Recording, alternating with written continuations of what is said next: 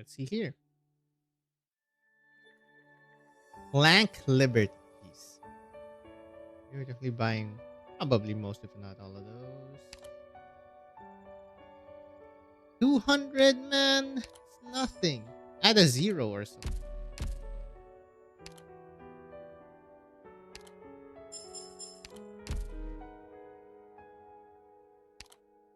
Right, folks.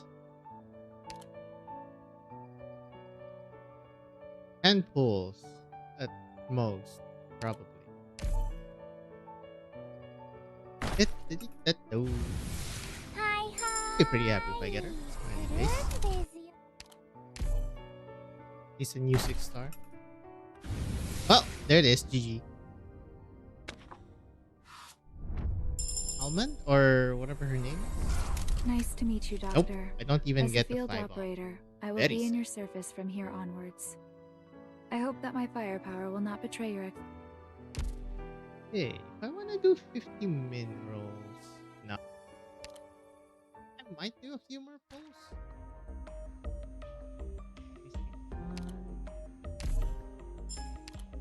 Store. Buy these. I should really upgrade my furnitures.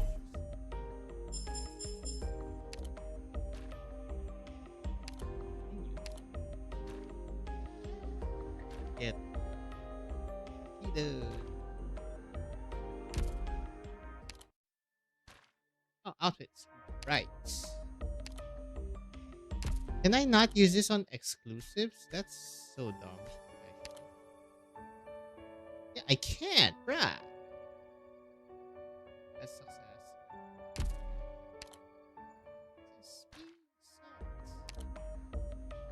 That sounds bad. Okay, finally, a good lean skin. Like the other one. And there's better dragons. Must buy.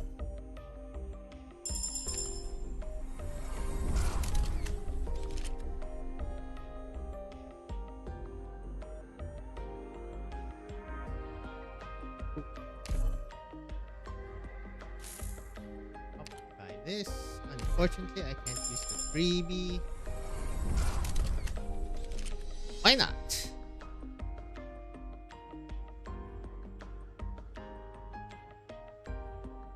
It's me.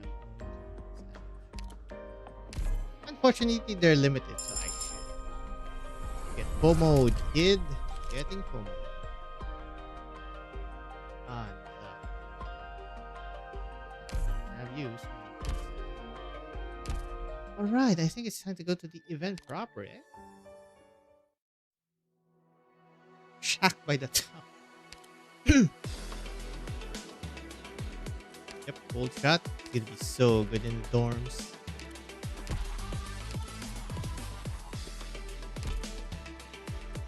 Anemic cat. I don't have it.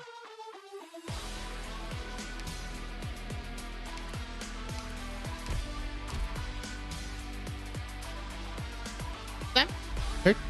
2 weeks, huh? Okay, only EX stages. Yeah, 2 weeks. In the line of fire, everything feels down. Everyone feels down on their luck, no matter where they come from.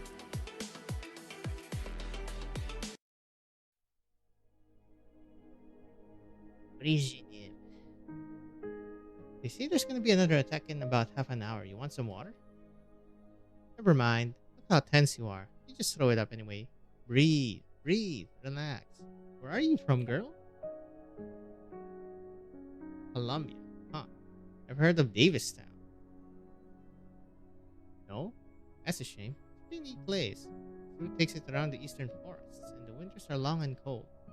But this place is home to mine. Keeps its core energy tower burning the whole time. Is this Jessica and the Sancta dude? Just the heat generated from that keeps everyone warm all winter. It can get pretty hot indoors, but it's also cold outside, so no matter where you go, as soon as you open the door, you get puffs of white steam gushing out toward you, which condenses on your eyelashes like teardrops. You have to wipe them off quick, or the kids inside will laugh at you, but that's okay. That's when you fight back. Lift them up by the armpits and toss them into the thick snowdrifts outside. Now you get to laugh at all the snow on their faces. piqued your interest? Yeah, it's a great place. Everyone wants to go to see it for themselves, and I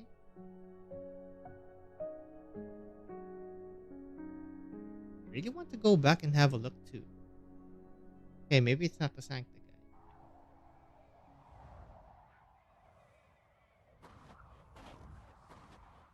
Sir Leon. Oof. As it's so damn cold here, I don't get it. How the hell does this even happen? It's so goddamn cold. Your ass inside then. You know it's cold. What are you complaining about with the door open? Helena. Who this? Old shot? I don't want to get the floor dirty. Yep. You say that like you can wipe your feet on the snow. Here, hot tea. That's hot. Floor's pretty dirty in the diner today, huh? If I'd known, I would have just walked in. Got some heavy snow. Every time someone steps inside, it just gets dirty again. I'll clean up after closing. So what are you having? Beans? Bread? What kind of choice is that? All we have. You'd rather have nothing, suit yourself. Can I get a little of both? Fine, seeing how you're my first customer without a few screws loose, I'll even throw in a scoop of butter on the house. Butter bread, yay. Ellen. Now what? Do you have mud in your chairs? Hey, you two, this ain't your home. Put your feet down. Come to us, old man. What the hell is this? Settle down, you two. You stay out of this. They are cat? Yeah, I think they're feline. Be like that. Everyone's here for a hot meal. No need to get physical. Hey, why are you taking his side? Because I'd rather not see every little quarrel in this joint and in the night. Get a quarrel knife, you two. For the love of. Stay out of this, Helena. I'll teach these hoodlums a lesson. Your funeral. Ken takes his knife and steps forward, only for a dinner knife to fly at him from the opposite side and embed itself in the ground near his feet. You! Another inch, boy. It's late. Go home to your mom. Right back at you, woman. You can take another step. A second knife brushes past his cheek and lodges itself in the wall behind him. A few drops of fresh blood drip to the ground. My ear. Stop whining. It's still attached. I can't promise it'll stay that way unless you scram. Now. His friend's proprietor turns around and takes a cloth off the rack to start wiping the bar. There is another knife wedged between her fingers. Shit. Forget it. Let's go. We can get them back for this later. Why the hell are they here? Roughing it up. There's like nothing. Here, your meal. Thanks. This guy. You're about the only person who can burn his tongue twice in one day. Exactly. Hey, I was starving. Had a good meal all day. Anyhow, do you think we've been getting more and more of these thugs in town? Woodrow. Probably because Woodrow's out searching for miles, so they think nobody's gonna stop. Oh, sure knows how to be a pain in the neck. Left the plate without a word to look for fuel, only to disappear without a trace. Now Woodrow's gotta go look for him. What choice did he have? Don't have enough fuel to go around. Besides, it don't matter what he ran into. He can deal with anything, man or beast. 3 seconds flat. Woodrow's too late.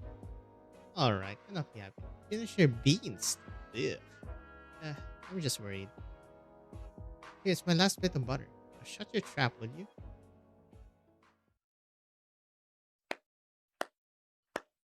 Snap. Lethargic. Is he awake? There may be ambushers in the forest. The recon team has gone ahead to scout the area. If they need any fire support, you can't just be napping in the transport. So get off your butts, pick up your gear, and cover yourself. On the count of 3. My eyes. Wrong. Hello. The glare from the snow. I'm pretty sure I gave you a reminder of what to look out for when fighting in a snowfield. Wear your sunglasses. Guess I didn't think it through. Whatever. I'll have to make do with what I have on hand. He's looking up ahead. Patience. The situation's a little tricky right now. The snow's too thick, so it's hard to spot any enemies in hiding. It'll take some time to pinpoint their location. This was supposed to be a power plant repair job. Now we gotta clear out bandits too. Guess I'll just think of it as charity. What do you say, kids? Ready to go. Seems my lackeys can't wait anymore, Captain. Let me get in touch with the Davistown officers. Said they'll send someone to meet us at the entrance to the plane, but there's not much they can do in the way of combat support outside. Wow, such hospitality. Good to know I won't be getting lost in town at any rate. It's a nearly bankrupt mining platform. Can't ask too much of them. They reported the power plant explosion and subsequent fuel leakage to the state government at the start of the year. Nobody cared. All things considered, they dealt with it pretty well, so the pollution hasn't spread much, but the plant itself is almost beyond repair, certainly more than the locals can handle. Hold up, start of the year? How come they're only contacting us now? You think a tiny municipality has the budget for that? They never spent a dime until they're out of options. At the time, the plant could still barely support the platform's movements. A few months ago, it stopped working entirely. Now, I doubt it can provide its most basic function, heating. It's minus 14 degrees here, and what the hell are you wearing? It's colder at night. So is it all bad news, or? Based on the map, Davistown is just up ahead. You should see it as soon as you get out of the woods. Anything more exciting? Perfect timing. We've located all our targets. We can start clearing them out. Love. Oh. One last thing before I hop to it. Where are Jessica and Laura? You should send them. You sent them somewhere? The enemy camp. There's a local being held captive there, without too many guards. It wasn't a good idea to send too big of a force. Okay, gotcha. I'll clean this up ASAP.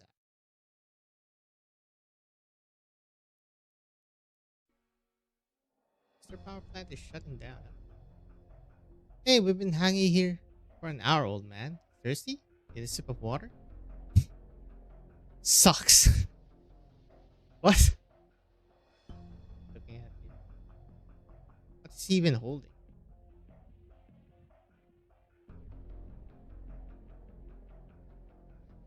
Saying nothing, that means yes, right? What was that?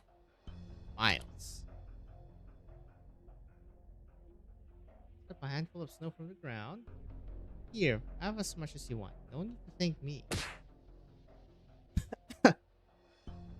Please let me go. I have nothing on me. What are you saying? It's so boring out here in the snow. We finally run into you. Been a while since I have something fun.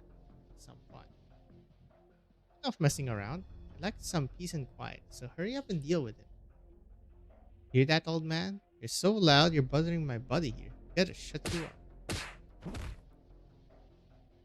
Did you want to go to the middle creek? Everyone else out ambushing the caravan, and we're stuck here guarding the caravans. And when they get back, they'll be loaded with loot. We'll have to settle for the scraps. Tell me you're okay with that?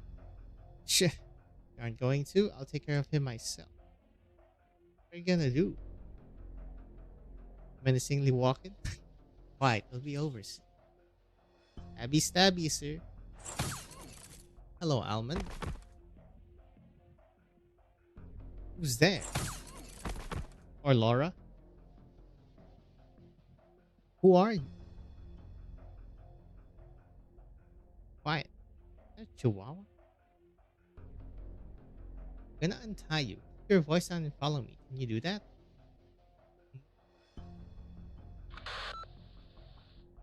Yep. This is Laura. I secured the hostage. Our thing's on your end. I thought it was this car. All done, but... Are you hurt? No, but my comms. Bro. It's fine. I can deal with it. Thanks. No need to thank me. Okay. Take the hostage to the rendezvous point. See you later. Later.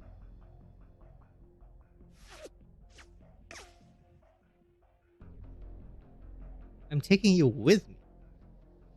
Coming at me head on. You're one brave fella. Jesus, flash of whites. Ugh. That was the last one. Reporting in, Captain. All targets neutralized. Okay, we're getting ready to leave too. She'll be rendezvousing with you in a few minutes. Wait for Jessica and Laura. Assuming the captain's the old man. Where's this garment is? Hey, hello? What's going on over there? Oh, speaking of, there's no need for comms at this distance. You just had to come early, huh? Okay, so is that the captain? Someone once told me that playing pranks after combat can help alleviate stress. Wow, you're getting better at this. Learn from the best. To me, Franca.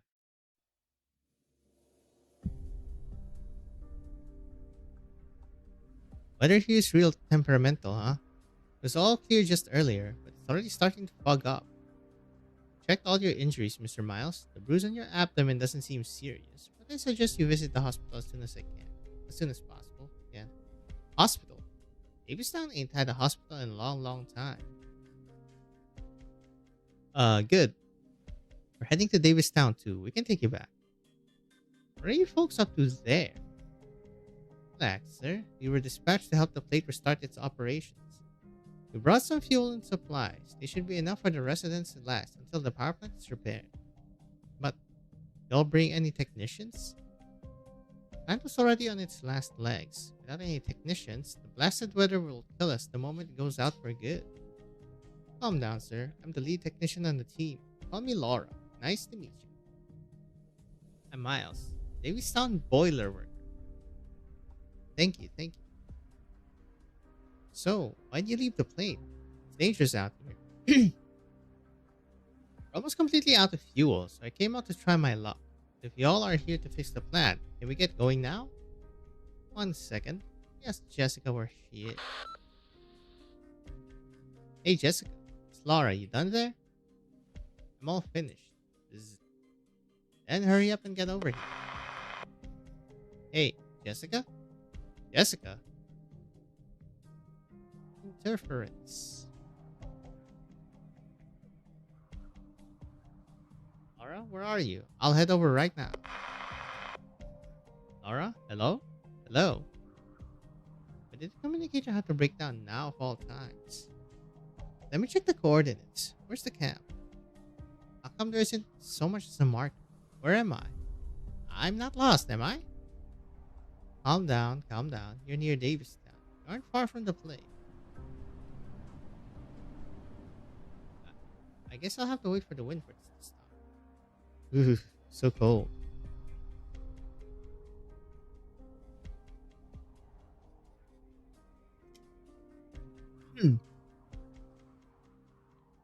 Miss Cabriza sigh and puts her hand in her pocket. Fingers feel the velvet pouch in her bag, as well as a small, hard object inside. She takes out the pouch and pours out its contents.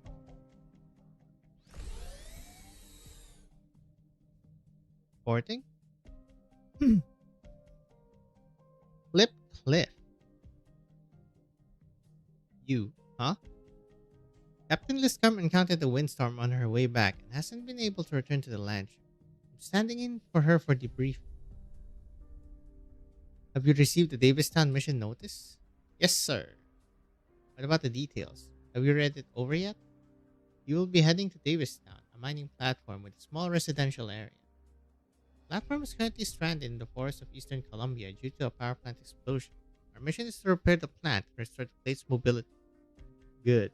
If I remember correctly, the supplies were issued today. What about the follow-up arrangements? All is said in our orders. Never mind. There's no harm in telling you. As soon as Davistown returns to its original routes, Fort Baron will be there to tow it to a nearby nomadic city for merging and salvage. Why are you telling me this? Jessica, ever since you got back from Victoria, you haven't been putting in as much effort as before. Huh. Victoria incident once again? Focal point of like so many of this stories now. Sir, I'm not sure that's a fair appraisal. I've been giving it my all in every mission and have fulfilled every mission objective. Just last month, you refused an order to evacuate an area polluted with originum dust. There was someone nearby who needed rescuing. Half a year ago, during an assault operation, you violated your superior's order and specifically chose a route away from the residential areas. Your entire team almost got caught up in an unnecessary battle. The original plan would have caused significant damage to the local residents. A year ago, when you just returned from Victoria, you immediately charged into the command center. If you've been carrying a firearm, I would have thought you were mutinying. Sorry, sir. I wasn't able to control my emotions, but hundreds of Victorian citizens were. I understand your anger, but have you ever considered what would have happened if we hadn't evacuated as soon as possible? If a duke were to find out that Black Steel, a Colombian company, was in the area, the countries involved, this would have sparked a conflict. But to normal folks, we'd call it that a disaster. That that does make sense when you put it that like that. But what does this have to do with our upcoming mission? Just trying to remind you to avoid making mistakes you made in Victoria. Same mistake. What do you mean exactly? While you're at it, take this pouch. Give what's inside to a man from Davistown named Woodrow Bianchi. Could you describe him at all? Like his features or race? No need, you'll know who he is the moment you see him. Sir, I still don't understand. Just a power plant repair. Why? Let me remind you, Jessica, you're a mercenary. This is about business, not duty. Now go.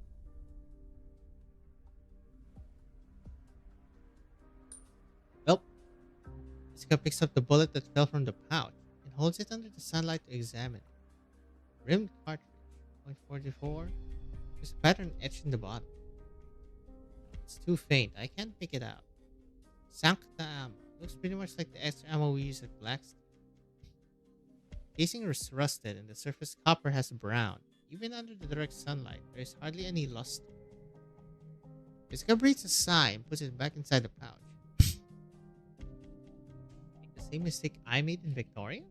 What's going on in Daviston? Suddenly, she hears a sound that isn't the wind. Don't move, girl. Not unless you want the bullet through the chest. Is it the other Sancta?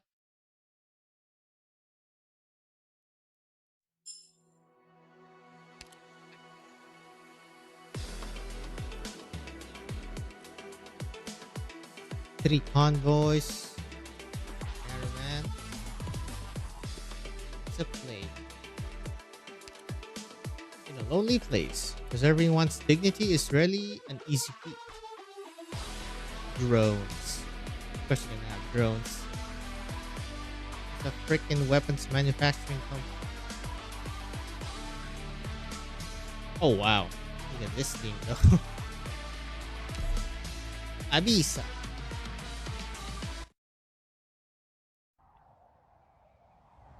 Do I have Guard Spectre module? I really need that for Abyssal too. In a panic, Jessica reaches for the handgun at her waist. But fear keeps her fingers saddled atop the holster, unable to bend. Smell something vaguely rank upon the wind.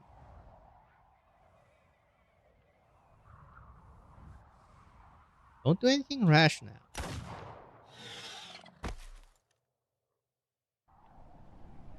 A wolf. Yep, it's the other Sancta.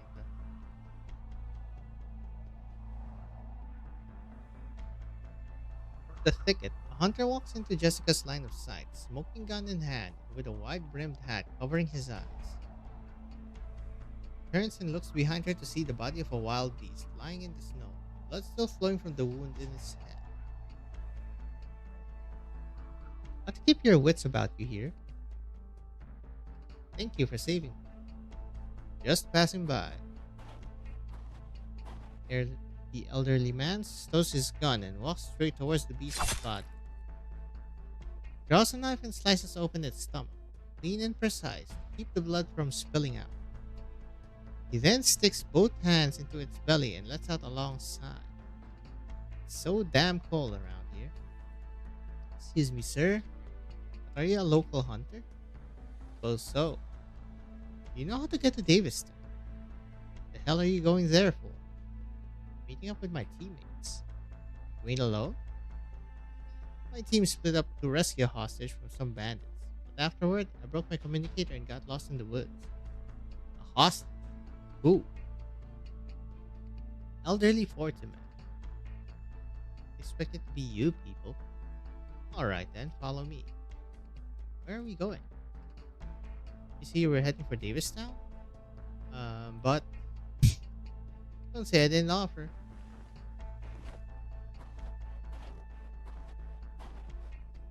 Man pays her no more heed. Stands up to sling the carcass over his shoulders. Briskly walks deeper into the forest. Wait up.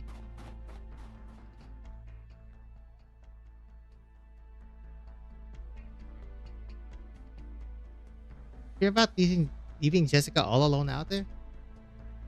No, you're worried, and so am I. After fighting by her side for so many years, I trust that she's perfectly capable of handling herself. Just worried that there are more bandits out there. A couple of stragglers, sure. What if they got the whole band of reinforcements?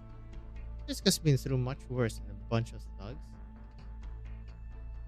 There's a rain of arrows whizzing past her scalp, blades nicking her throat. Her surroundings chop, chop, chop. That's chop. Chocked with active originum, or even a single crack in her protective gear would be immediately evident. Each and every time she completes the mission, without our support and without the company's supervision. She may be on her own, but she never fails to deliver results. And deny that.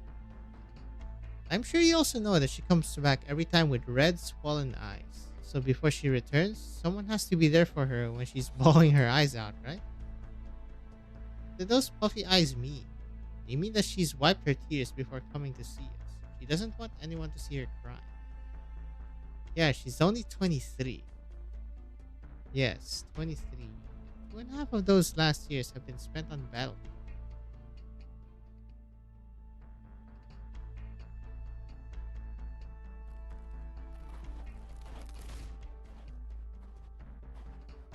Excuse me, but did an explosion just go off nearby? Nope. That trap? I swear I heard something. Pretty sure I wasn't imagining. It was a tree, not an explosion. A tree.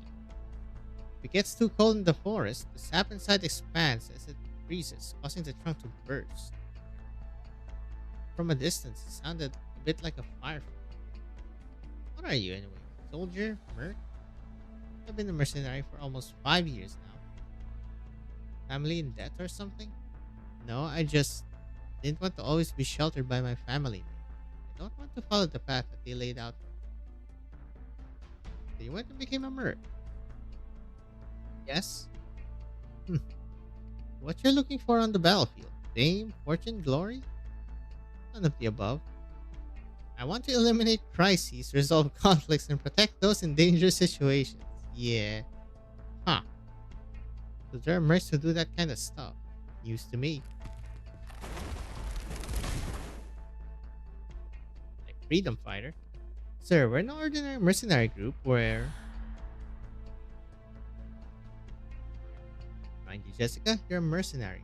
This is about business, not duty. We... Alright, enough of that. Give me your whole spiel.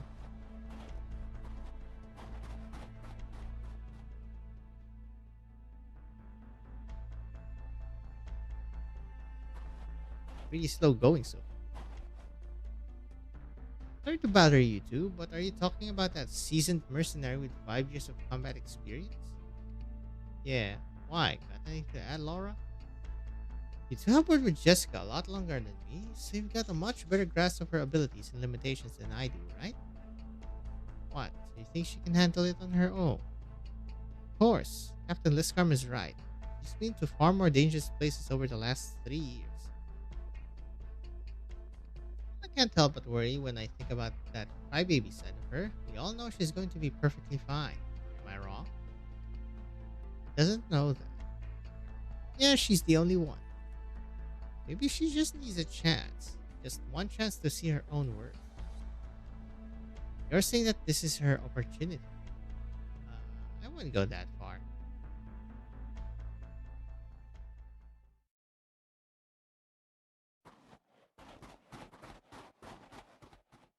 Running. Sir, excuse me, sir. You're awful noisy, young lady. I didn't mean to bother you. But if you could please take a look over there. Jessica points to a trap next to a tree in the distance.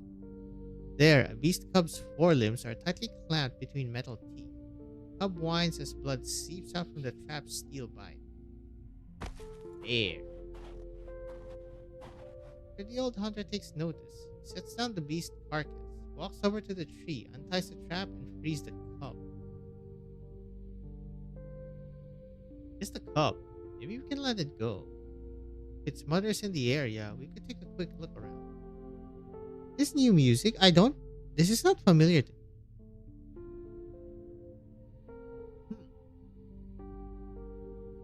Also, I heard that during the winter, hunters will often let mothers and cubs go so that the pack can reproduce.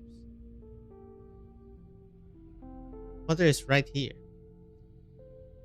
You mean the beast you just killed? I've seen this female with her cubs a few times before. Now the mother's been shot to death. The cub stepped in some sloppily placed trap, so its pelt is all ruined. So what should we do with it?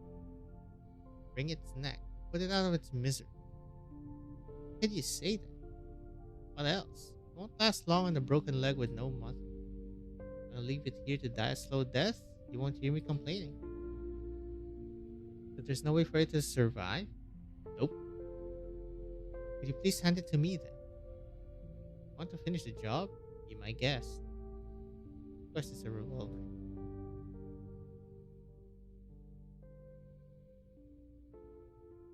Be alright, little fella. Everything will be alright. Jessica holds the cub in her arms and gently runs her fingers down its fur. It doesn't do anything else. She patiently waits for the cub's whines to gradually fade away until they disappear completely. Couldn't save it, but at least I can let it go in a warm embrace. It's doing hospice care, huh? That's another first for me. Do you mind if I leave it here? I think the mother is a good enough catch on its own. What, you want me to bury it for you too? Hold a funeral while we're at it. No, every animal in the forest is hungry during the winter. If you leave it here, maybe one of them can have a good meal. Might be a bit of softy, but that doesn't mean I'm completely oblivious. You get it? Try to keep up, Miss Mercenary. I'm guessing you don't want to get lost in the woods again.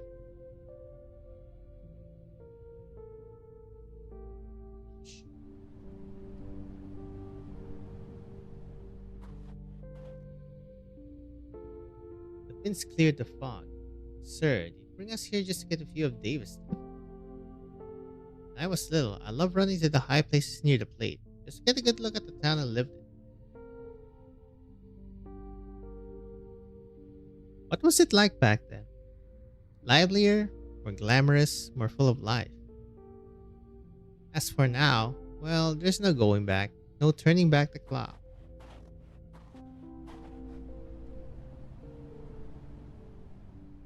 Freaking cold. I can't believe they shipped us off to a place like this. Franca, what's in your mind? I was just thinking about Jessica again. What about her? Did you see you weren't worried? I was thinking about that opportunity we were talking about. Oh, you mean a chance for her to see her own worth? Who knows? Maybe one day it'll come to her in a gust of wind. Freaking cold one. So cold it makes her shiver all over. But it'll sweep away all the fog before her eyes. Everything will become as clear as day. I just hope that what she sees then won't be anything like what we're looking at.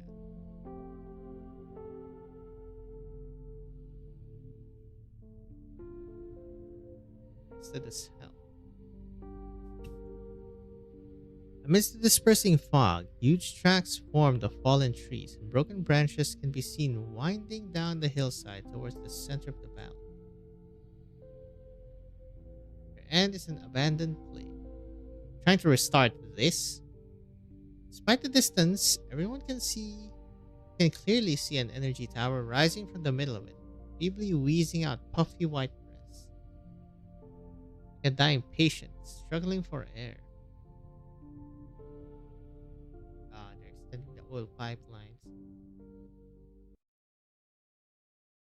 Oh, I mean, what are you fighting? Bears?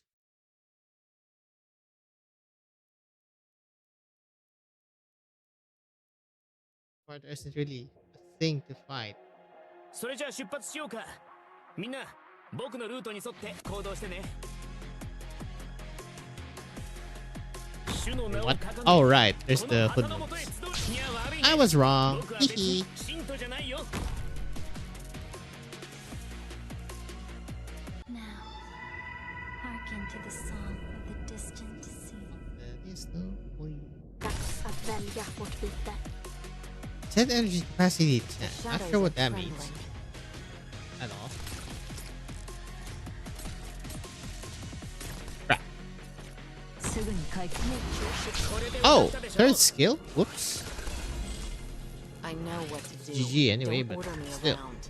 どの戦いも楽しむ。 Let's share a dance. May the song seep into your souls. Oh. I know better than at your step. Wait, that was kind of new.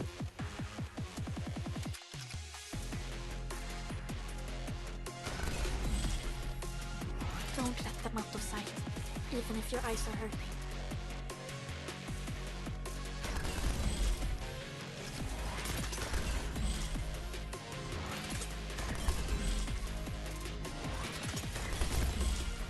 The projectile speed is so quick.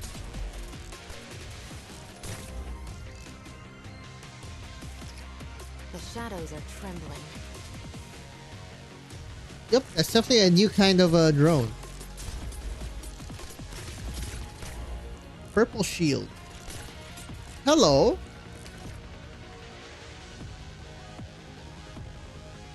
Arts damage slug. No. Okay, that's actually gonna hurt. Oh look, they have yellows. I just noticed.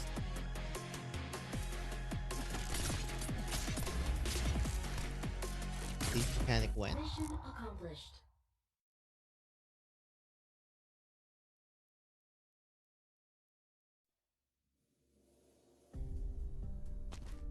Shot or Helena? Helena, ain't it way too cold in here today? Almost out of charcoal. Have to save some for later. Let's burn that mountain of bills piling up at my place. The bank's just gonna send more anyhow. Catch cold? Come on, let's swing around to my place and grab a stack of that waste paper.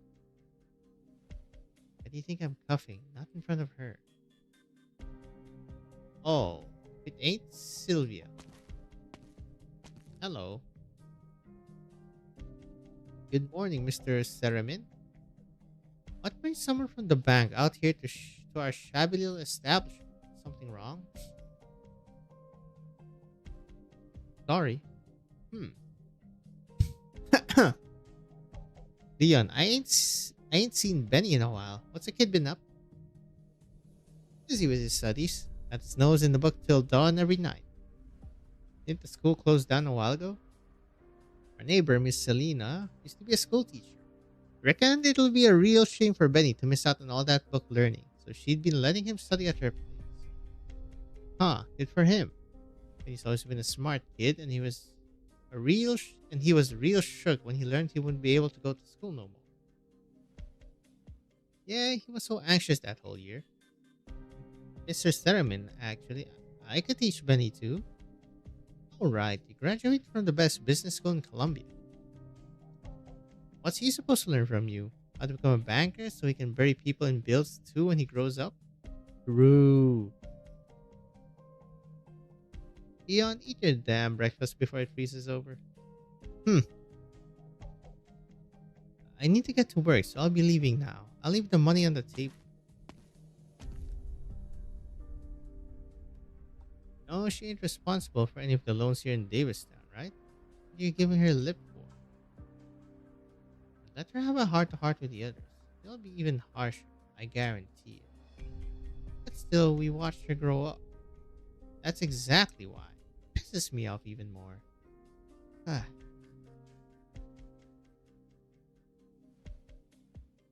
hello, Ursus. Or should be. Sorry to keep you waiting, ma'am. I hope we're not too late. Oh, hello. It's fine. You're not late at all. What would you like me to call you? You can call me, Achoo. How long have you been standing here, ma'am? Since this morning. The message only said you'd be arriving today, but not specific time. But it's already afternoon. You've been standing here this whole time? Yes. 3 hours ago, we sent a notification to the plate, updating them of our ETA. I didn't get anything of the sort. That's weird. Who sent the manager? Manager? That's not a title I'm used to hearing in government work. Actually, I'm not from the government. I work for a local bank. When is the bank in charge of this? Actually, Davistown is. Oh, she's about to spill the beans. It's owned by private corporations. Probably. We're here, Captain Liscarm. Is this woman the one in charge of our reception? Wait, Sylvia? They sent you out here for this? That's right, sir. Hey, old man. Any idea why the government sent a banker to pick us up instead? You best ask the bank directly. Sure ain't gonna be able to explain all the twists and turns. Alright then, Franca, go ahead and take the gentleman home, and while you're at it, take a walk around Davistown to get a better grasp of the situation. Understood. Laura, bring the others with you and find a good place for a safe house where we can securely store our supplies and vehicles. Managed to get a hold of Jessica. Report it to me right away. Got it. Sylvia and I will head to the bank. Find out exactly what's going on. Here. That's our teacher's pet for you. Thanks for volunteering for the hard part. Where should we regroup once we're all finished? Y'all can meet up at the only diner still open in town. Right by the only road to the mine. Run by a real nice lady named Helen. If this Jessica of yours finds her way into town, I reckon that's where she'll end up too. Decided then. Sweet.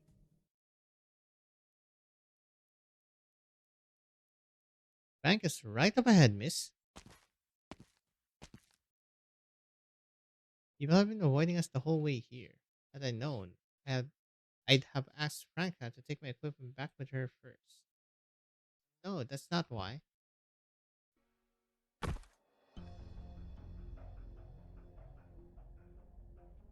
asshole. Run into someone and don't even apologize? It's over. Sir, are you okay? It's all over. Sir? Sir, what happened? What's going on? Looks like his soul has left his body. Where's he going? You recognize him, Sylvia? No? Let's head back to the bank first. Okay, what's your deal? Surely. With all the hesitation. Along with the rapid development of pioneer settlements, nomadic places both large and small have also been springing up. At the time, very few financial institutions in Colombia were specialized in pioneering. After looking deeply into the living conditions of the country's pioneers on the frontier's edge, our founder decided to plant his roots alongside them and establish the first bank to provide practical financial support to the lower and middle classes. He prided himself in building trust, showing kindness, and doing his best to provide attentive service to everyone who walked through his doors at the rough and tumble frontier. It wasn't long before his hard work and empathy won him wide recognition. Then, we began forming close and fruitful partnerships with local governments, working together with mining and pioneering companies to help them flourish and expand rapidly into settlements, just like Daviston. Quite the legend, wouldn't you agree? The manager. Who might you be? Sorry for keeping you waiting, Miss Liscarm. I am this bank's manager. My sincerest apologies for not being able to welcome you in person earlier. Naima, you're aware of the problems facing Daviston. Few inconveniences are to be expected. However, To be reserved, feel free to speak your mind. Oop. You're planning to liaison with the local government, not a bank. What exactly happened to the government here? Sylvia, did you not explain the situation? Manager, I. Sylvia stood alone in the cold for the better part of the day. Ask me, what she needs right now is hot water and a blanket. Of course, Sylvia, take half a day off to go home and get some rest. Okay, I'll see you later then, miss. Wow. Oh, Syl, is this scarf? If there's anything else you need, please let me know. Resources are scarce on this plate, but we will do everything in our power to accommodate. I appreciate the sentiment, but please don't try to change the subject. Why is it that Black Steel's client was the local government? We're being greeted by your bank's employees? Where are the heads of the local government agencies? Please come with me. Uh-oh.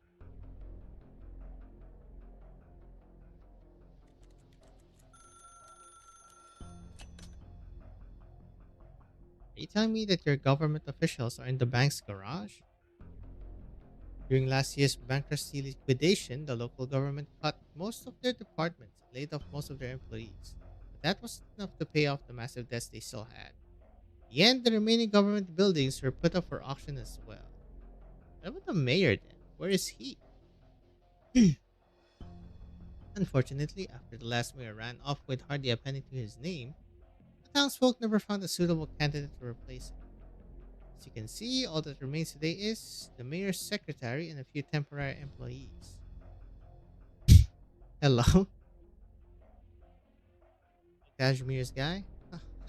It's okay. If the bank hadn't generously provided us with free office space, we'd be out on the streets.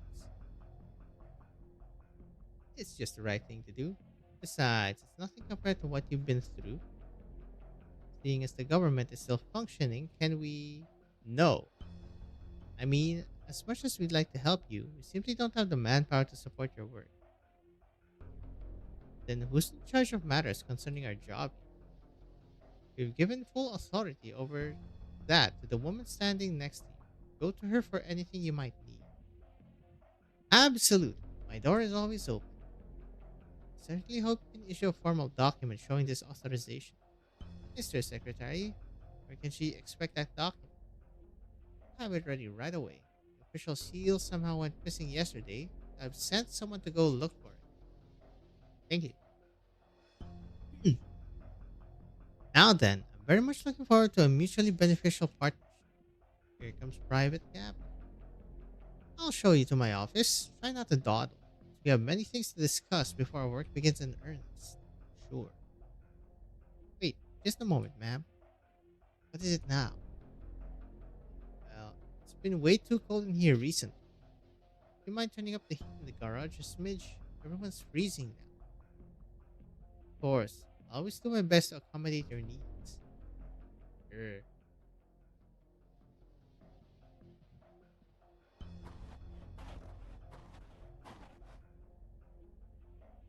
Have you and your teammates decided on a rendezvous point? Not yet. But it'll be fine. I'll find somewhere to wait for them on my own. Achoo. It's a diner in Davistown, waiting there. Where is it? Oh, you don't need to take me there. General directions should be fine. Get it. Just come with me.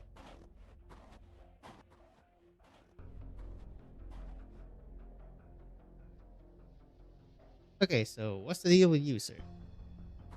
Why is it all over? I mean, I see you're infected. Huh? Is he one of the place's residents? That man.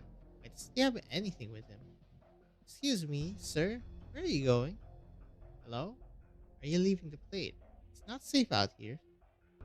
Over here, I'm talking to you. Look, over here. Can you hear me?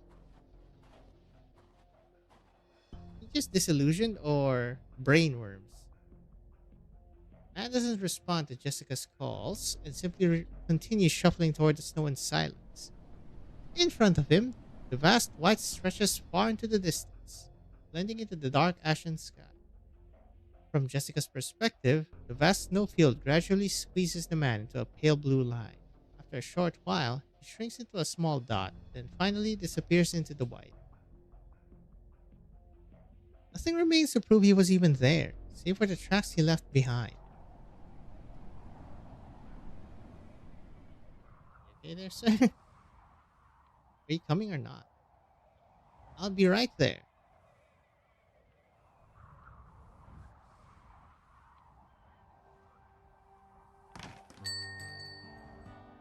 Oh, Helena.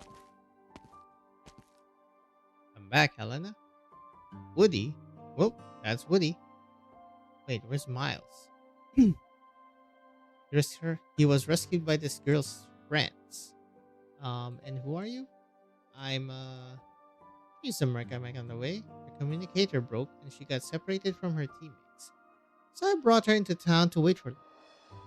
Mind if I take a look at the communicator? Might be able to fix it up for you.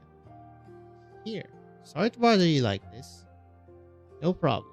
You guys saved Miles. What's a little communicator between friends? That said, I come here of all places. You receive a commission from the local government to help Davidstown restore its power facilities and get the plate back onto its navigation route. Hold on, girl. Could you repeat that? Restore our power facilities? You ain't pulling my leg, are you? You see the goofy grin in your face.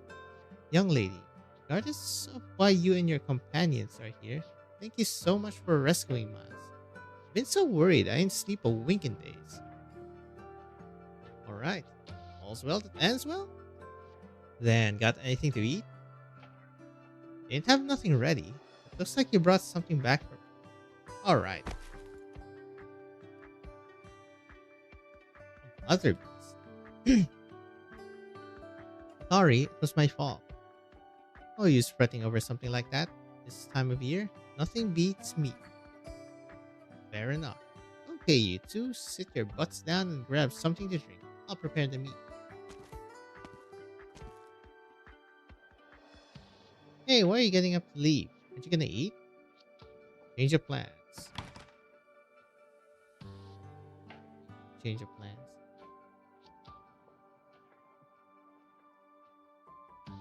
Sir, how badly damaged is the communicator?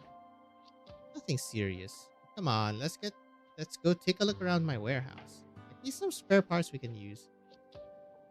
Stop tinkering for a second and give this a try. Deep fried? Now this is the good stuff. Yep, like a good American. But this definitely ain't enough for everyone. You're worried about that? Stop scarfing it all down. Poor girl still ain't had a piece. Ah, I'll be fine. He helped me fix my communicator, so he deserved to eat his fill. Barely counts for anything. It's so cold round these parts, we all gotta help each other out, just to get by. Give us a holler if you ever need anything. Thank you. I appreciate it, ma'am. By the way, I happened to see someone a ways out from the plate. He wasn't carrying anything, and wouldn't respond when I called out to him. He just kept walking deeper and deeper into the snow, until I couldn't see him anymore. Something happened to him? Uh-oh. Yes, here, young lady. Don't worry your pretty little head over stuff like that, and just fill your tummy first, okay? Then, would you mind if I asked you two about someone else? Ah, kids these days. Barely stepped on the plate and already so many questions. Alright, fine. Ask away. Wanted to know about a man named Woodrow Bianchi. Who? Sorry, guess you're not familiar with him. I'll try asking someone else. That ain't the problem. You sure you're not confused? Woodrow's the man who brought you here, though. Huh. お手本のような勝利でしたわ。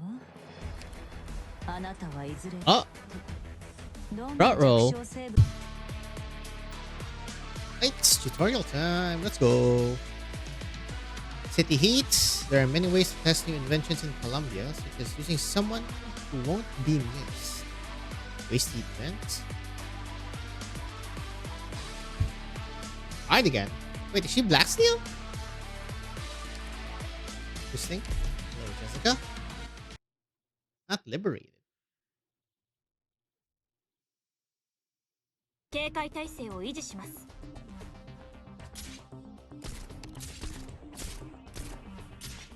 Okay. So, offensive recovery are pretty good. Let's come check out this old-fashioned waste heat vent. Look, I'm warming it up.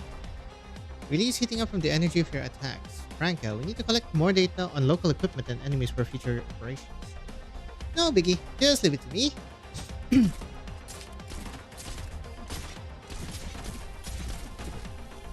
Okay. Waste heat vent reaches critical temperatures, will actively dissipate accumulated heat in a straight line in front of it, dealing continuous arts damage to all units and slowing enemies in its range. But the emitted heat will also charge the enemy's heat amplifying equipment, gradually increasing their attack and defense as their energy charges up. Let's get a medic on our operator's AC. Charge! お薬です。受け取ってください。 Teams will enter an overload state once fully charged, greatly increasing their speed defense and resistance. Ugh. Wow, I expect no less from our teacher's pet. Completely blocking such a rapid assault. There's no way they can maintain that state for long, so I'll take on all their attacks. Charge! Huh. お薬です。 Seems like they lose all energy when the overload runs out. Since we know energy will lose all their attack and defense buffs, so it's the best time to strike back. Operator Jessica here to provide support. Right.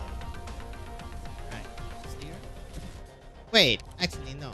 I need to hit these guys. お薬です。受け取ってください。 Okay, you know what? Let's see.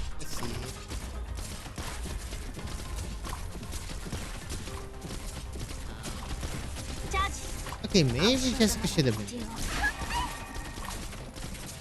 I'll live, right, Cardigan? Okay, you should be fine because you're killing them one by one. I was really scared of you.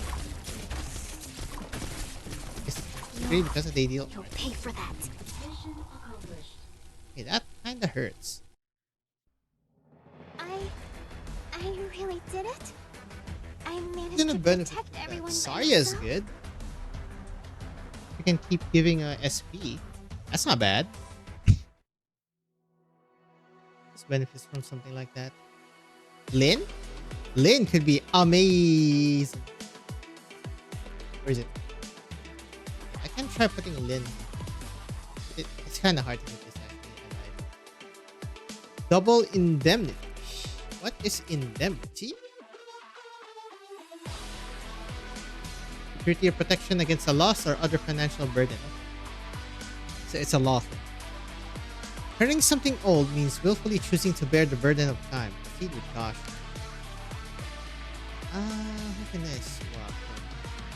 Probably use.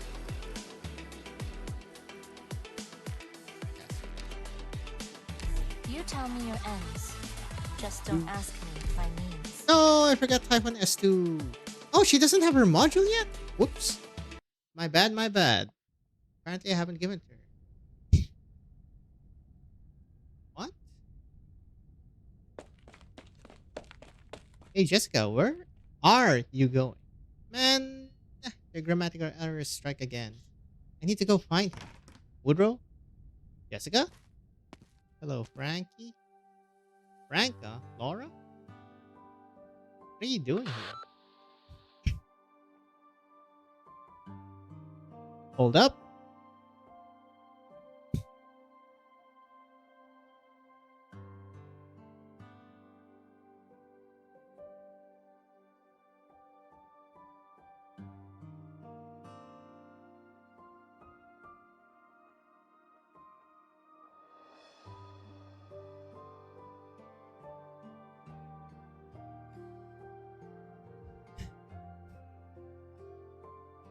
Okay. Reporting in. I've confirmed Jessica's location. She was in fact at said diner and her lips are currently covered in oil. Best guess is that she's been getting acquainted with the menu. Understood. I'm just about finished on my end as well.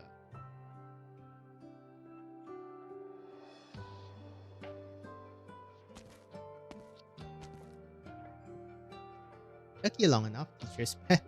You're starving out there. It was hard to find this place. It's in the middle of nowhere.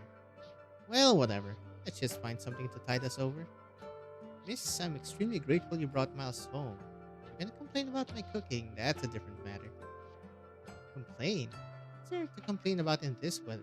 Isn't that right, Laura? Of course. It's absolutely delicious. Better than anything my mom or grandma ever made. That's for sure. Good to hear that there are still folks out there who appreciate the craft. What do they do for a living, sweetie? Are they cooks?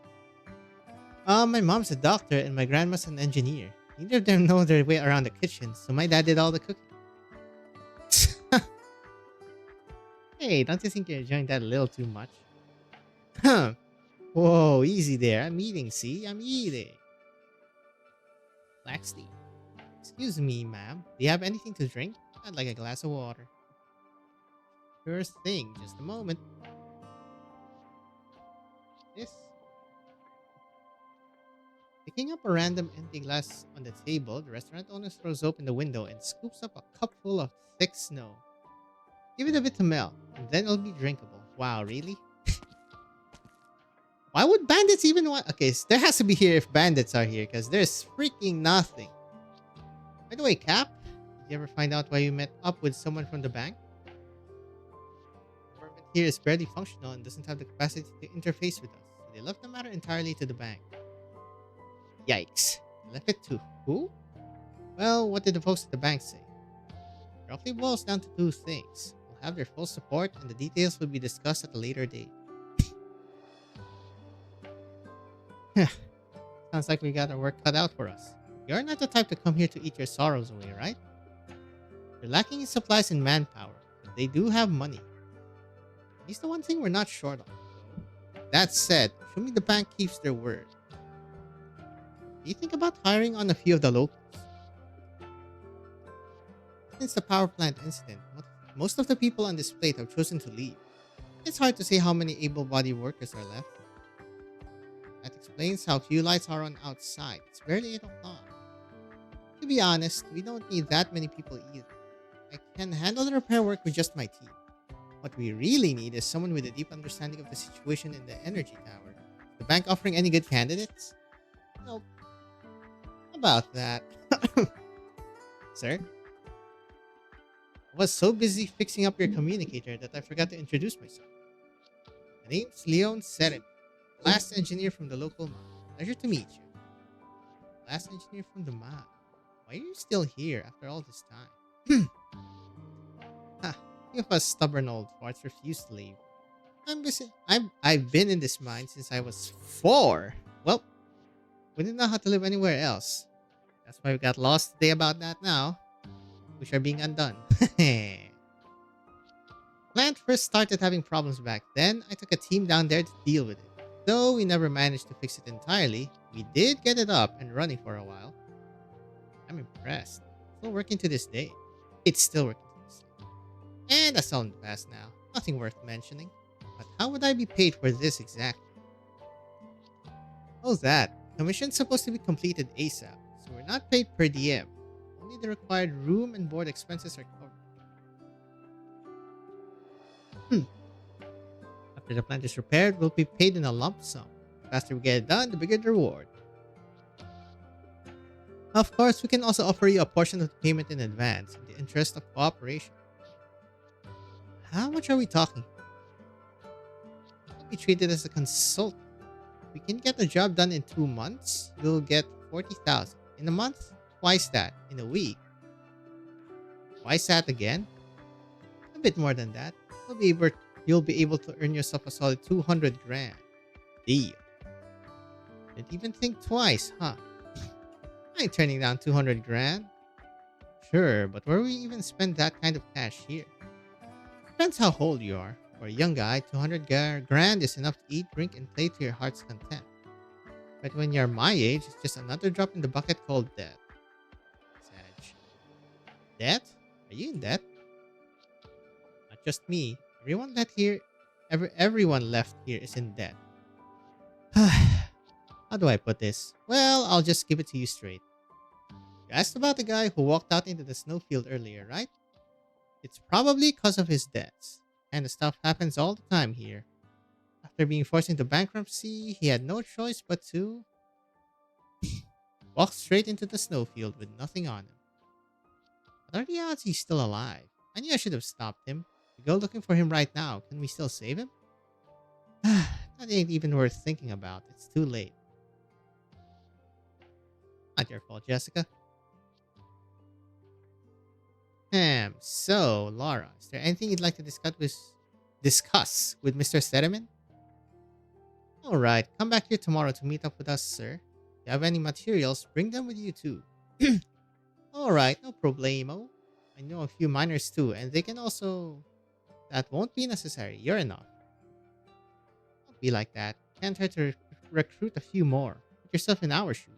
All the able-bodied folks are gone. The only people left are old farts like me. Hello, who are you? Thanks for coming to see me, Benny. I'll be fine though, so head on home. Stay out any later and Leon's gonna be worried sick about you again.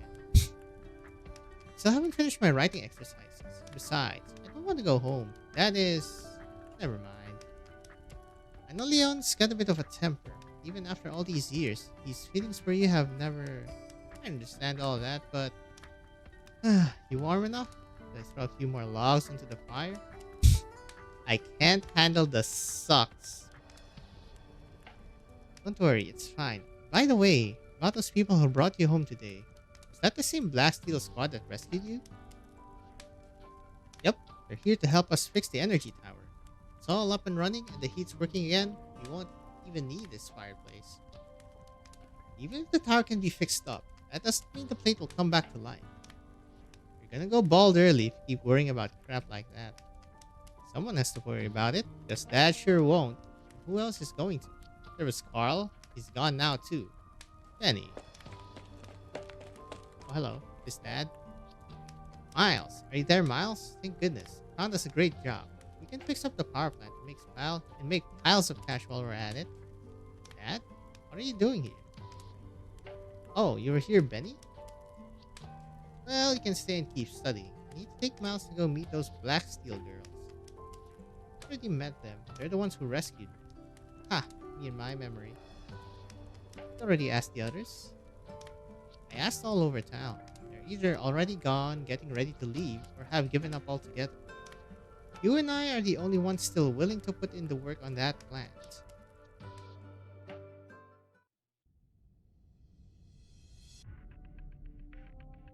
Bakehouse isn't expected to be completely ready for use until tomorrow night.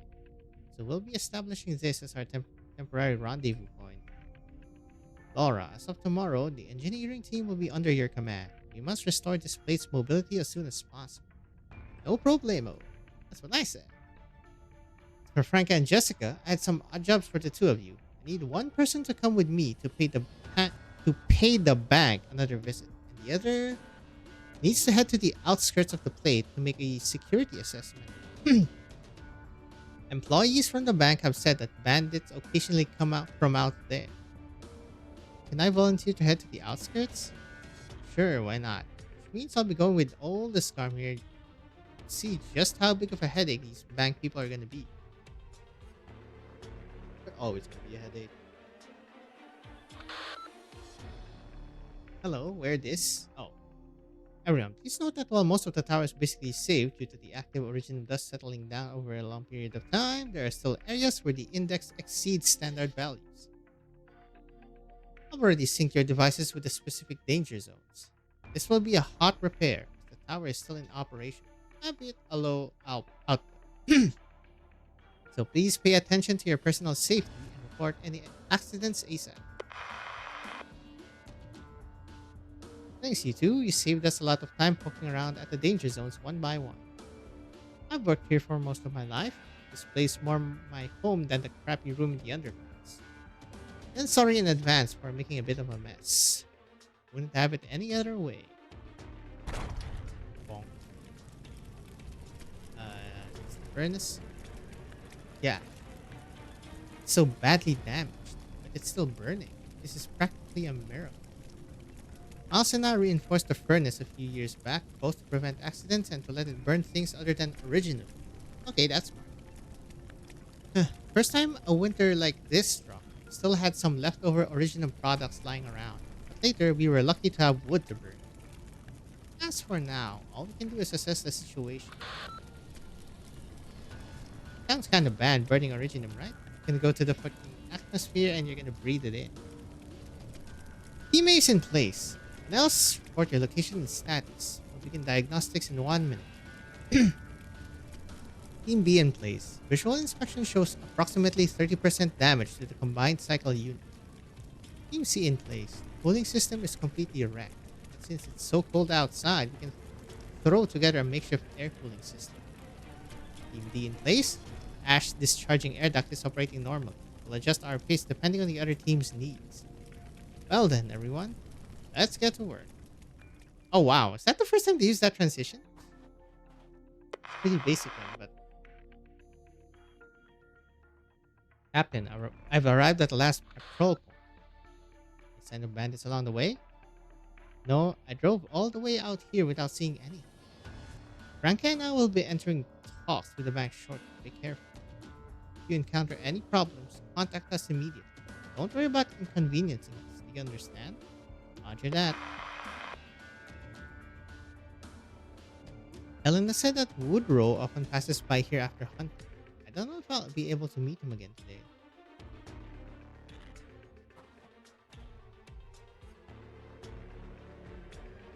Why does it smell like pine oil? I have no idea what that's. Like pine branches. Did someone start a fire? Oh. Someone's been through here. But who? Could it be Woodrow coming back to the plate?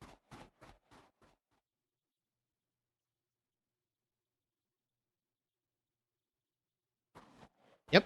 There's Woodrow. Oof. Woodrow, wait for me. Hello? Bandit? Someone else is back there.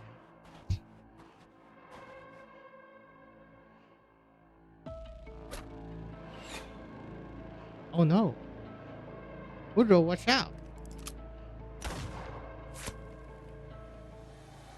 Who's there? Shit, you brought more bad news. The deal is off. What are you doing? Sir, there might be bandits roaming in the area. You should head back to safety on the plate as soon as you can. Why do you look so angry? Yeah, you kinda destroyed his deal. You sure know how to be a pain in the rear.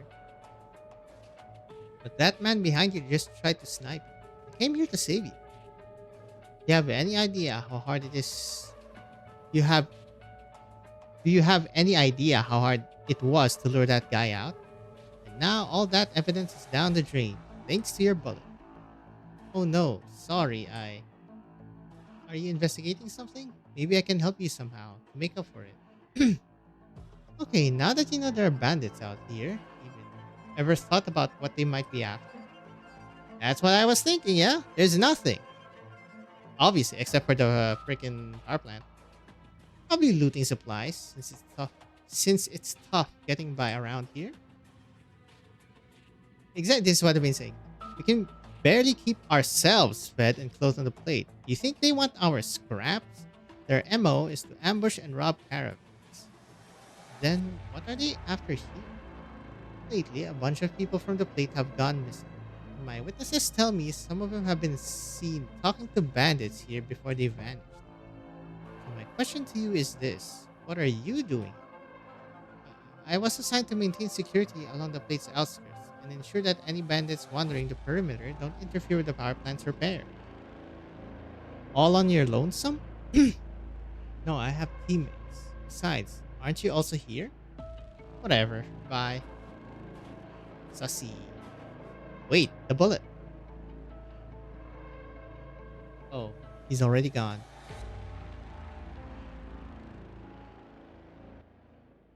Tutorial, yay!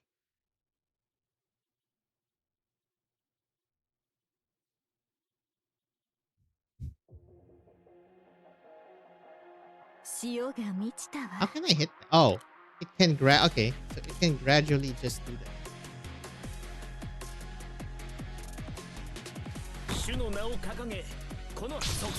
Hippers. Picked out your bait, yet nothing to mask the scent of despair.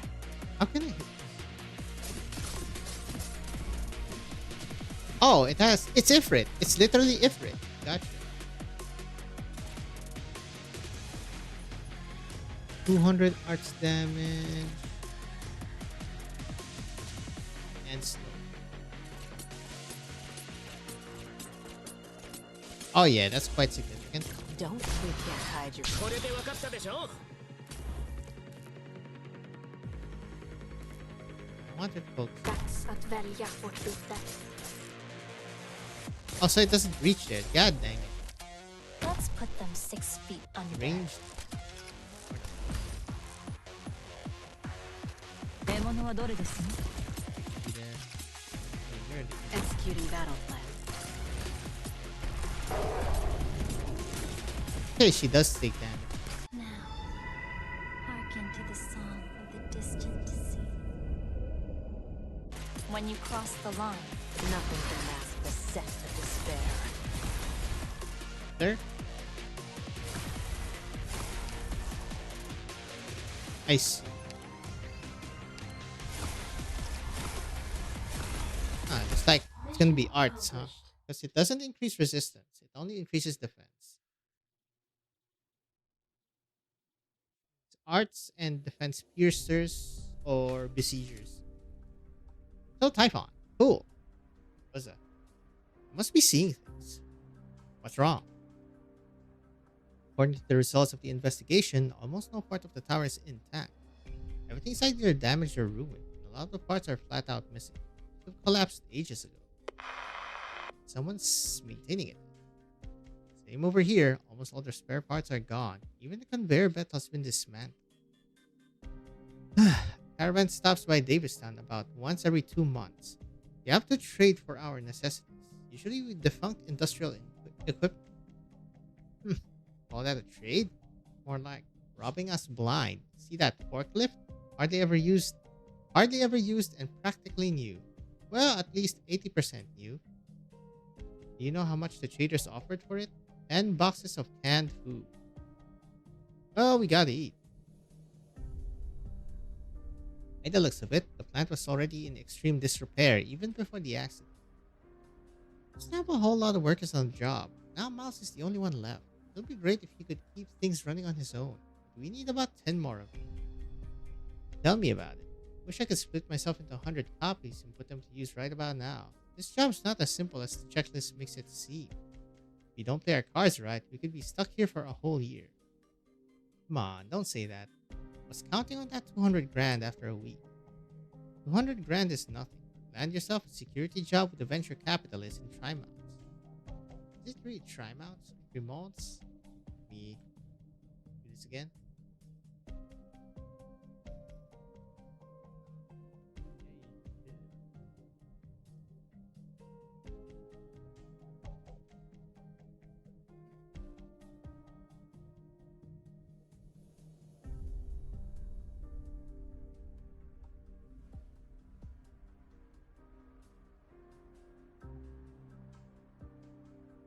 I don't think it's that. Doo.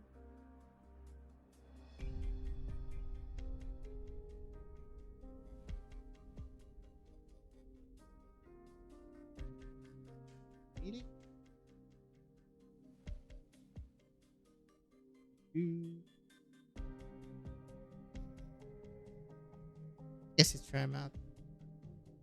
Can't really find anything on it. You'll earn a lot more than that. My employer was satisfied with my services. He waved his hand, gave me 200 mil, and whispered in my ear, "Consider it an investment in you. You've earned it." Seriously? 200 mil? With that much money, we could renovate all of Davistown. Heh, just messing with you. I once blew that much money on a little project at Blacksteel, though. Totally not worth it, by the way. Stop dreaming, girl, and get back to work.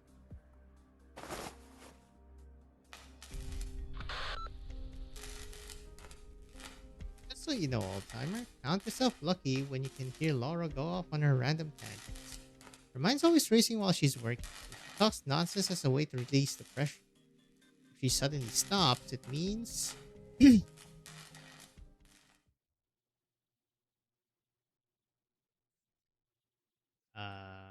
problem? Means what? Means the problem's too big and her brain's short circuited. Gulp. Okay, everyone, listen closely. Stop whatever you're doing and leave the energy tower back the way you came. Hurry. I mean, now.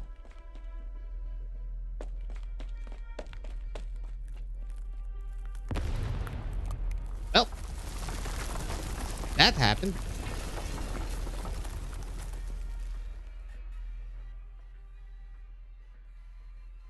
What happened there? Short circuited the fuse?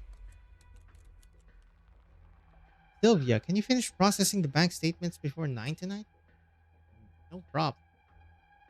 Then I'll leave you to it. Okay. Ah. How long has the manager been talking with those two? Situation, the account does not look very optimistic. That is not wise course of action.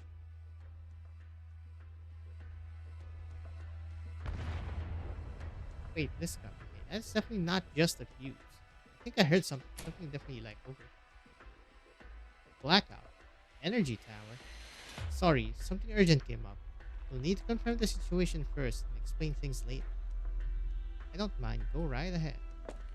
Frickin' smile. Bank managers, man. Looks like the backup power is working. I was hoping we could clock out early because of the blackout. It's the rush. Not like there's anything to do after work. Just about had it with this damn place. No bars, no nightclubs, just a tiny diner serving barely edible slop. Now even the half-dead energy tower isn't working anymore. Hey Sylvia, why didn't your mother open up more restaurants when she was mayor? Did she lose her sense of taste or what? Sylvia? Huh? Did she slink away while the power's out?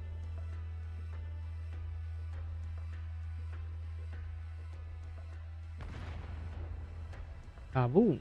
What? The plate. What's going on? Laura? Hello, Laura? Do you copy? Laura?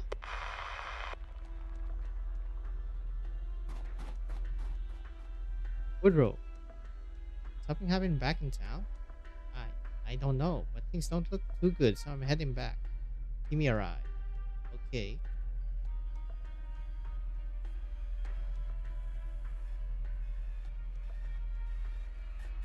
Oh, wow. That going in the car animation was fun. Where are you, Jessica? Captain Liscarm. I've been able to get in touch with Laura. What's going on over there? We were briefly able to make contact with her, but the signal is awful. All we know is that an emergency occurred during the repairs, but she isn't in any immediate danger for now. But don't panic. Just worry about yourself. And we'll meet up at Helena's diner. Understood? Got it. This thing go any faster? Sorry. Diner's so vocal. Stop crying. I'm asking you to speed up, not trying to bully you. Your captain just told you that Laura's not in any danger. Not for now. There's obviously a major problem with the energy tower, so she doesn't evacuate in time. Hypothetically, if she really did have an accident, how would you rushing over help at all? I don't know, but I have to. We're partners. So if I'm not there for her, who else would be? Partners. They're already crying. The roads around Davistown ain't in great shape, so you'd best drive carefully. Watch the turn up ahead. Don't have an accident, please. Thanks for letting us wait here, ma'am. Worry about it. Power's out anyhow, and it don't matter who helps with the emergency generator. You're here, and the diner's that much warmer for it. Just give me a holler if you need anything. Is that one of our squad members outside the window? No. Where's Laura? The others? Oof. Still inside the tower. What exactly happened in there? Laura suddenly told everyone to stop repairs and evacuate the tower ASAP. Once we were out, she asked all the infected members to stay behind and had everyone else, including Miles and Leon, get as far away as possible. Then she took those people back in and said that if she's not out by 8, all the residents of the plate need to be evacuated immediately. confirm the situation. He didn't say exact situation. You can try contacting Laura again. That won't work. What about the others? Still got half a team in there. That was right. They're burning the originum, and I'm assuming it's gonna go kaboom like a volcano, volcanic ash. Enough of this. I'm heading over there myself. Sit down, Franca. Captain, you should know this better than me. Even if there was an explosion in there, it wouldn't take out everyone's communicators all at once. The fact that we can't reach any of them probably means that a shit ton of active originum got released, which is jamming the comms. No matter how you slice it, this is an emergency, Liscarm. What would rushing over there accomplish? Don't forget what she said. If we don't hear back from her by 8, we need to prepare to evacuate the entire plane. If we went with your plan and something really did happen, who's going to evacuate the residents? Government officials in the bank's garage? What? Then we're going to let Laura and her team fend for themselves? While we just sit around? Let your concern for them cloud your judgment, Franca. Hate to bother you, but what time is it now? 5:57 p.m. Jesus, that's a lot closer than I thought. Laura. Hello, Sylvia. Oh, it's you, Sylvia. What happened? You all look so tense. We're like the second stage. By the way, an accident occurred while repairing the power plant. We still don't know the details. We're waiting for follow-up report. Wonder the power went out. If there's anything I can do to help.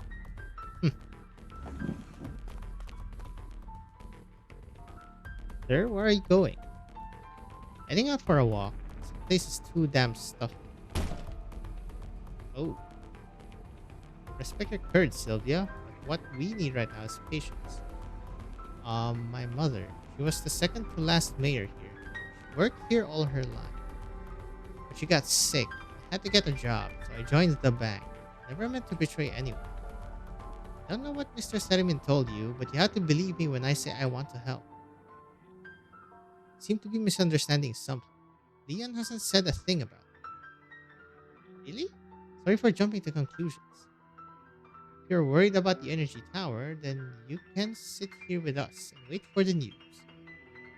No, I still think... Yes? Fine, I'll wait here with you. I had to cut it off, woman.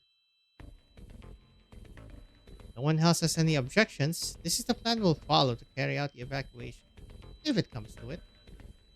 Thank you for the hard work, everyone. Franca and I will stand guard, so the rest of you can take a breather for the time being. What time is it now, Captain Liscar? 7, on the dot. Only 1 hour left. No. Are we really going to just sit here until 8? Who these? Jessica? Yep. This is Jessica reporting in. I've returned to the squad. How's Laura doing? When are we heading out? You're asking when we're leaving. It'll be 8 o'clock. Asking when we're sending back up? Not in the mood to argue with a certain voivre right now. Ask her yourself. Having a spat. Evacuation. There's less than an hour left. Sure you want to play the waiting game? Excuse me, but who might you be? This is Woodrow, a local, hunter. You know each other? I'm the one who took her back to town when she got lost outside. We bumped into each other just now. She gave me a lift. Well, thank you for helping her out, sir. Something went wrong in the energy tower? Why are y'all just sitting around out here? We trust in our colleagues' ability to resolve the crisis. All professionals at handling original pollution. Really now? Your deputy sure ain't as calm about the situation. Sir, if an accident really breaks out, then we need to be on standby to evacuate the residents immediately. And we can only do that by staying. Awful generous of you to share all that with an outsider. But I ain't one of your colleagues. If you're not going, I'll check it out myself. That would be extremely dangerous. Thanks for the tip. Wait, Woodrow. What's the matter? I'll go with you. Oh boy. Jessica. Don't be rash. Have some faith in Laura. Even if you went... I know, but Even if there's not a whole lot I can do, she's still inside that tower. If she makes it out safely, the least I can do is be there for her with a hug. And if something were to happen, I'd have a chance to rush in there. Alright then, let's get going, young lady. Huh? Something you did for your partner? Huh? Aura? Well, move over, Jessica. Starving to death here. Don't go blocking the door to the diner. Reporting in, Captain Lescarm. I and the rest of the squad have safely returned. Sudden Frank. Thank heaven you're alright. Aura. Any case, explosion caused a large amount of originum sediment to build up inside the plant's pipes, which is a critical situation that could have boiled over at a moment's notice. Out of safety, out of safety concerns, I've ordered everyone outside first and tried to come up with a plan. But no matter what course of action we choose, there was a not insignificant chance of activating the sediment. Aura.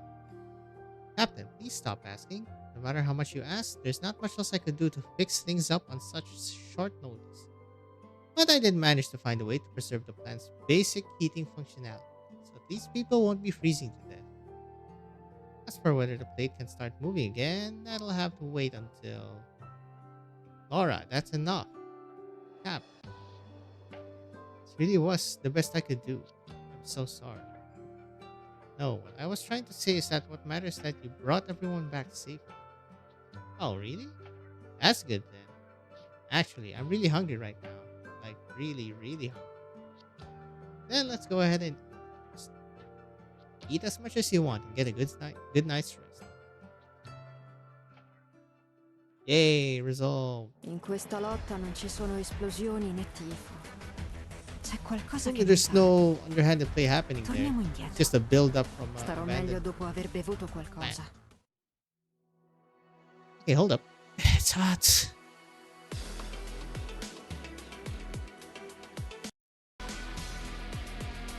Okay.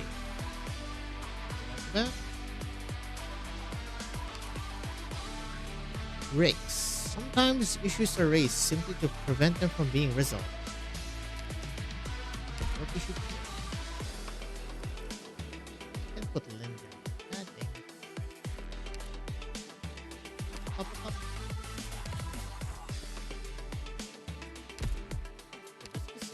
Take these weapons and tools. We need them more than extra hands.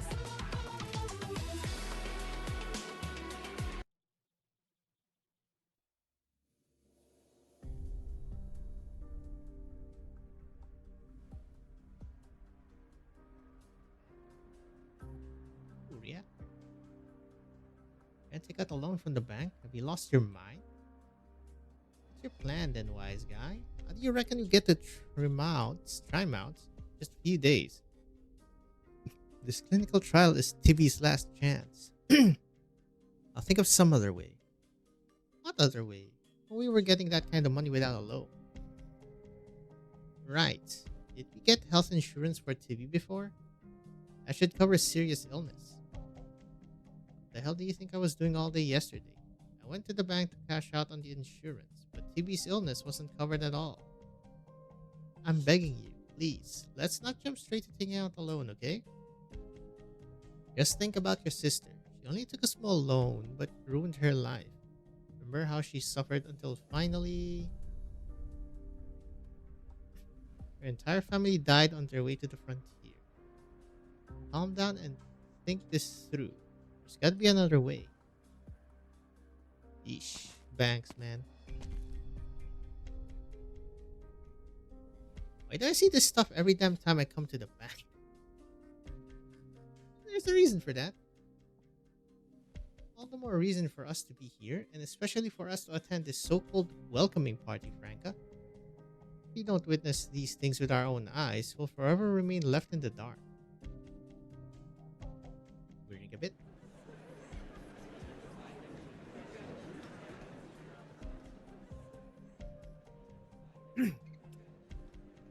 Surely you have a name. Is Fort Baron going to tow Davistown back onto its original route all by itself? This request was made directly by the regional government. The outcome will affect Black Steel's image and credibility. We'll give this mission our all. Good to hear. We appreciate it. All part of the job. The two of you like beer or champagne? We're out in the sticks, so you may find our selection rather unsatisfactory. All I ask is that you bear with us. Satisfactory? You're too humble. Take a look, Captain. This beer has no label on the bottle. It's just as good as any niche brand from a craft brewery. Champagne's also high-end. I must say, excellent taste. It's important to keep some luxury items on hand when you're stationed in a difficult area. You do have to keep up morale after all. Cranking up the thermostat so high that people want to crack open an ice cold beer also part of keeping up morale?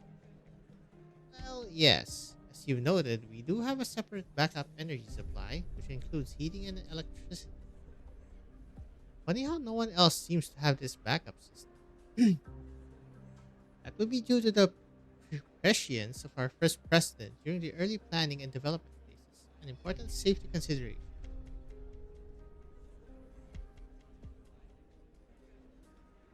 Prescient, okay. Knowledge before they take place. Services provided by a financial institution are somewhat unique. Large amounts of money flow in and out, and be it systems or resources. It's always better to be more self-reliant. Presumably, Black Steel built their safe house here in Davistown out of the very same concerns. Isn't that right, Miss Franca? Oh, I'm fine with just a glass of water. I'll leave the beer for your employees. Keep up morale.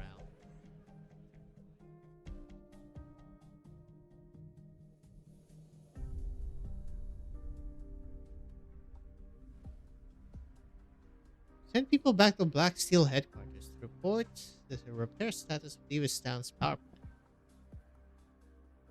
The plant has not been restored to a state where it can support navigation. HQ will naturally have to formulate a new solution. We are very appreciative of your company's contributions to our town. However, until the solution is in place, we do have one humble request. What sort of request? We were hoping you could maintain law and order here. I'm sure you've already encountered bandits on the town's outskirts. They've caused us a substantial amount of damage. Even more troubling is the fact that the number of people living here are, to put it nicely, bandits themselves. Put it less nicely, they're the bandits' reserve army. We would be very grateful if you could clear them out of Davistown. Here's a list of names. Jesus. Merkin? The past few days, we've seen personnel to conduct security operations around the place's perimeter. Based on the reports, I have little reason to believe that so many dangerous elements are operating here. There are people here with no money, yet are unwilling to put in the work to pay back their debts. How can you guarantee they won't resort to more desperate measures down the line? You insist. We'll look into it. You'll look into it? Why must you verify it yourself? You can't take us at our word? Our trust is so fragile that it's broken just by double checking a list, and it wasn't worth much to begin with. As you please then. If you really want to check things, be sure to be thorough.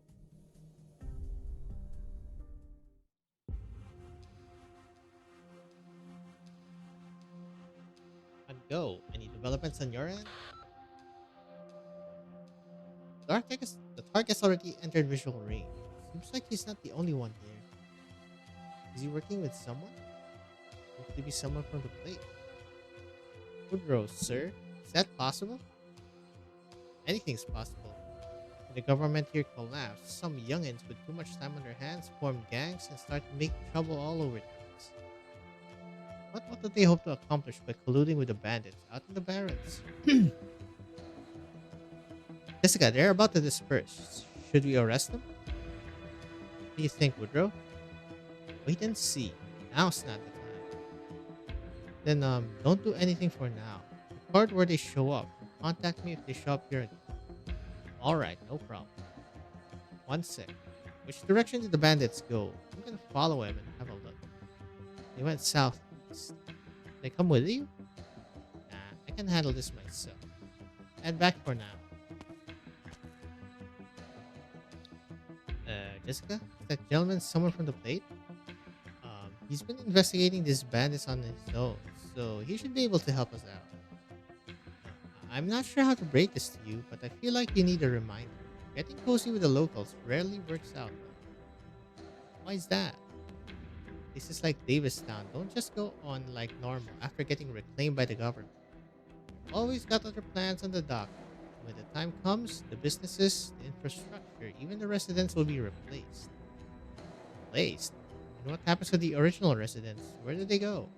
I don't know how Blacksteel usually handles it, but with my last employer, we were only responsible for kicking them out. What happened afterwards was none of our business. How could they not care? That's totally illegal. How could they just drive out all the locals?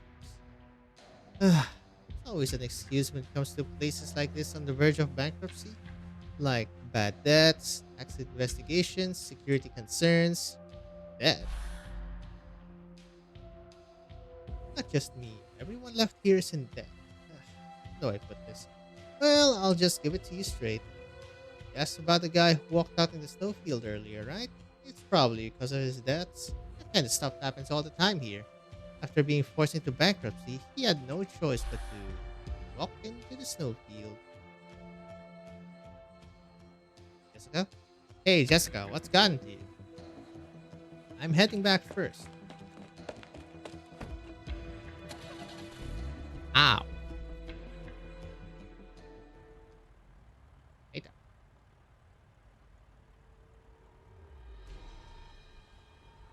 That stubborn good-for-nothing father of yours. Starting today. Huh? What nonsense are you spewing? Let go of her. Child's voice? That Leon's kid. This brat sure knows how to whine. Guess he needs a gag and a good beating before he'll learn to follow us obediently. Stop right there. Let go of him. And why should I? Who the hell are you?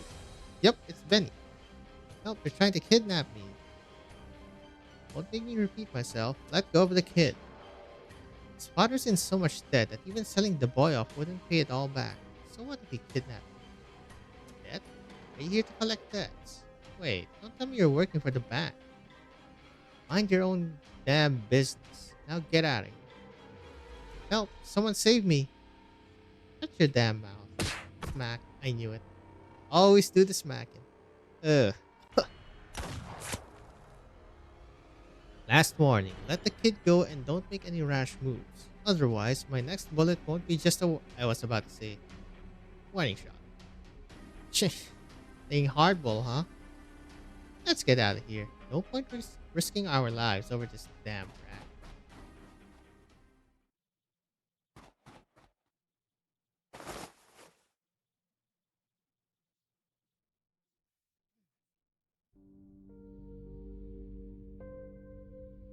This music. I really feel some of the music here is like quite new. What's your name? Where do you live? I can take you back home. I'm Benny. You can just leave me at the diner. My dad's there every night, so I can wait for him there. Is your dad Leon Sermon? How'd you know? Met him. Oh right, those two people back there were talking about his death. Were the debt collectors sent by the bank? At first, it was just collection letters, and they started sending people to our house to cause trouble. My dad chased them out. And this time, the bank probably wanted to use me to force him to pay them back. That's clearly a crime. Who's gonna stop them? There's no police here. The police ain't gonna stop them either, buddy. They're also with the bank. Show me your dad's bills. I might be able to help. You? Are you serious? His bills are something awful.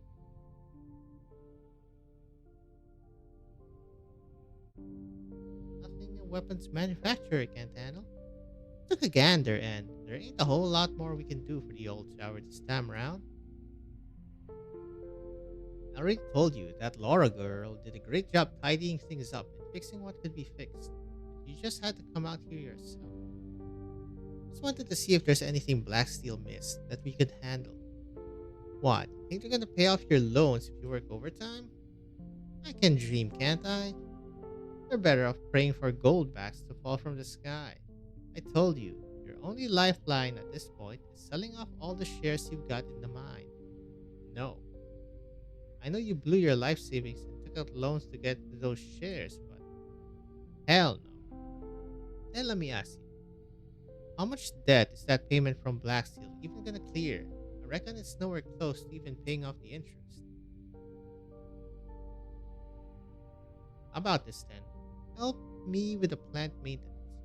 Be able to keep it running off the fuel that Blacksteel brought. I also happen to have a few days off. I'll pay you with the money Blacksteel gave me, and that'll buy you some time with the bank at least. No, Miles, you earned that money. Besides, how's that any different from just giving it away? Not like this, not like that. Sounds to me like you got an excuse to say no to everything. Ain't gonna matter when you're bankrupt and the bank's stealing the shirt off your back. There's gotta be a way. Abolish the banks.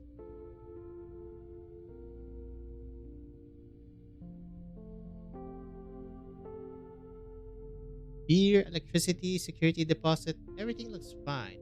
It's within the range of what I can cover. Can cover? Are you gonna pay off Leon's debt? If possible, yes. I was more afraid of owing favors than anything else.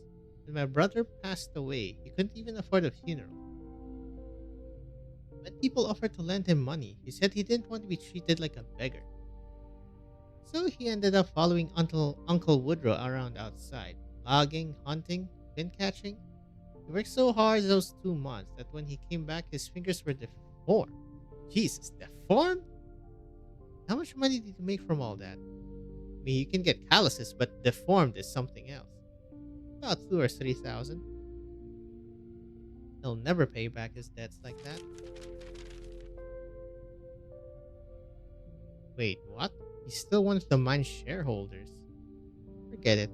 With the mine shut down, he's had to pay all kinds of fuel fees, vacancy fees, and land management fees just to keep his shares. And he borrows piles of money from the bank every year to do it. Jesus Christ. It's practically an open wound they're bleeding him dry with. Even if I came in to help him, there's no way he'd be able to pay it off. If he doesn't dump those shares, he's going to have nothing left. Not happening.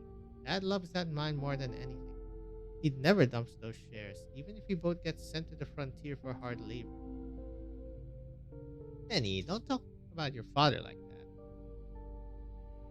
By the way, Jessica, what's gotten to you all of a sudden? Something wrong? Leon's still a shareholder in the mine. The bank's not likely to make him declare bankruptcy anytime soon. I saw someone try to kidnap Benny today. Of course, Leon to pay off his debts. Kidnapping? They can go after Leon all they want, but to try to kidnap a teenage boy, have they no shame? No. Benny, you're staying with me for now. When Leon finds out his kid's missing, I'll give him a piece of my mind and ask him what the hell he's doing as a father. No, don't tell him. I don't want him to worry. Yo, gone way past making him worry. He needs to know damn well the consequences of what he's doing. I still need to go home. Yeah, how can such a stubborn asshole have a kid as sweet as you? In any case, if he's willing to sell his shares, then that, combined with some tax rebates and preferential policies he never noticed, should be enough to cover the debt. You sure? I can practically guarantee it. Alright. Sounds like he just needs a good reminder to stop messing around. Oh, there's another way. Smiley face. Okay, what's the deal with you? It's finally over. Why is the main switch for the entire building located just 100 steps from the front entrance?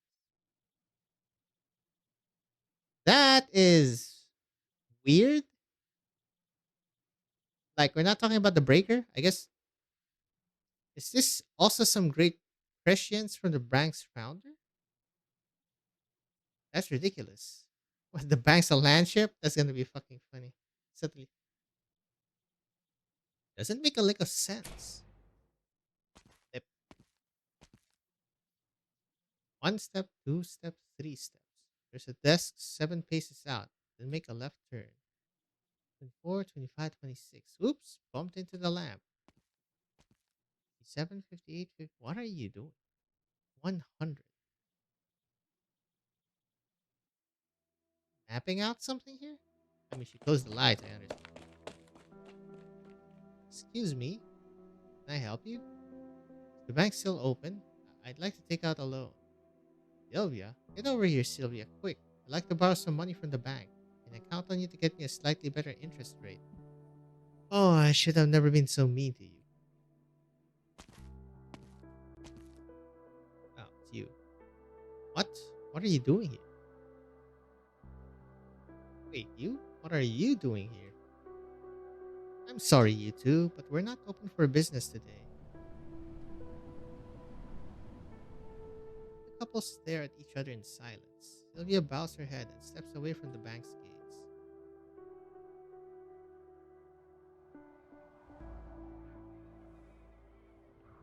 $1 million, boys. Whole way back, the thick darkness that even the street lights do not penetrate lingers with her, caressing her neck affectionately. Since her mother passed away, she's left work the same way every day, just like this. Oh Jesus, you're still counting. What is happening? Okay. 1,877, 1,878, and home. Mom, I'm home.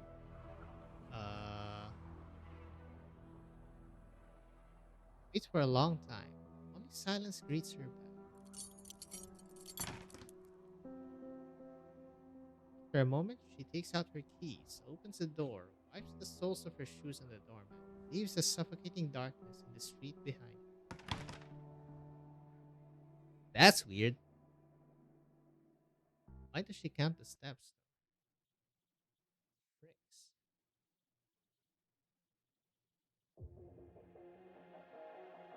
命令に従い出撃。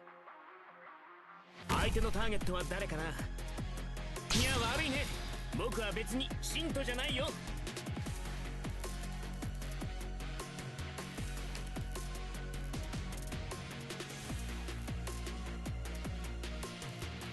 Dags att välja vårt byte. Picked out your bait yet? You can't hide your fear.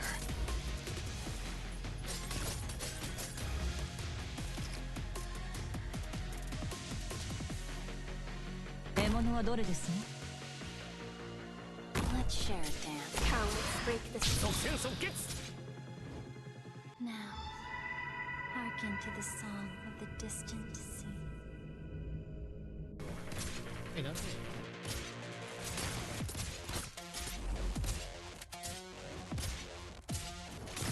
Oh, I see. I'm used to fighting alone. You're tanky as hell.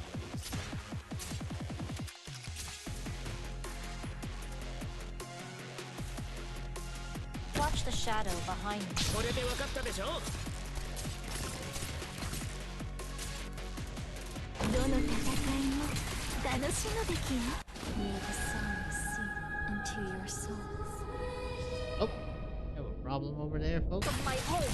I'm doing those good words within the You want to talk? Too late for that. Really arch Got it. damage for these guys. 問題ないよ。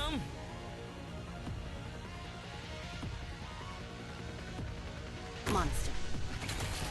I know what to do. Don't order me around.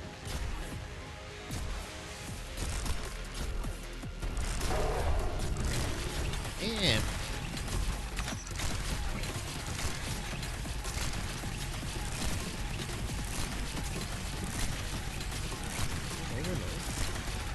They're weak. どうぞ続けて。 Can't kill that, right, Scotty? By your command. I'm suppressing the routine activity. Punch. Oh, it's already reset.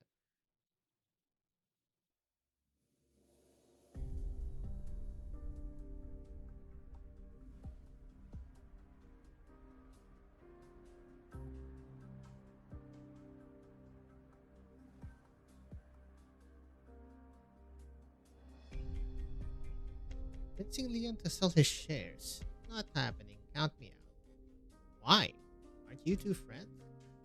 Sure, but we wouldn't be if I forced him to do stuff like that. We've all tried talking to him about the shares. Stubborn bastard won't listen. Is there really no way to get through to him? Okay, so why does he want the shares? Nope. Is it a wise thing? Ugh. And here I was thinking that if only you'd talk to him for me then. Then what? Then I'd give you this box of chocolates as a thank you. Chocolates, huh? Patisserie back home gave me these when I set out. Said I'd have something to chew on whenever my mouth was empty. Now this is the last box. Patisserie?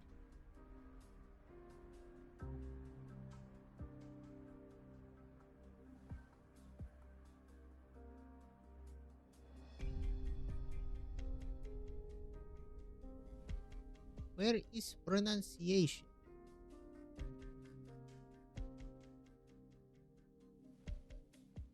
Patisserie. Jesus. Patisserie? Now this is the last box. Yep.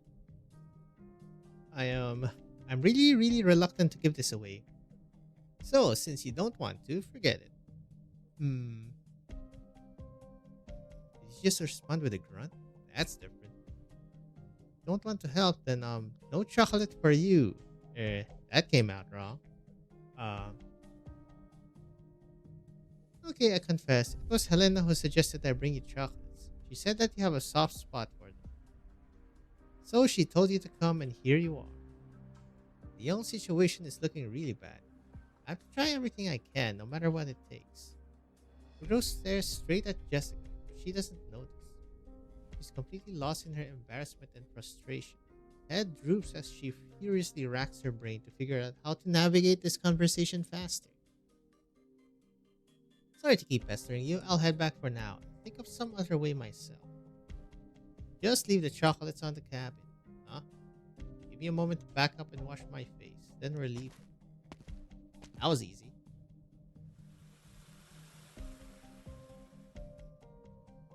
He's agreeing to it? Even though I totally blew my secret. Does he care about his image with Helena that much? Or is it the chocolates? Well, whatever. All that matters is that he agreed. Cabinet. The cabinet. Oh, is it this one? The drawer is open. The objects in the old Sanctus drawer resemble him. Simple and unadorned. Belt, holster, pair of fingerless gloves. Jessica sets the box of chocolates down and notices a few pieces of paper pressed beneath the gloves. Eroded by time, the pages have taken on a brittle yellow complexion.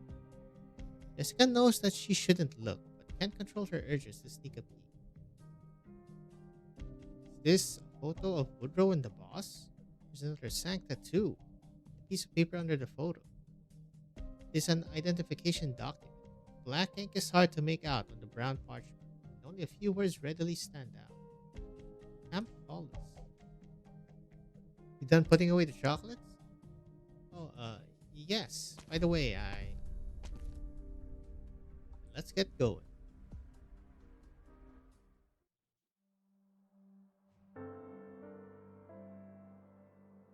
Yep, no surprise those two are, colleagues. Leon, your financial situation is in dire straits. If you drag your feet any longer, then when the bank declares you unable to repay your debts, you'll be forced to declare bankruptcy. By that point, you won't be able to save your shares or your house. You insist on holding onto your shares, you'll be forced to sell off your house. You won't even have a roof over your head. Plenty of people have tried to talk me into selling my shares, but you're the first to make a good case for selling my house. Wow. It's fucking, yeah, okay. That has to be a wise thing then. No, I'm not telling you to sell your house. I'm just reminding you of the consequences. If you don't mind, I can also. What I mean is, I have some money I can give you to help pay off your loans, even though it's no small amount. What? Thanks, but no thanks. I don't need your charity. So you got burned by a bank once, and then this is what's happening, huh? No, I mean I'll lend it to you. But I won't charge any interest. You can just pay it back at your leisure, whenever your financial situation has improved. Look, Jessica, I'm a grown ass man with both my hands and feet. I don't need a little girl half my age lecturing me on how to improve my life. Hope you never bring this up to me again. Wait, Leon, please, don't push me. Ah, but you're out here sipping tea, Woodrow? It's already gone cold. Just take the girl with you when you go. Aren't you going to say something, Woodrow? You agreed to this. Did I? Huh? All I said was that I'd come with you, so I did. Thanks for the chocolate, Jessica. Now, if you'll excuse me. You can't do this. And he's right. At this rate, Leon's going to be left with nothing to his name. So what? Try as you like. When you burn a wet piece of coal, all you get is a face full of ashes.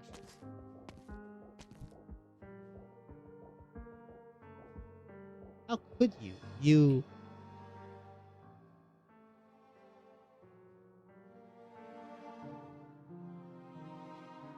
Captain, are we seriously going to go through the entire list? How many doors have we knocked on so far? 14. Other than the second household, where the middle-aged man's son did in fact run off to join the bandits, the rest were all honest people guilty of nothing more than being unable to pay off their debts. The bank couldn't dig up any dirt on them, so they resorted to using us to run them out of town. Despicable. It's number 15. We'll check just one more and then. Wait, what's going on? Why are you sitting outside? My head is spinning. Go sit outside in the cold, you crusty old fossil. Headache will go away on its own. You have been poisoned? Lucky we found out in time and we're both just fine. Ma'am, I thought the plate should have retained its basic heating functions, so why? After the bank declared us bankrupt, it shut off all the heating to our house. Without sunlight, it gets even colder inside. Why else would anyone light their fireplace? Hell yeah, brother. Libertarianism.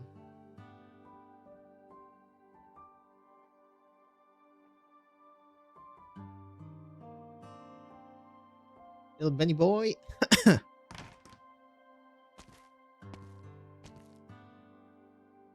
Back, Benny. Why are you squatting in front of the stove for? Get up already. Charcoal today is especially waterlogged. I've been trying to light it for a while now, but I can't get it burning at all. Just look at all the soot on your face. You'd think you just crawled out of the mines. You can wipe it off. Ain't a big deal if you can't get it burning. Just wait till I get back. And don't tell me you were in such a hurry this morning that you poured water directly into the stove. Hey, I may be stupid, but I'm not that stupid. Hand me the tongs, I'll do it.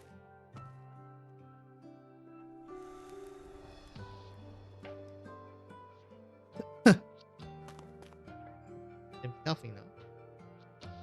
Think I can't tell when you're lost in the sauce? Why are you blowing on it directly? Carl told me he can't light the stove, which is why he entrusted it to me before he left. Since when have you done it? What else did Carl tell you? Everything. About how you were so impatient you poured an entire pail of water into the stove to douse the flames. Not only did the coal get ruined, but the bread Helena baked became inedible. Inedible. She was so mad she chewed your ear off. When did he tell you all that? You think left me all alone back then? Left you on all alone? What are you talking about?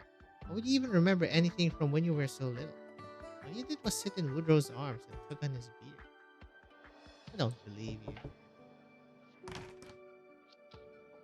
you. Who is it? Both coffee. Sorry, it's me. Ugh, all this smoke. Stove's completely soaked on the inside. I've been trying to ignite the charcoal for a while now, but haven't had much luck. Give me a moment. Problem, I can help out too.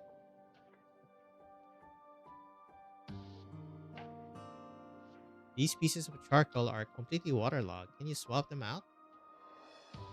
It's all the charcoal we got from the caravan. Then, I bought some firewood.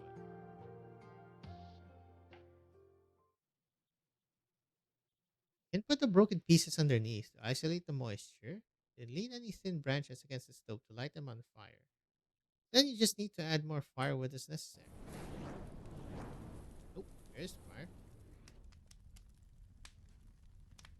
Where'd you learn all that? On the battlefield? Why do you ask? Aren't you a mercenary? Uh, it's done. Thanks for Benny. Thanks for helping Benny light the stove, but you should leave now. I haven't even said anything yet. I just don't understand.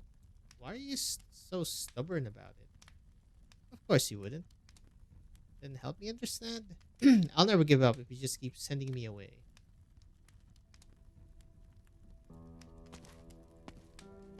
Wife time? Friend?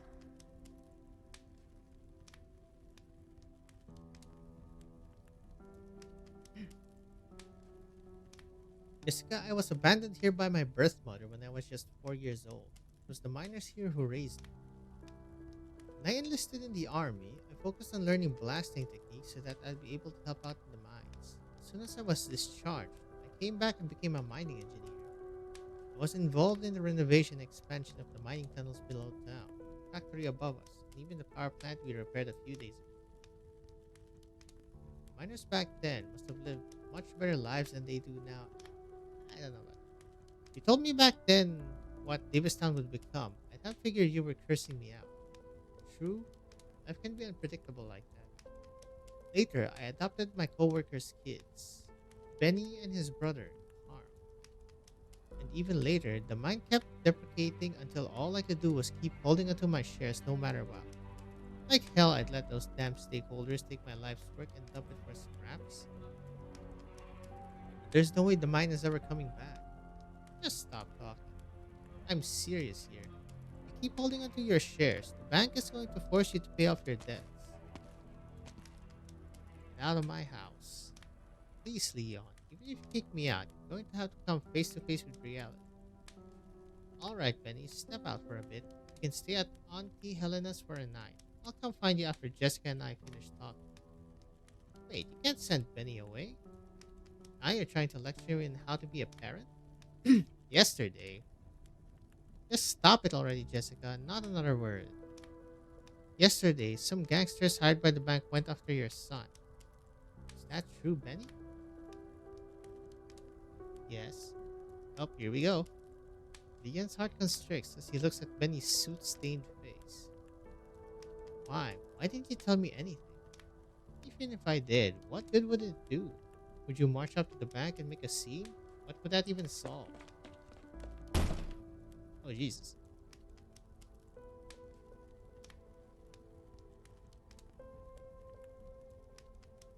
After seeing his child leave, the man who had been talking so confidently a moment ago immediately hunches his back and squats down by the stone. Picks up the tongs and carefully prods at the wood. So much sighing now. They're adding these sighing sounds. Even though the flame is already burning brightly, a puff of black smoke is still comes out, sends him into a fit of cough. If I sell my shares in the mine, what'll I have left? At least you won't leave Benny saddled with debt. They won't take your house. First it was Carl. After Carl left, it was Benny. Ever since I took on so much debt, I've been out working from sunup to sundown, leaving the kids at home to fend for themselves. They were in charge of keeping the stove lit. They had to handle the finances, and Benny was nearly kidnapped. In the end, I couldn't pay off my debts or protect the people I want to protect. I'm a right bastard through and through. Leon smacks the stove hard with the tongs, hard enough to cause sparks to fly. Rather die than bow down to those savages at the back. Just the thought that they'd have the gall to kidnap Benny makes me want to blow the whole damn place to bits. Do it. Leon. You said earlier that after I sell my remaining shares, I'll at least be able to leave the house for Benny? Mm-hmm. But you sure did a number on my stove, just to win me over. You weren't kidding when you said you'd do anything. No, I didn't pour the water in there. I wouldn't go that far. Wait, if it wasn't you, then who? Yep. Bro, what are you doing here? Bro doesn't answer. He simply walks right up to the stove and sets down a heavy-looking box. Leon walks over and sees a box stuffed haphazardly with charcoal pieces. Consider it an apology.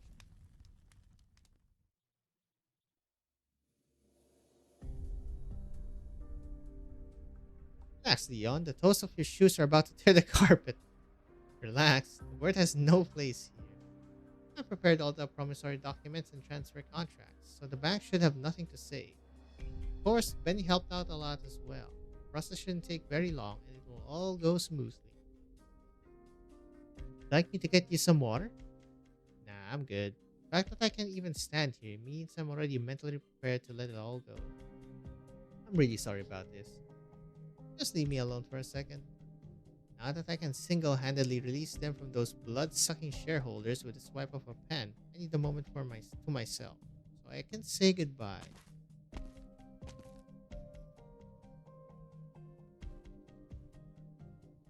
Jessica. Sylvia? Yes, so here's the deal. I took a sneak peek at the documents you prepared. Mr. Seriman's loan's repayment is not within the scope of my job, but there are a number of issues with your reference data. Shares are overvalued. There are some holes that don't add up in the end. You're still short by a considerable amount. I'd appreciate it if you call him over for me, since there's no way I can face him. No, we're not going to put that on him right now. I'll make a check out to the bank, so you can keep it a secret for me, please? This much in one lump sum? Not that big of a deal. Desperate times. Jesus, Jessica. When Mr. Seriman found out, you know how prideful can be, which is why this is just between us. Nobody else needs to know. Please, Sylvia. Okay, then. Then can I take another look at your documents? I only have copies with me. That's good enough. There are still areas that could use some adjustment. Then there's the tax returns. Look, these are all items that could have been written off. $30 here, 75 there. There's also a rather large deduction here, a full 400. Adding everything up, it comes out to 1,329. So that's barely a fraction of the amount you have to make up for. Discovered all that just by casually thumbing through our documents? Just because this looks good enough, then I'll directly report this and say that you filed a brand new application. Why did she talk like that? Also, how many was the steps? Finally, that should take care of the weight around Leon's neck. He's far from the only one. I need to pick up the pace before Fort Baron arrives. The person I help has to count for something, right?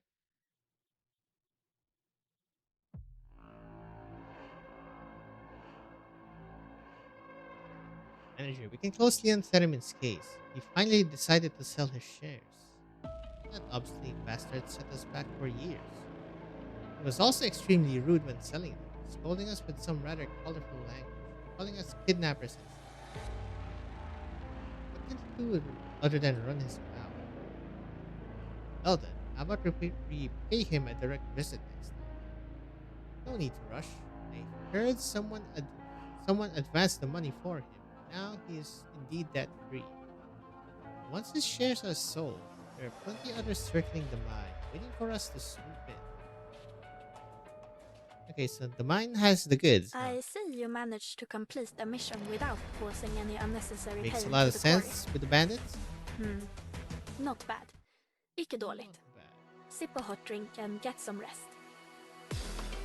The man who wasn't there should always try to raise your spirits when even if it's a little difficult.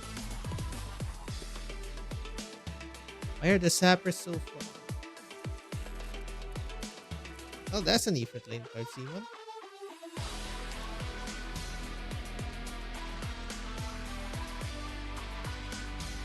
I should probably eat first, so...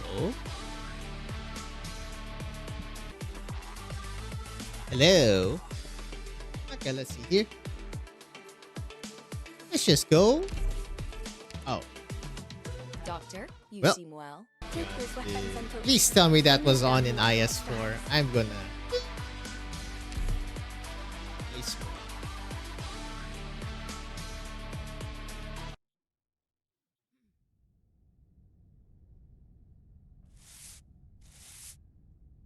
Weep. Oh, wow. His halo is a clock. Clockwork gear. I feel weird saying this, but if the heating's still chugging along and the stove's lit too, why does it feel so cold? Bank's not up to something again, are they? I hung them up all night and my socks still ain't dry. How is that possible? Hmm? What's that noise? A leak? How many times do I have to tell you to shave, Woody? Every time you take a sip of water, you spill droplets all over the table. What are you on about? I ain't had a drink since I came in. Where did all these water stains come from? Your diner's just getting old and rickety, just like my brain these days. Like, am I remembering this wrong, or has there always been a huge water stain over there? Oh, geez. The pipes. The water pipes ruptured. Oh my god. No way my rundown old floorboards can handle all this water damage. Go and turn off the valve, then look for something to catch the water leaking in. I'll take care of things upstairs.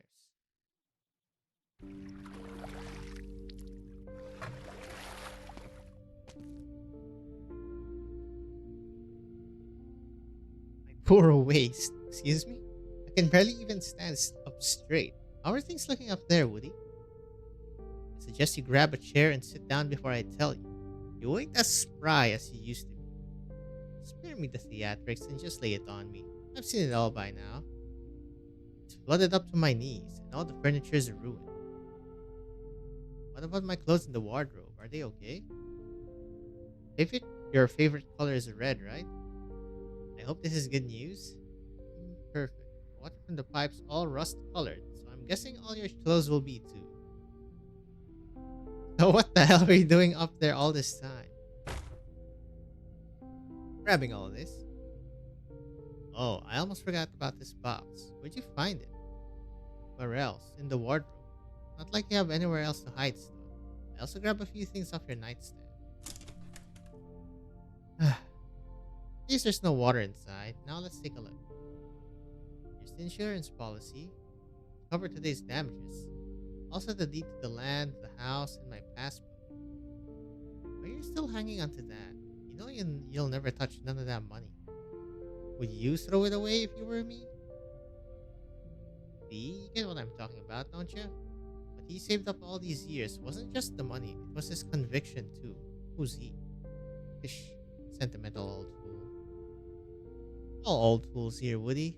Compared to the fickle future, the pieces of the past we've built over the years hit that much closer to home. Says you. Look, it's the novel that was sitting on the nightstand too. Ain't been opened for the longest time. Same old cliched love story about a rich girl and some farmer. Why you gotta be so grumpy? Ain't got nothing nice to say? I've got plenty. Like, good luck at the bank tomorrow. You should think your lucky stars have mellowed with age. So what about you? Any plans for tomorrow? I'm gonna bring Jessica along to have a talk with someone. A talk? Yep, just your normal talk. You're gonna talk to the owner, isn't he?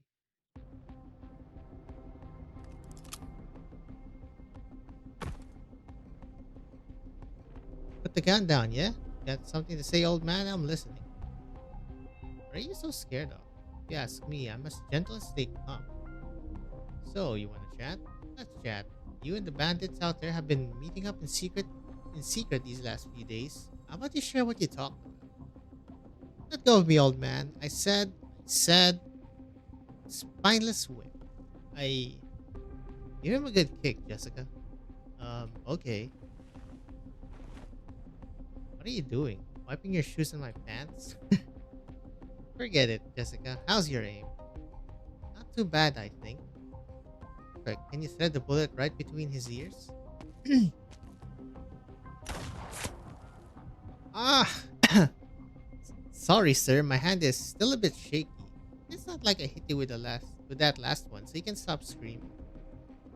It's fine. You'll get it after a few tries. All right.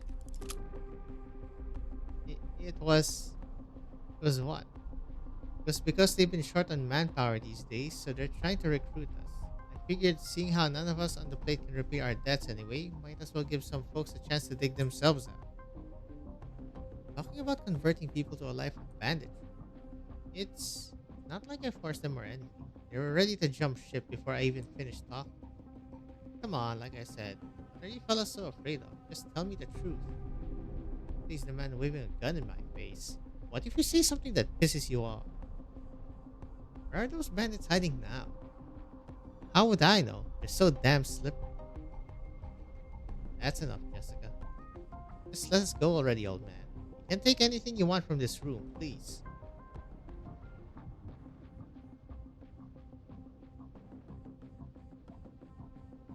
Color me surprised. These punks actually have some pretty nice stuff. Even got some bottles of beer and champagne in the corner. Did we seriously just let them walk away scot-free? All I care about is finding those missing people. If these punks want to leave the plate, that's their call. I ain't gonna judge them for that. But I think... Want something to drink? I think I'll pass. Mellow, full-bodied fragrance of hops and a refreshing aftertaste. Where the hell did they get such quality booze?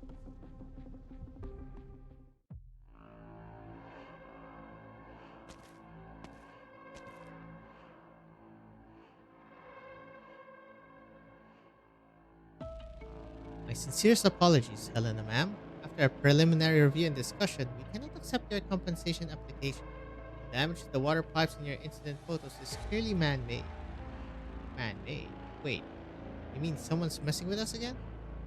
Considering your restaurant's revenue and liabilities, we have ample reason to believe that you deliberately damaged your own water system to cash out on the insurance plan. You think this is insurance fraud? No, ma'am. We're simply saying it's a reasonable conclusion to make. As long as you can provide professional proof that eliminates that possibility, we'll be able to move on to the claims process. How the hell am I supposed to find a judge or a lawyer on this damn plate? It's been ages since they all left. My apologies, but we're simply following procedure. If that's all, then I'd like to assist the next customer. It's a long line behind you. Then withdraw the money from this passport. This passport? Yes, this jogs my memory. Already applied several times before. Can you prove that you came by this source of income legally? Sent me this passport along with a letter. By the time I arrived in Davistown, he'd already passed away. All his neighbors can attest to it. You really expect that to hold up, legally speaking? Just give me back my stuff. I'm leaving. All your belongings are right here. Remember to take them with you, ma'am. Also, may I offer you a little reminder? What is it? Based on the photos you provided, you can only guarantee one thing. According to your restaurant, has significantly reduced its value, meaning it is no longer enough to offset your existing debts. If you don't want to enter the compulsory liquidation process, I recommend you consider the following. I've heard enough. Just keep your trap shut, bastard. Oh, you really like that transition. Helena? Looks like she didn't notice. Oh, it's... Why are there so many people here today? What's the bank up? This is the collection notice I received earlier this morning. It says that I'm insolvent and will be declared bankrupt soon. I've been making my payments. We've been extending your loan terms so far, but we're no longer able to grant you leniency. The good news is that after liquidating your existing assets, your remaining balance will be only 2,000 gold certificates, which I'm sure you'll have no trouble procuring. Please, can you extend it just under 2 months? No, 1 month is enough. Unfortunately, no. We can't push it back even a single day. When able to make your payment, you'll have no choice but to begin the compulsory process. All your property will be confiscated, and you'll have to leave Davistown within the time allotted. While continuing to pay your debt of roughly 10,000 certs, of course, failure to do so will result in criminal liability. Jesus. But I can't afford that, whether it's 2 or 10,000. Please, I beg you, just one more month's grace. If you truly have no other options, then please take a look at this. Pioneer Plan. If you apply now, you'll be able to enjoy a certain amount of loan forgiveness. But I'm already so old. Even if I went out the frontier, what could I possibly do? Are you in any position to worry about that? Will you continue to carry your debt at the risk of criminal liability and lose the roof over your head? Or would you rather shed some of your debt and start a new life on the frontier? Do you really need to hear my opinion? Yep. Banks are the boss. Excellent. Please head to your right. Colleagues there will help you get signed up. Next customer, Jesus. What the hell is this? Okay, so the villains are the banks this time, huh? Thank God. You two are here to discuss business. Please get in line. Oh, it isn't Miss Liscarm and Miss Frank. How are you doing? Have you finished looking over the list? Is this gonna be the first non-named villain? That's gonna be fucking funny. It's gonna be a generic. You've got some explaining to do. Why are you forcing people out in the barracks? By signing the agreement, they can shed a lot of their existing debt and start over without the weight on their backs. Isn't that the best possible outcome? And what about the list? How are any of these people supposed to be bandits? They're just a bunch of destitute old folks who don't want to be run out of their homes. Once they go bankrupt, their houses no longer belong to them, but rather to us, the creditors. What else would you call it when someone takes advantage of the lack of police to squat on someone else's property? Is that not a crime? Jesus. Banks, man. So your so-called law and order is just driving out poor people who can't pay up. There's nothing so-called about it. That is law and order, Miss Franca.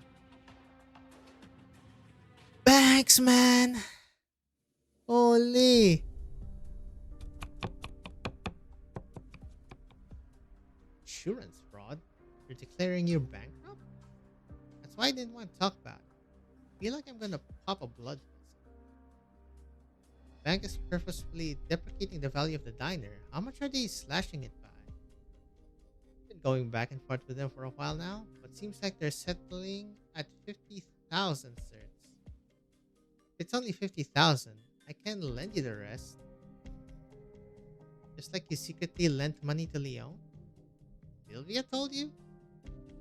Been eating her up inside, so she told me this morning. Don't worry though, I can keep a secret. Want to lend me money? Of course I'd accept it. But who knows how long it'll take to pay it back, if ever. I don't mind, even if you never pay it back. No, stop it. Don't say things like that. I'll definitely find a way to return the favor someday. Oh Jesus, here comes Jessica again. Here, when the bank comes to collect, give them this check. Sorry. Ah. And why are you apologizing? Ain't like you're the one borrowing money. By the way, one other thing. Ian was too embarrassed to tell you himself, but he wanted me to pass this on. Found out about the money? Silly girl, I told you. Your secret's safe with me. Why would I tell him? He just wants to treat you to a meal. Seems like bandits ain't the only thing Woodrow's been tracking. He's got a good catch of foul beasts. Miles and Benny'll be there too. Oh, okay then. Don't sound too happy about it. That's because, actually, I saw a lot of people outside the bank on my way here. They were signing agreements to head out of the frontier. Why are they going to the frontier? Are they being experimented on? Or? I asked around. It seems like it's a way of shedding some of their debt. Why do they have to abandon everything and risk their lives to start over in a place with nothing, just for a little bit of debt relief? Can they even survive that ordeal?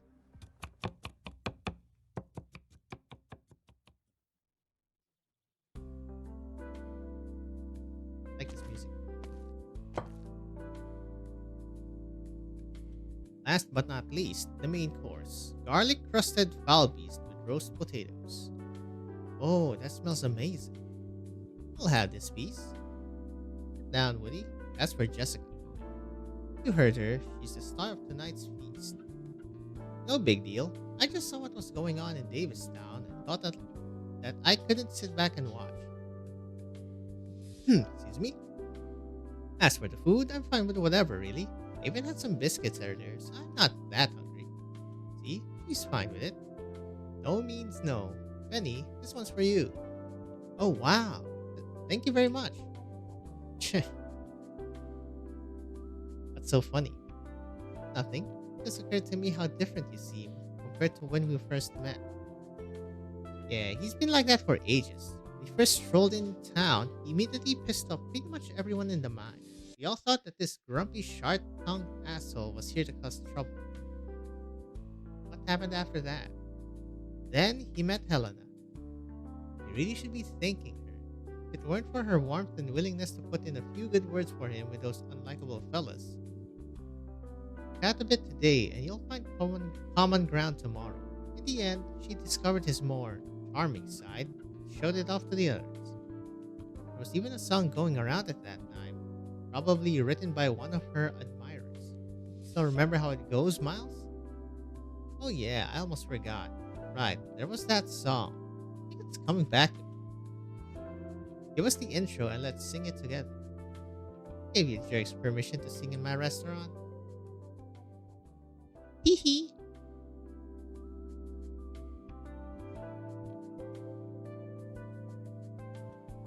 Wandered here alone, not a penny to my name. My hometown far behind me, miles and miles away. The barren stretch before me as far as I can see. And who's waiting at the end? Who indeed but she? She spread her arms, spread her heart, show me that pretty face. And from that moment on, I found my dreams in her embrace. Is this song about Helena? Who else? If you ask me, the her it mentions might not be a specific person, but rather a broader idea. What sort of idea? Maybe this she is a home filled with everyone's dreams. Davistown itself. Hey, that makes sense. Think about it. The second verse talks about her body, right? That's the energy tower. Her hair is the white smoke coming from it, and her burning heart must be the planet's furnace. And in that section you fellas just sang with her arms and her embrace? Ain't that just those two long railroad tracks embracing everyone here? So many pioneers carved out this piece of land bit by bit with the tools in their hands. It became the place they started their families and businesses in. And after that, even more youngsters arrived with their dreams and aspirations, following the footsteps of the previous generation, pitching in their youth and passion. She, and only she, is worthy of everyone's admiration. I knew it.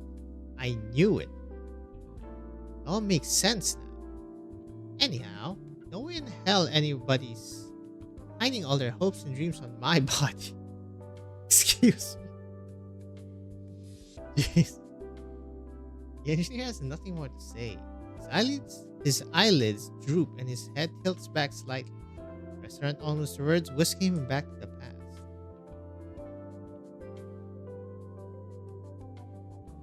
Remembers the soot-stained faces of his coworkers when they went home after a long shift. He remembers how his neighbors would greet him in the morning where he left for work. He remembers the cool and refreshing beer foam escaping from the rim of his glass, the warmth on his cheeks from the children's kisses. His thoughts are wild and turbulent, but they fill his heart with warmth and comfort. Just like the song he is humming right now, completely tuneless, yet moving nevertheless. And who's waiting at the end? Who indeed but she? She spread her arms, spread her heart, showed me that pretty face.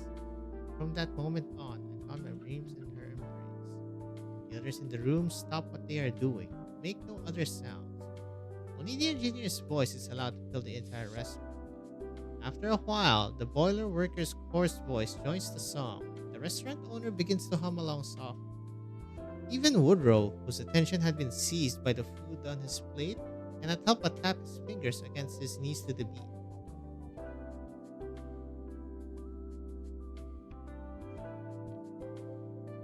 Jessica feels gripped by an inexplicable unease, as if there is a shadow in her heart that will not go away. Huh. Then stage? Wow, really? That's what triggers the stage? That's freaking funny.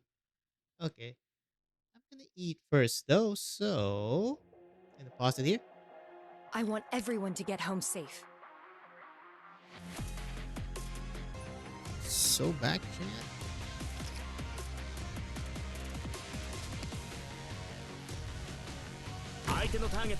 Compared to the calamities I fought against, you are barely a threat. Not only this. I can't put smiley face.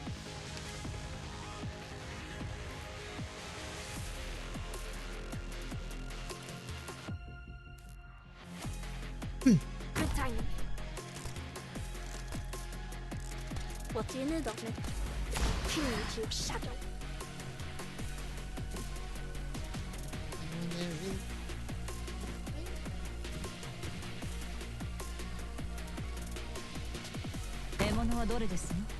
Now, hearken to the song of the distant sea. 問題ない。誰が戦場で旗を武器にするんだよ。 Executing battle plan. Let's share a dance.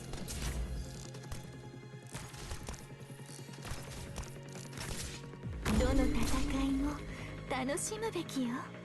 Let's put them 6 feet under. May the song seep into your souls. Oh my god, are those rates? 冇需多講。問題ないよ。 I will synchronize the battlefield data.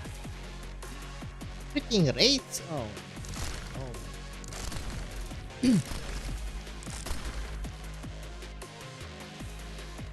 Ah, what's that? Oh, I see.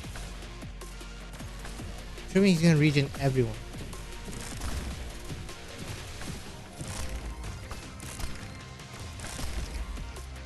Most of you didn't think.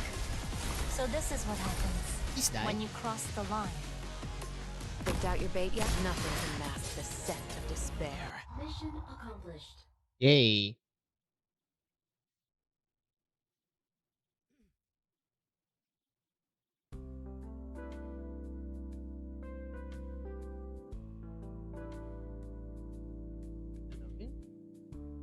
Okay, they're still singing the song.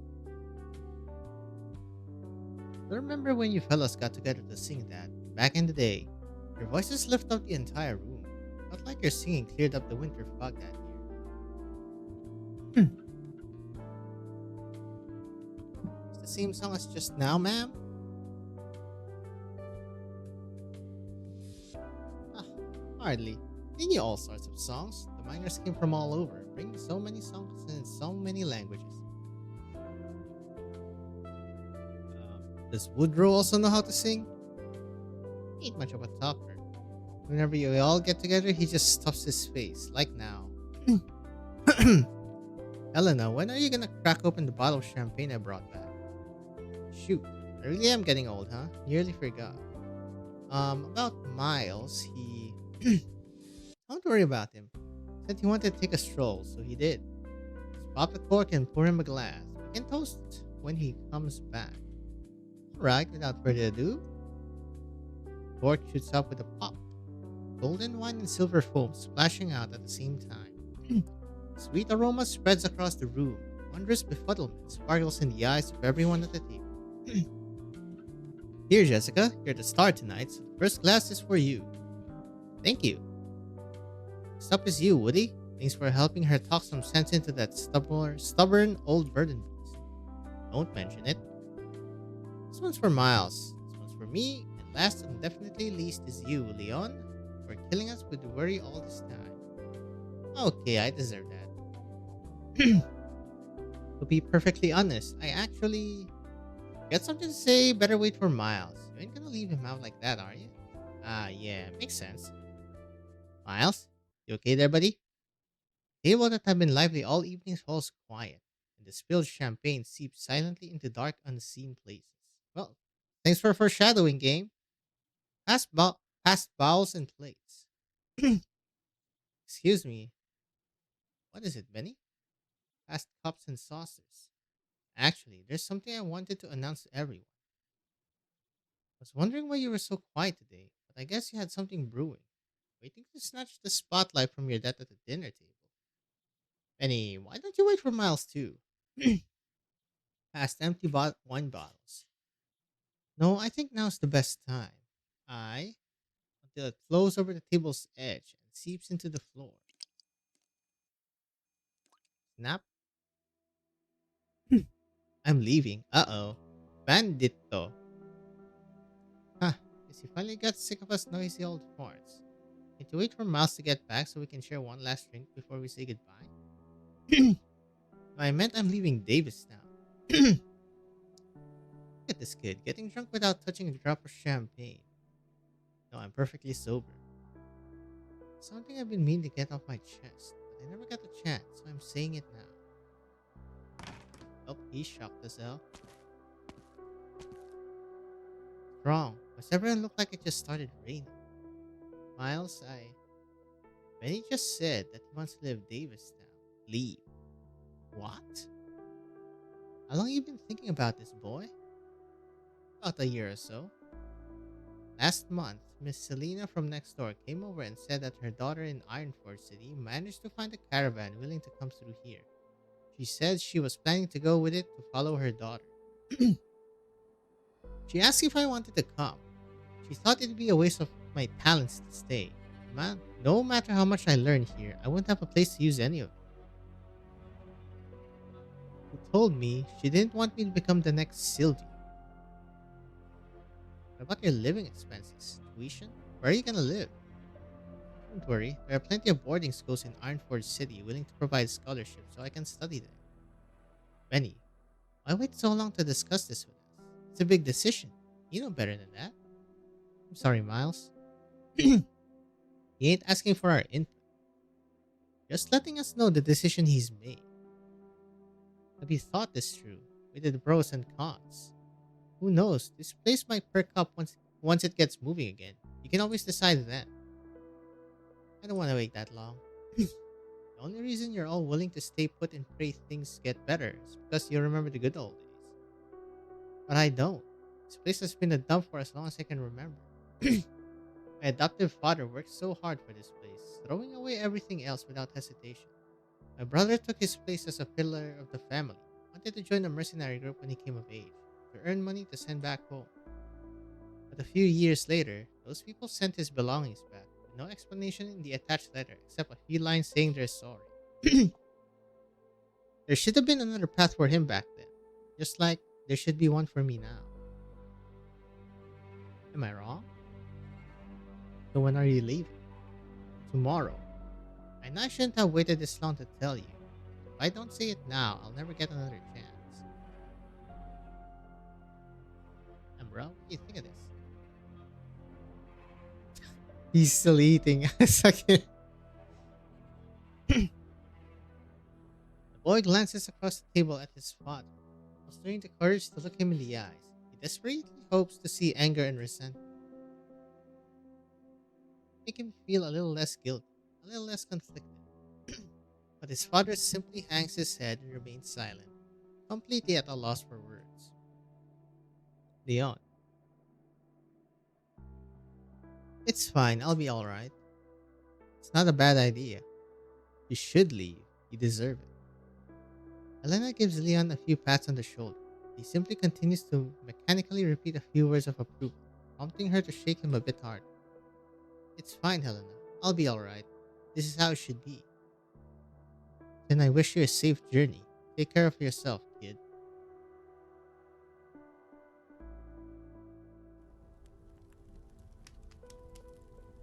Fire. Oh, hello. Why are we seeing this now?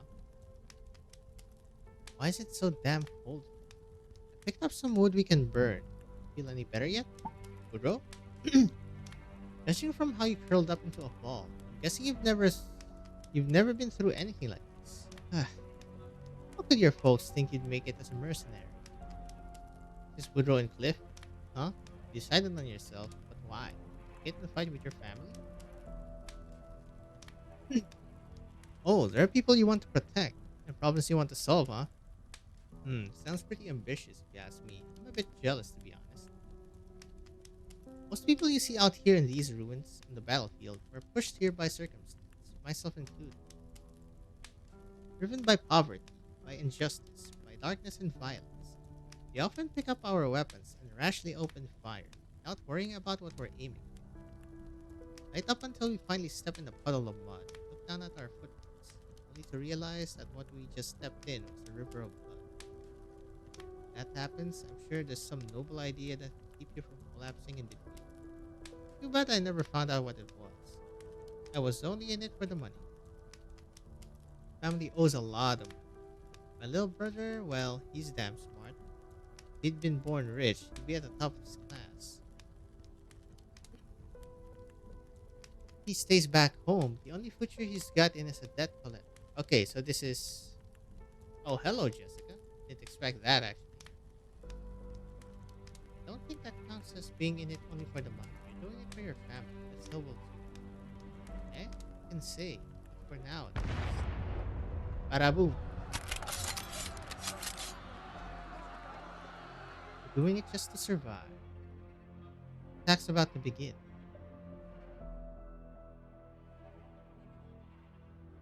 That's Benny's brother. Okay, already, Leon. Sleep at the dinner tonight? If you want. Poor fella. Just look at him. Just like 7 years ago. What, you guys gonna talk about Carl? Yeah, there you go. Carl now? Don't mind me. No need to tiptoe around it. This is already the second time. Second time. I snap.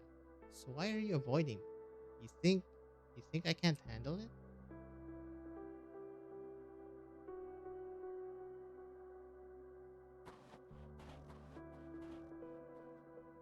Benny?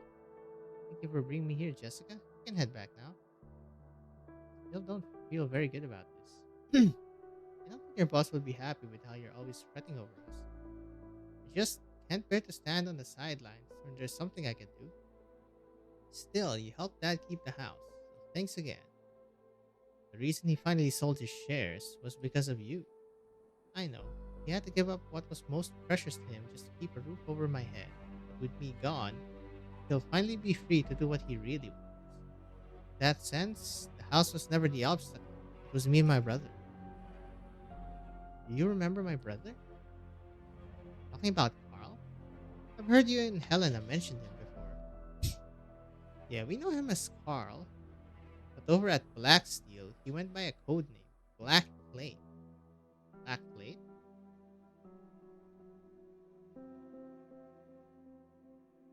Sucks.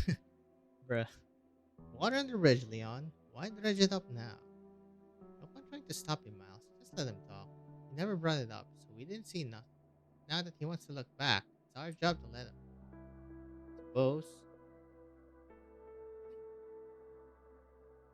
I didn't ask for these thoughts, but in the dead of the night, do I really have any control over what pops into my head? The more I dwelled on it, the more painful it was. The more painful it was, the less it made sense. But Benny figured that all out a long time ago. He was right. Every step Carl took was never really his own choice, because I was too stubborn, too arrogant. I ended up running everything dry, our money, our lives, and our choices. When I was little, there was a miner who'd always complain how nothing was easy anymore when you're middle-aged. You run out of energy and you can only focus on a few things at a time. So you gotta be smart, you gotta keep your eyes on what really matters. Stop being greedy. But when it was my turn to grow old, I just refused to accept it. I grabbed the wrong end of the rope and held on for dear life. I told myself I was a brave one, fighting the good fight against fate itself. And what do I have to show for it? Fought my way into a mountain of death. Fought for a Davis town on its last legs. Fought for my eldest to die on the battlefield.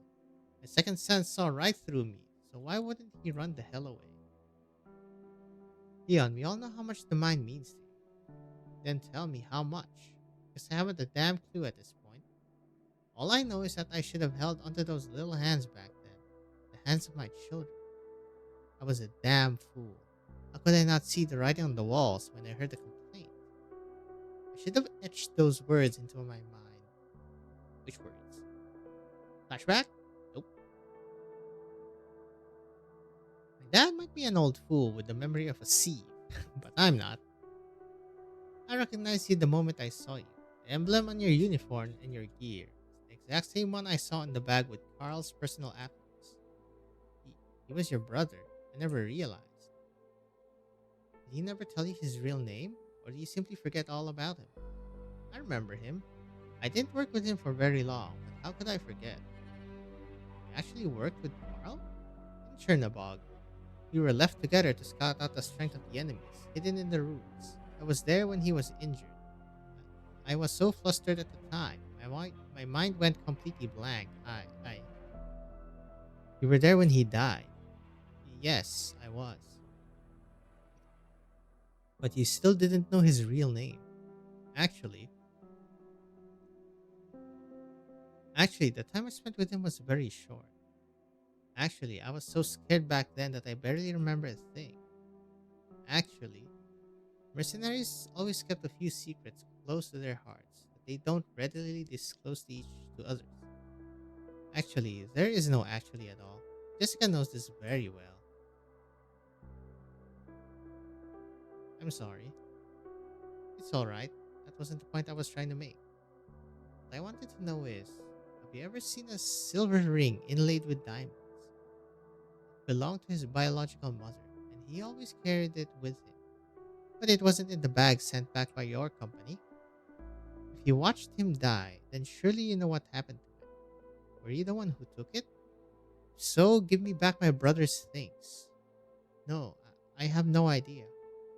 I've never seen him with a ring like that. Maybe it got lost.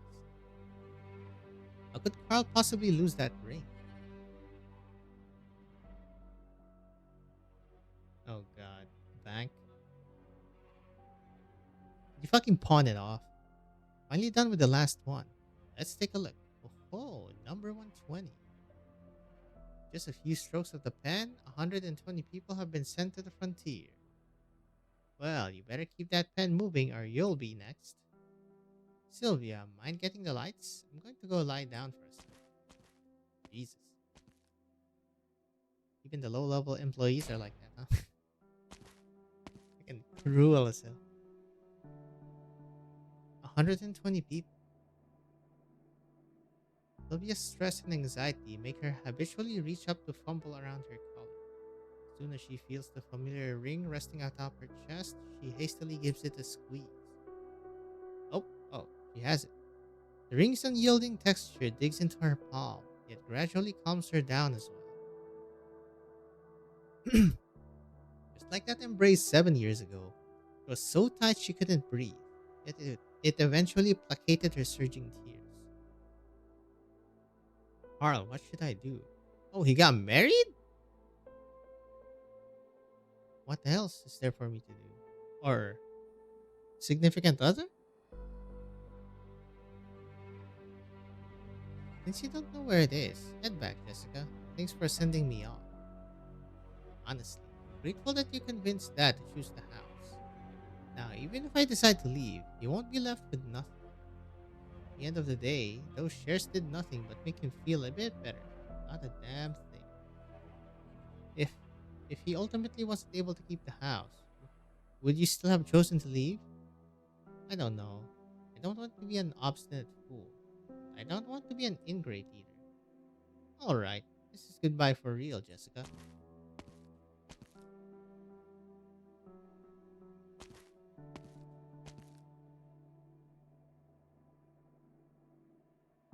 Why are you still following me? What do you hope to accomplish? What can you even do at this point? I'm not sure myself. All I know is, I don't think you should leave like this. Please, go back already. I'm begging you. You're holding a golden nail in your hand. It's extremely valuable. But please don't use it to repair paper houses. In the end, no matter how hard you work at it, All you'll be left with are a few extra holes.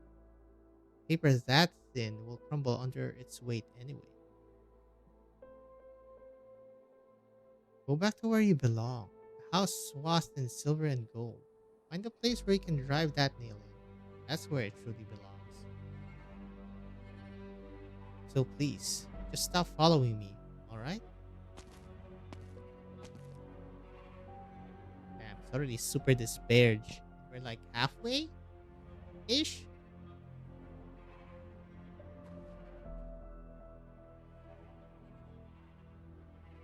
Nope. That's what we get for having the banking system.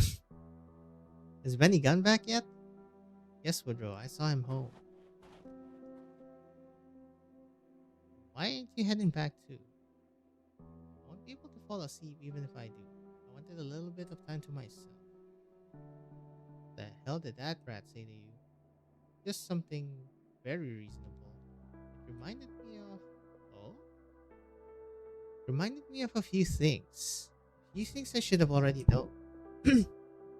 Ever since I was little, helping others was like grabbing a little yellow toy foul beast in a crystal clear bathtub.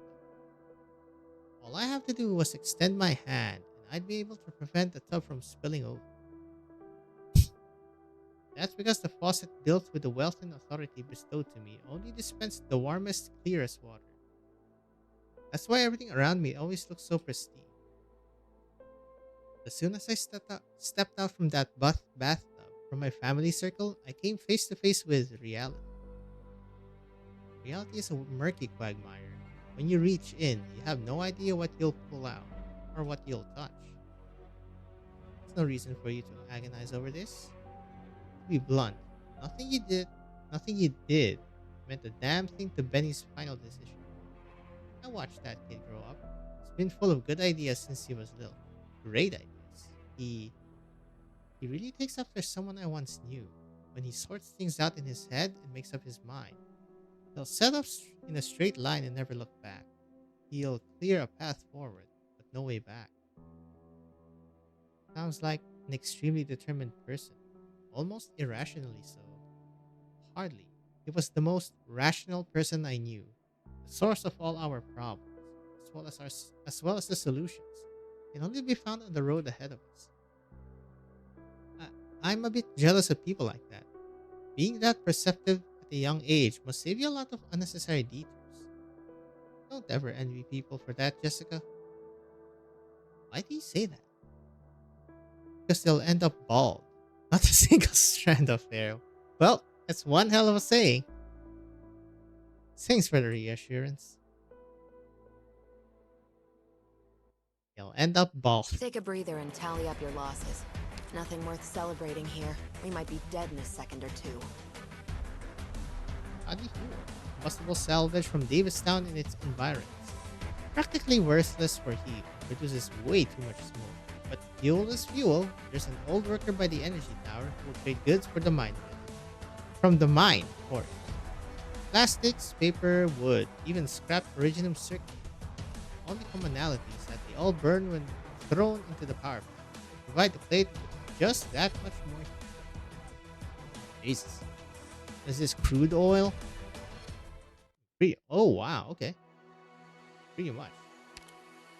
Sudden impact. Go on, make your day even more exciting. Actually, I kinda wanna probably stop it here for now. See ya, folks. Okay, hopefully we finish this day.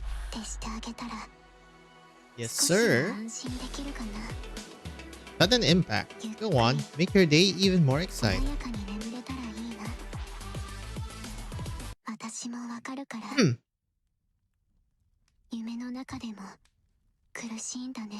Month is chill.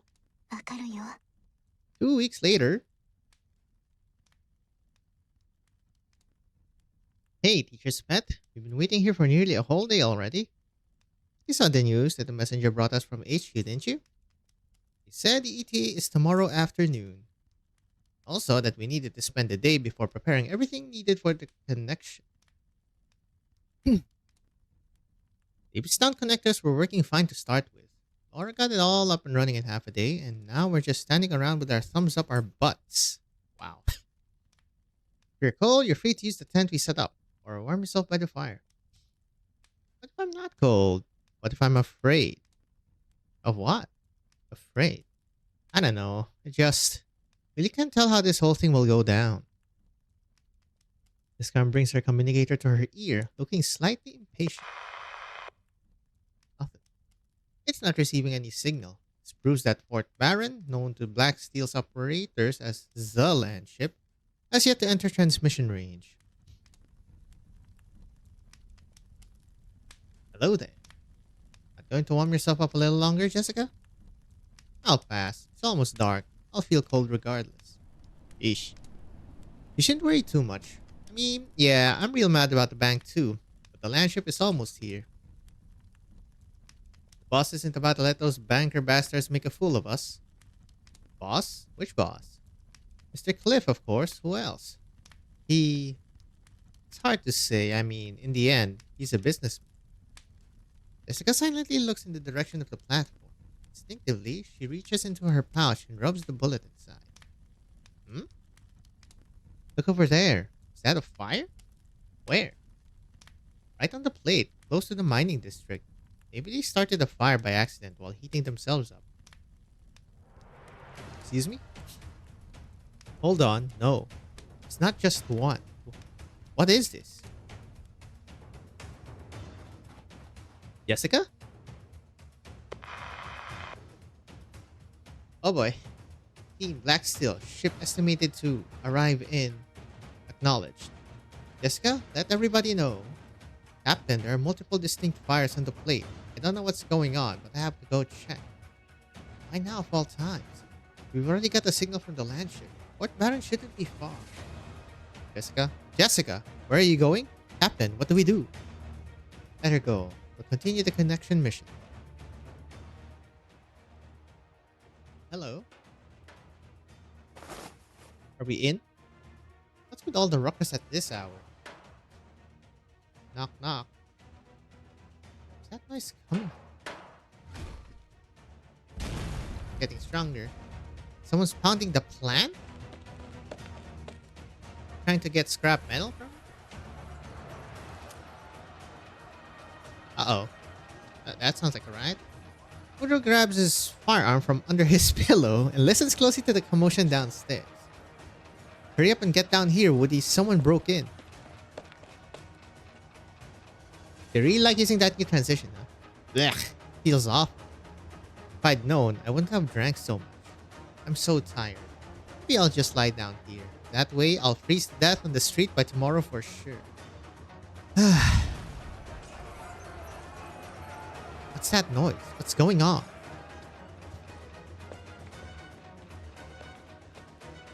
What the hell is this? Run! These people just barged in and started smashing and looting. Who are they? Huh, so it's you, Gramps. You're the one from the snowfield.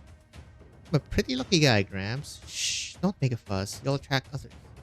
You were real lucky too, getting away from me, but I wonder how long that luck will last. Run, you can't take him on. Well, you got his ass. So you're here too, old-timer. Good. Saves us the trouble of looking for you. What's going on, Helena? I figured you'd have knocked them all out by the time I got downstairs. They've gotten a lot more reckless. They're really gone nuts. Hey now, no whispering. If you got something nice to say, you can share it with the class. You ignorant brat. Those bullets must be real pricey, yeah? So expensive. Don't even have all 6 rounds loaded. What are you getting at? Makes sense. There ain't a whole lot of materials you can use on this plate. I mean, if it weren't for that, how come you've been packing that piece every day for all these years? I ain't never heard about nobody getting shot. My friends, these 2 bastards are well past their expiration. Put them out their misery. Then help yourselves to whatever you find. What the hell is happening? Are they literally just looting everything? I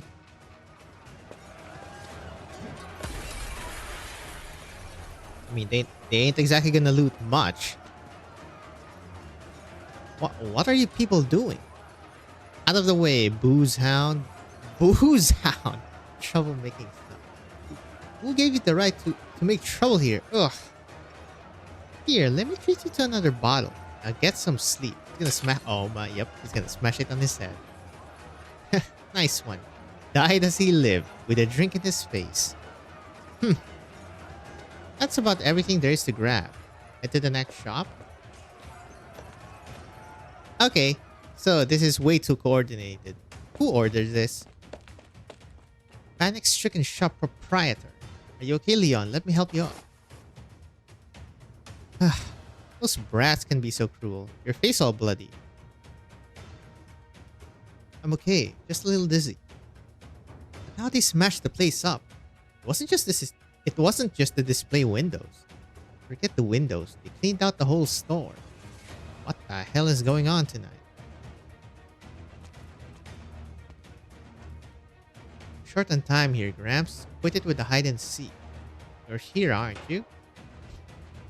What a pain. This place is so cluttered. No room to move at all. Get out of here already, you old bastard. Surprised you could dodge that with your leg. Guess I didn't give you enough credit. Let's see how long your luck's gonna hold out. What was that? Yeah. Gotcha. Honestly, you're lucky to die in this stinking place. Suits you just perfect. The hell these poor people are doing to the other poor people, man? Just a little more. Hang in there, old bones. It'll work. It'll definitely work. Now I can finally say goodbye to you, old fart. Not so fast. Steve. It's over for you, punks. What's this? Steam? Birds. Oh, including himself? You're right, though. This stinking place is my home, so of course it's a great fit for me. No one makes trouble in my house. Oh, Jesus. The vapor's gonna fucking burn your skin. You asked for this. You're right. It's not fully loaded. It took quite a bit of trouble to get these to fire in my gun. Which is why I ain't wasting any on it. It's not worth it. Old man holsters his gun and removes his cufflinks, then rolls back his sleeves to reveal his arms. Really, Woody? At your age? It's the last time you saw me use my whip? Oh my god. Indeed. You sold those stock beasts at Caravan for Supplies outside the plate. So 3 or 4 years ago? Right, only 3 or 4 years ago. I'll take care of their leaders. You take care of the rest. Sure thing. Leave it to me. Make it quick. Still time before dawn. Maybe you can catch some beauties. Bad there ain't any trees around to hang you from. But Jesus. I could try it from the roof though. This guy lynches you? What's wrong? You got us surrounded, but none of you have the balls to lead the charge? Don't get cocky, old bastard. This show's just getting started. What's the word on the street? What's going on tonight? These are all the bandages I have left. It's not enough to wrap your head, but press them against the wound. Help stop the blood. I'm fine. Just tell me what you know. At first, I heard some things from the east side of the plate. You know, where all the thugs get. See, lots of folks in town think that since we ain't ever gonna pay the banks back, they might as well... Might as well what? Might as well rob everyone. Flee to the frontier for a fresh start. Sounds like a stupid ass plan. This is definitely freaking AstroTurf. There's no way. You saw it. Like they all went crazy. They're beating people up, smashing up stores, stealing everything. I mean, if they're gonna do that, why not just do it to the bank? Wait, Leon, look. That's the direction of your home. Damn. There we go. Smash the bank. Manager, I heard the situation outside is pretty bad. Calm down, Sylvia. We're all safe here inside the bank. Jesus. They're a despicable bunch beyond redemption. But before us, and only us, they're perfect gentlemen. Yeah. Redacted. If you're afraid, get some sleep. By the time you wake up, you'll never see them again. What do you mean? Has no one told you? Our business partners will be here soon. Before you know it, those men will be useless to us. Which is why, when they suggested they'd leave town with some souvenirs, you had no reason not to go along with it. There you go. They astroturfed it. All we have to do is wait patiently, like we've done so many times. Hold tight, and everything will be as it should be. Manager, I just got a transmission from Blacksteel. Their land ship is arriving sooner than expected. Not only are they here, they're here sooner than we thought. But it's all the same to us.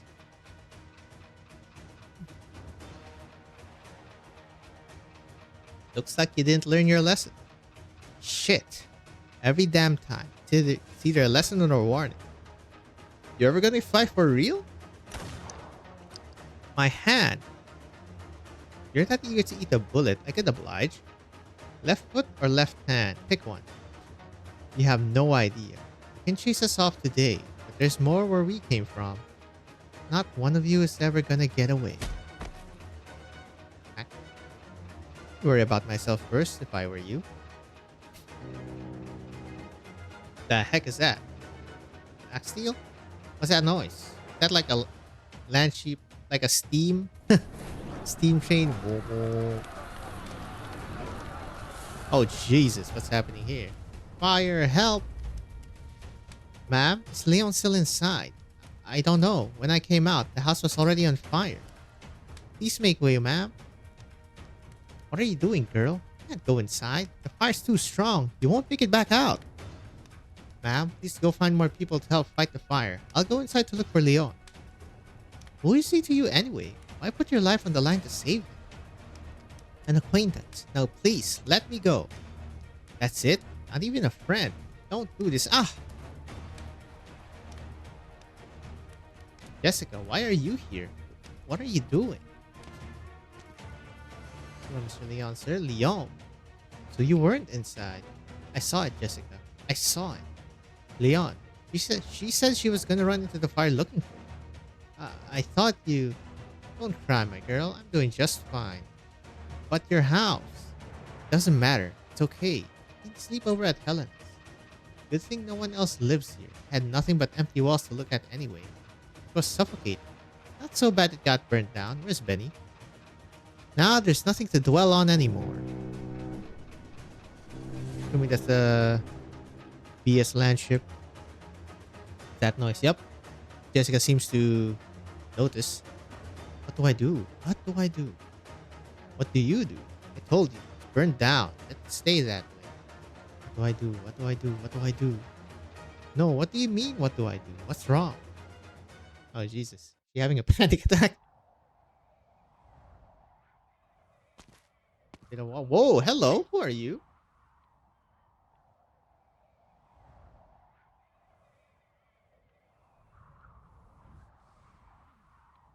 This a Cotus?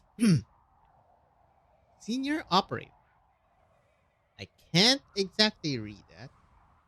Tila is here going in and out of Mr. Cliff's office. Did Liscam squad screw this up? Intelligence squad member. No, there's an emergency situation on the plate, but they've completed their mission. The landship will connect to Davistown very soon. Got it. All those debtors will know better than to hang around once we're there. So, watch what you say. Sorry, my bad. What did the boss say about it? Don't tell me he had a change of heart just because people are making trouble. Everyone is to proceed according to plan. Alright.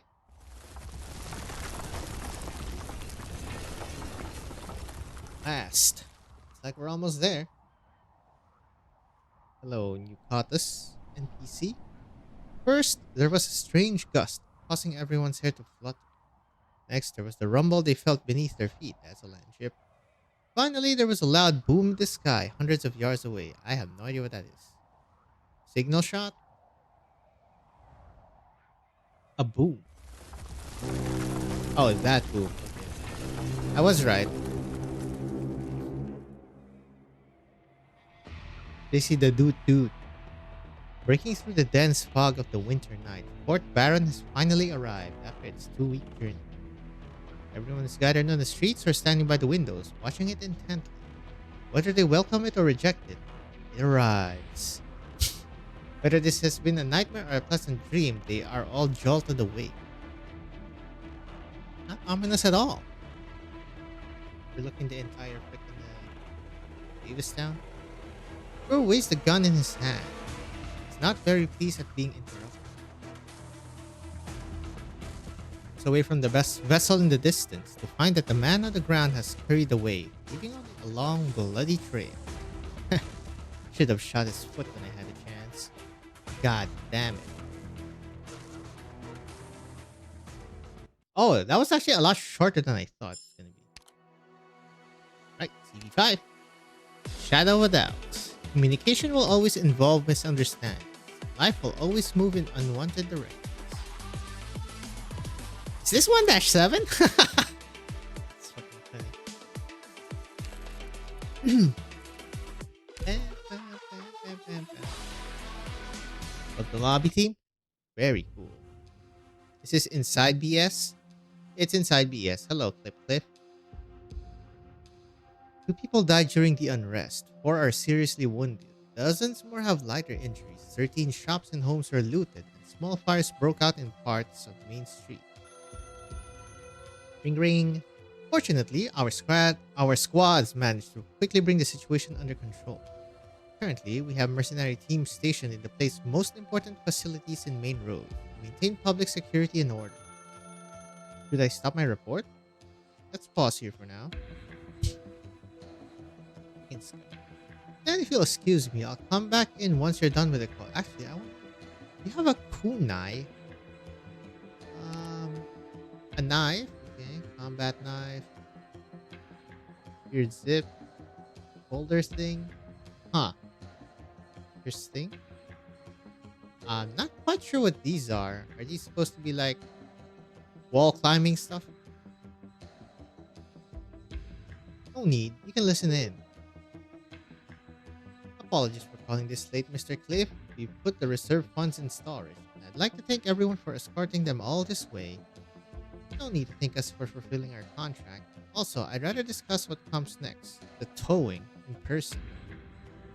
When will you become free? Tomorrow at noon? Sure, I'll have my secretary arrange it. I'd also like to ask another question, if you don't mind. Go ahead. I'm wondering, how do you plan to handle the townsfolk who participated in last night's unrest? Detained the ones we caught on the land ship for the time being, and we're currently tracking down the rest.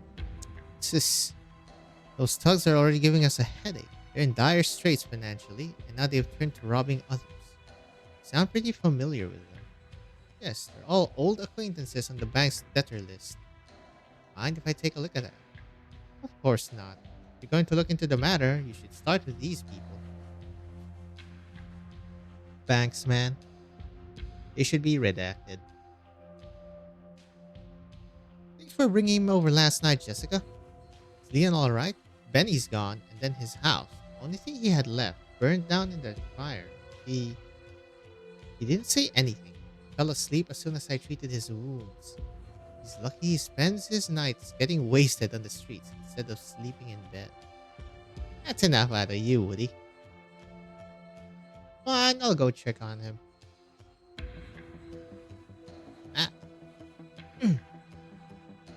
Jessica, weren't you outside welcoming the landship yesterday? Why'd you come back all of a sudden? Actually, Woodrow, I was looking for you. I saw smoke coming from Leon's house, so I went there first. For me? What for? Ever since I got here, I've been worrying nonstop about the landship's arrival. But that's your company. Ain't it a good thing? Now you got an entire fortress of your buddies to take over any problems y'all have been facing. Y'all. But that doesn't mean Black Steel being here will be good for the people of the plane. Nomadic platforms are expensive to build and an extremely scarce resource, so the government won't just discard them. They'll probably refurbish the plate, creating it and integrating it into a larger settlement. Not seeing the downside, but they don't want the residents to stay, so they're doing everything they can to make them leave on their own. That's why the banks covered a lot of the fallen platform's assets through loan contracts and risky ventures. Risky, by the way. And they've sent a lot of people to the frontier too. Methods like these are perfectly legal. There's nothing for us to object to. People are really gonna take it though. Maybe think they don't have a choice. You've been here a lot longer than I have. I'm sure you know better than I do. Still have a few tough nuts to crack.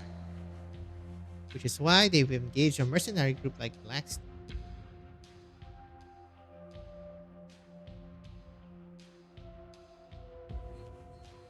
What about what about after your undoubtedly thorough investigation? Plan to keep the detainees at Fort Barrett. Yes, we'll ask how you've dealt with them in the past.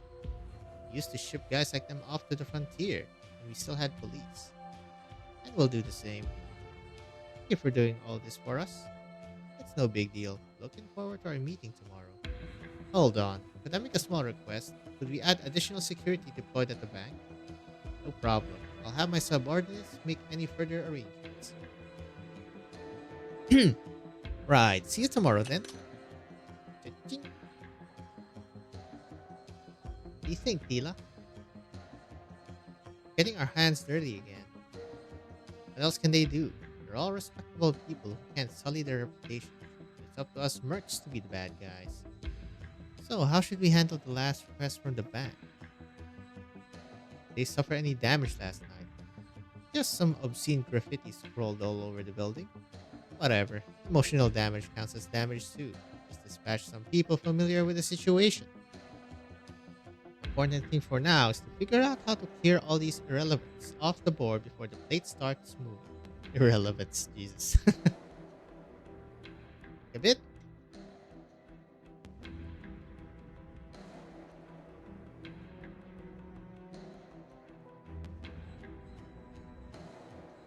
So, your landship ain't here just to tow the plate away, is it? Helping the bank evict debtors and recover non-performing assets are both on the to-do list. As for the methods, I don't think they'll leave any room for concessions. And what do you want me to do about it? Before I came here, someone asked me to bring a bullet to you. A bullet? That Clip? Who? My boss, Clip Cliff. And who's that?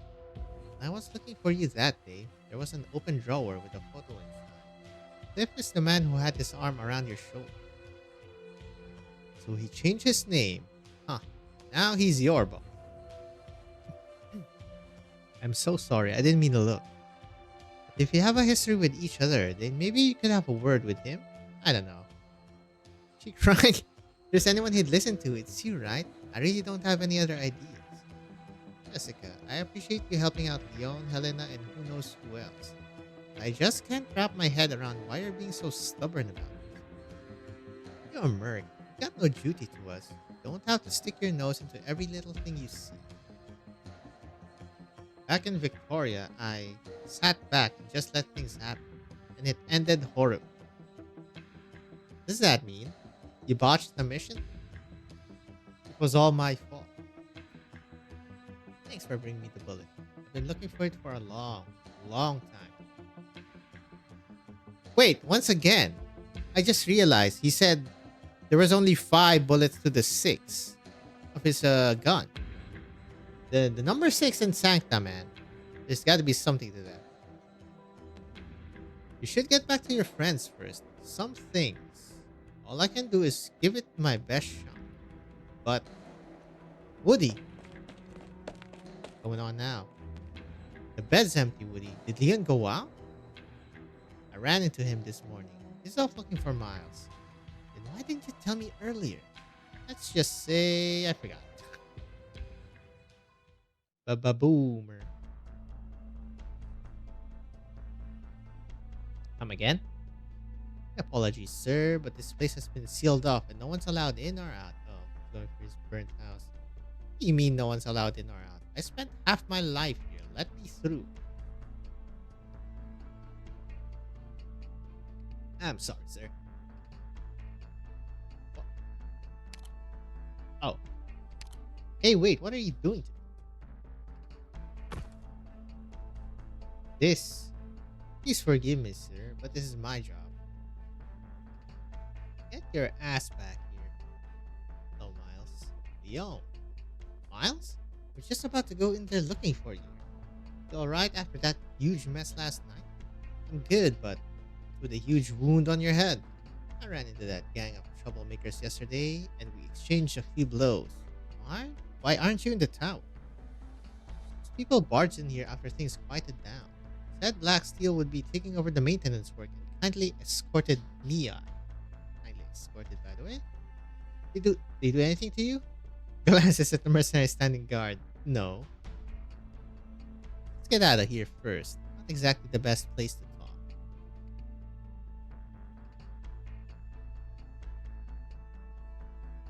Leave the door open, Leon. You have to get back to the plant later. How can everyone get in there with their eyes all over the place? I know an abandoned path into the tower. Hasn't been used in years. Then let's get going. What's the rush? I need to fetch some tools to clear the road, among other things. Need any help? Father, I got everything here. Let's go.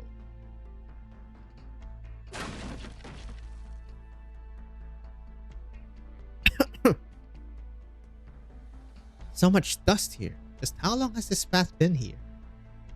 Has to be at least 30 years since anyone last came through here.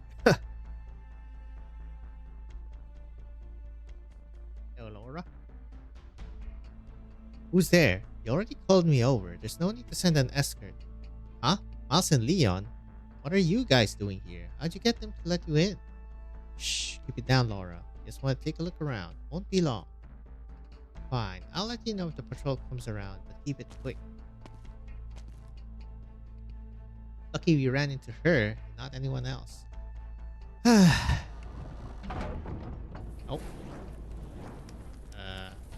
What are you doing? It's already free fuel in there, so why throw in more stuff to burn?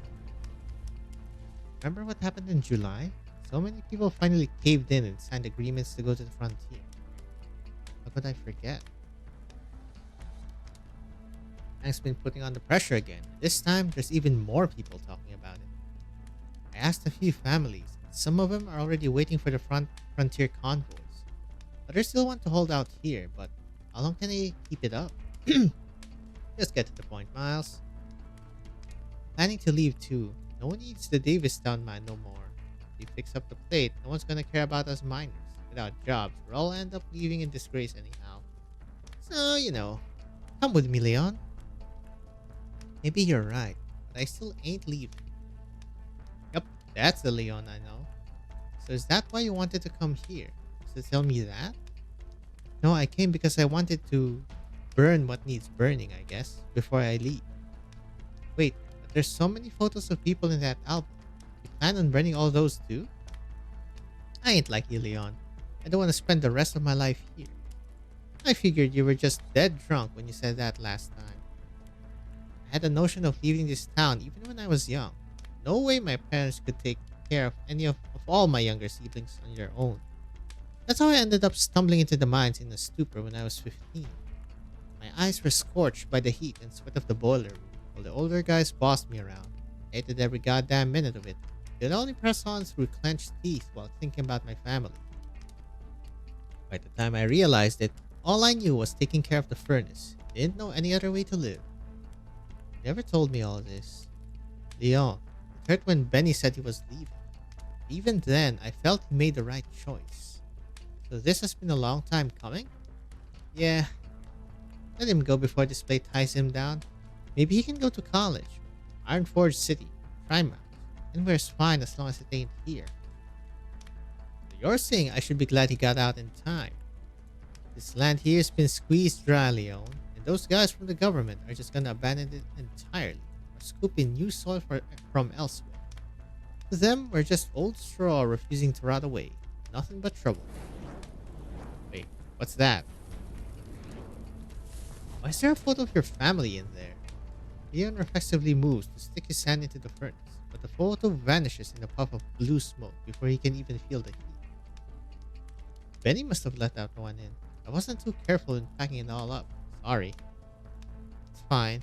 Not the way I wanted to grab it in the first place. Wonder how long it'll take these blisters to heal without treatment or medicine.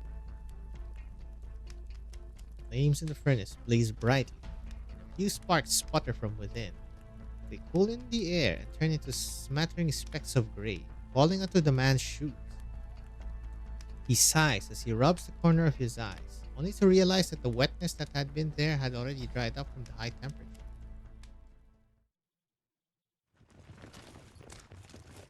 When he's coming back, ain't he? Sir, this must be a misunderstanding. I stayed home all night yesterday. Please cooperate with us, ma'am. Sir, please, can't you talk your superiors into being a little flexible? How can I leave for the frontier midwinter with a child in tow? Seems you do know where we're taking you, so please just cooperate. Don't want to have to resort to force. No. Hey, what are you doing? Which squad are you from? Jessica, Department of Equipment and Applied Technologies, temporarily transferred to BPRSS Liscarm Squad. Oh, so you're that little princess I've heard so much about. An honor to meet you. We're under orders to trace the source of last night's unrest. Locals with heavy debt are prime suspects. That's where we're starting our investigation. So you're listening to the single mom with a child too? Just following orders. Besides, even if she's innocent, we still have to repossess her mortgage property. Jesus. Here we go. Says mortgage property. This is why the boss has had that word with me? Listen, I don't see what the boss has to do with this. I do know you're hindering my work. Don't you realize that you're doing the exact same thing as those gangsters you arrested? Orders, princess. Just following orders. Don't make me repeat myself.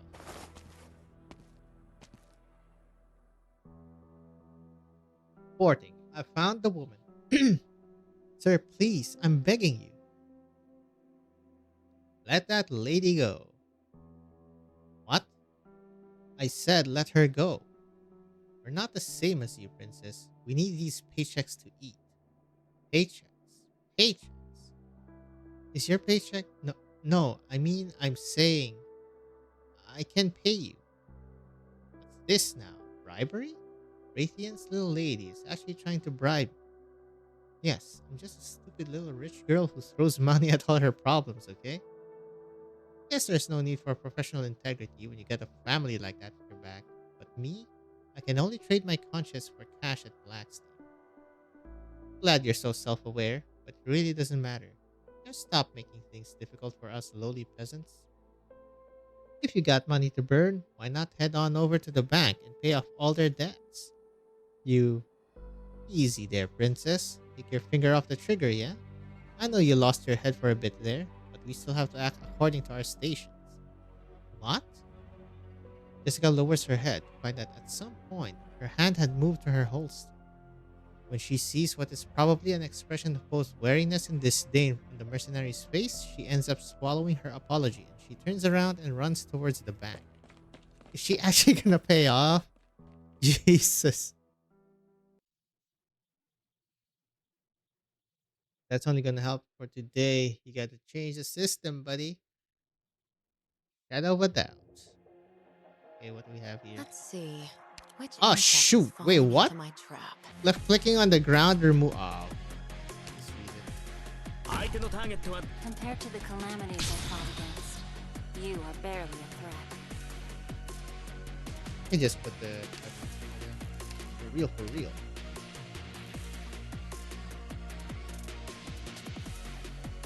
That's real.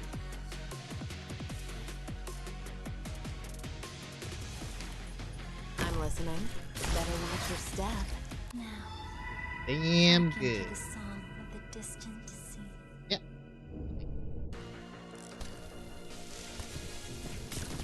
Well, get out of my home! Oh, I can put Lin now somewhere. いや悪いね僕は別に信徒じゃないよ Watch the shadow behind me. I know better watch your step.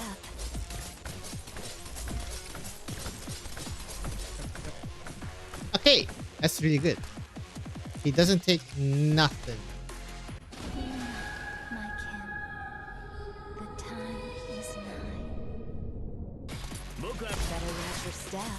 ごめんこの奇跡 You didn't think.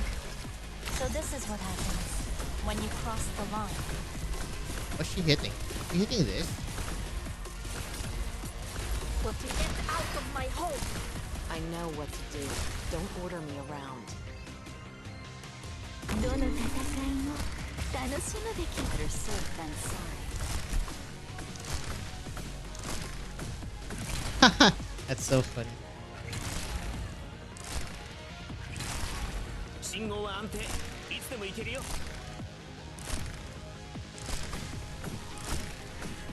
God. Got it. Give me a reason to let you go. Okay, Lynn is pretty good for that. Don't have one? Takes nothing. What a pity. Basically a charger. Got it. Please. I'm listening. Don't keep me waiting.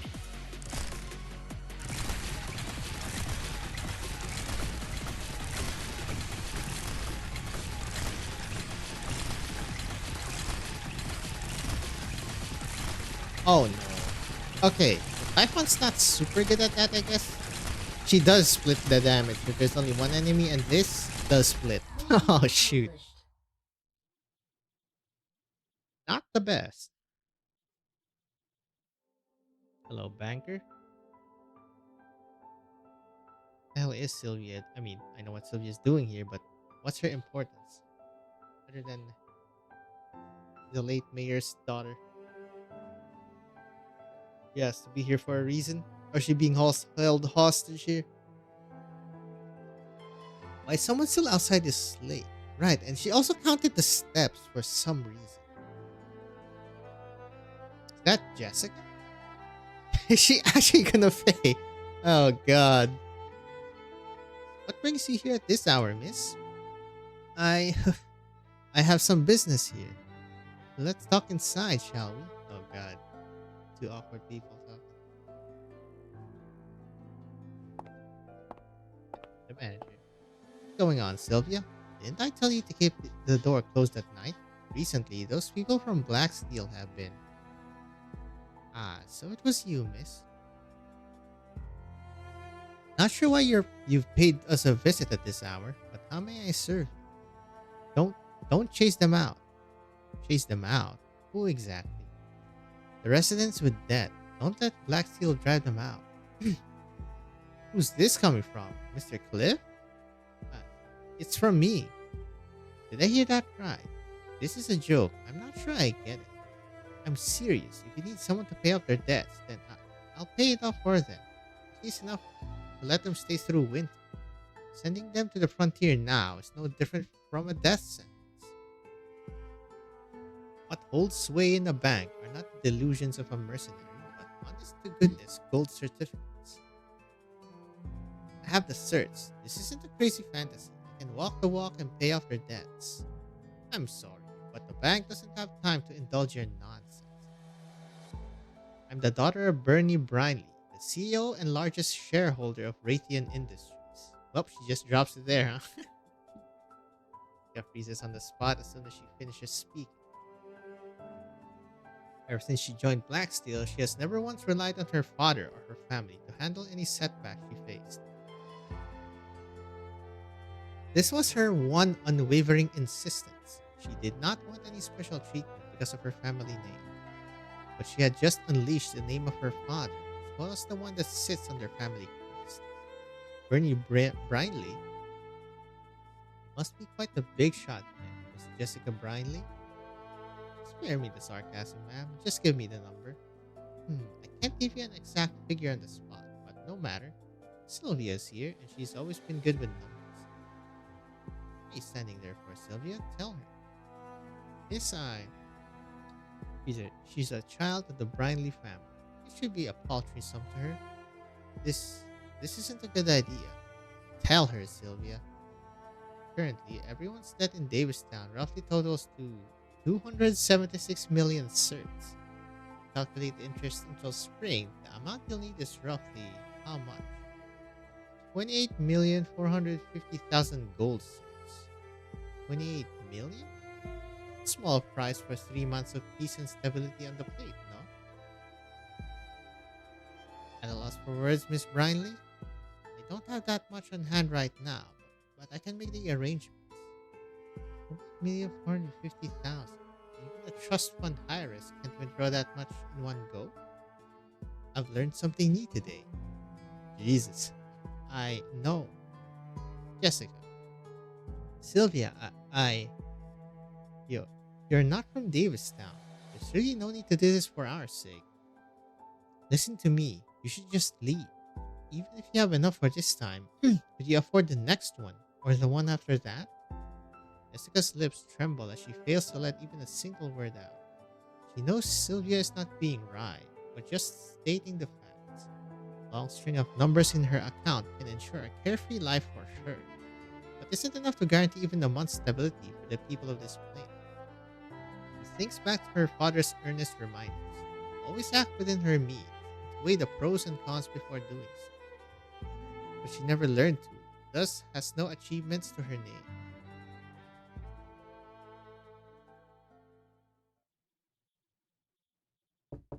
Sheesh. Sir, are you in there? Yes, what's the matter? He's here. Is it a good time for you to meet? Hello, Mr. Woodrow, sir. Sir? Yes, I heard you. Bring him in. Son.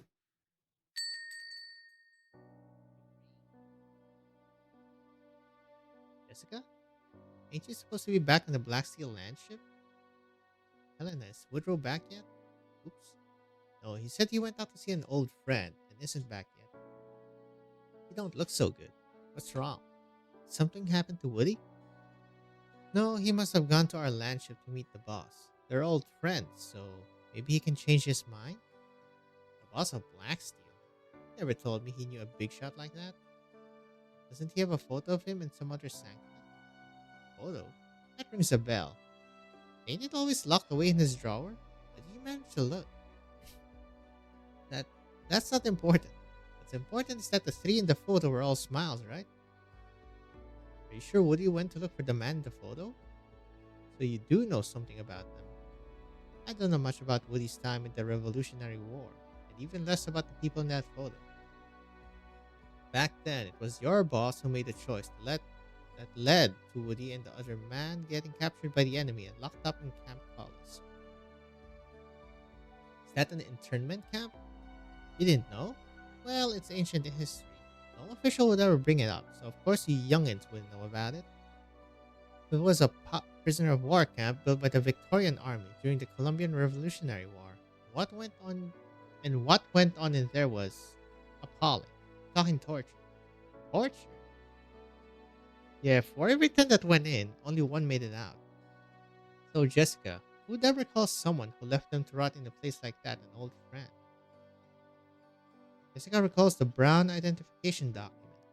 She suddenly realizes that the document's color was not just a random shade of brown, but the color of dried blood. Yep, I was about to say that.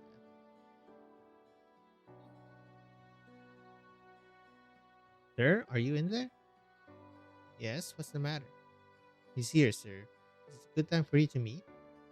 Yes, just bring him in. Sit. Of course. We have chairs, Woody. Sorry, got used to sitting on the ground these past 2 years. I forgot I can sit on chairs without getting beat up. Autumn 1019? Jesus. Wait, how old are these people? Columbia, Camp Collis.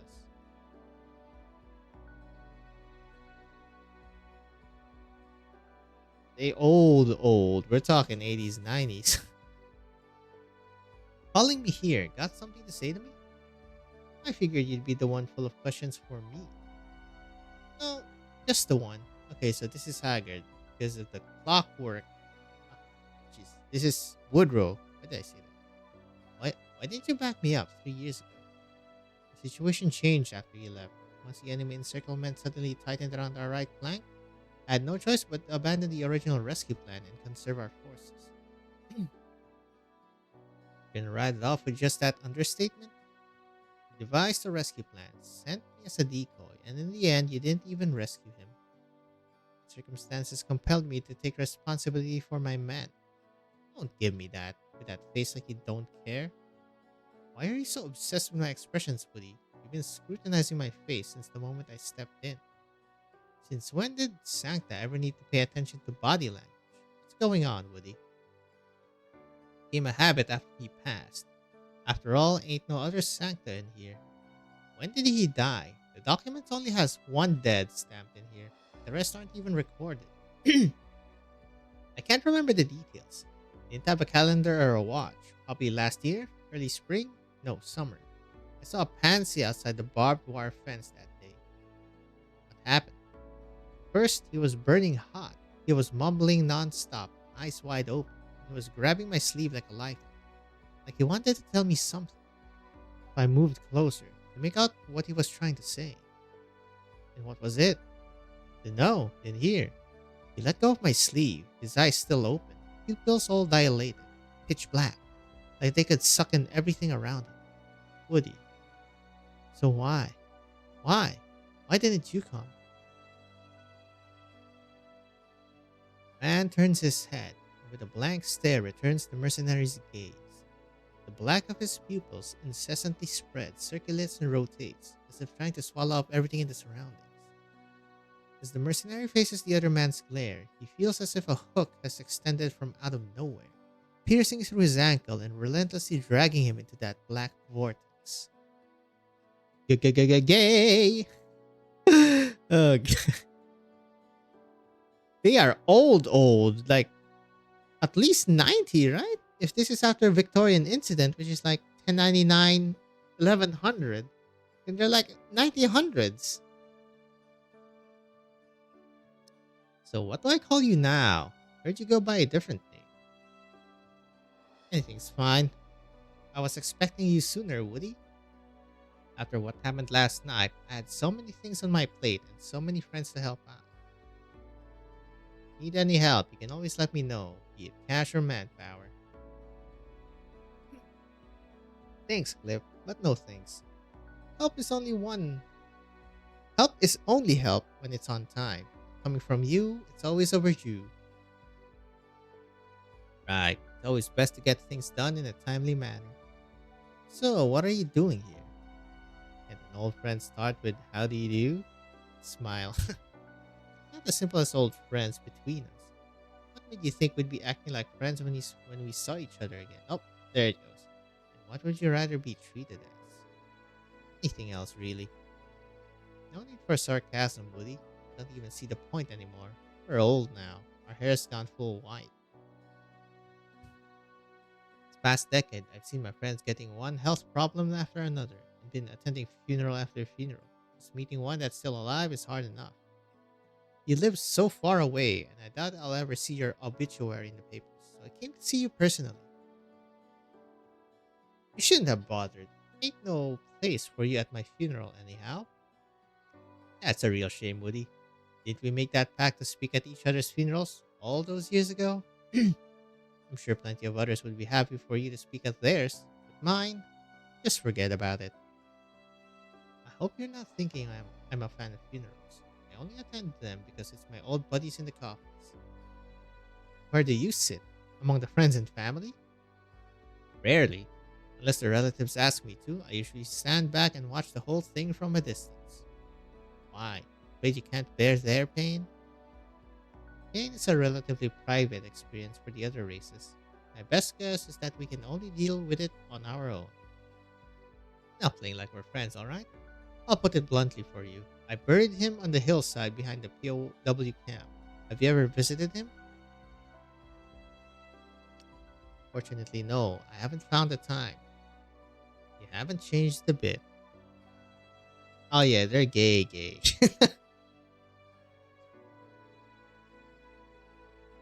So why would Woody go looking for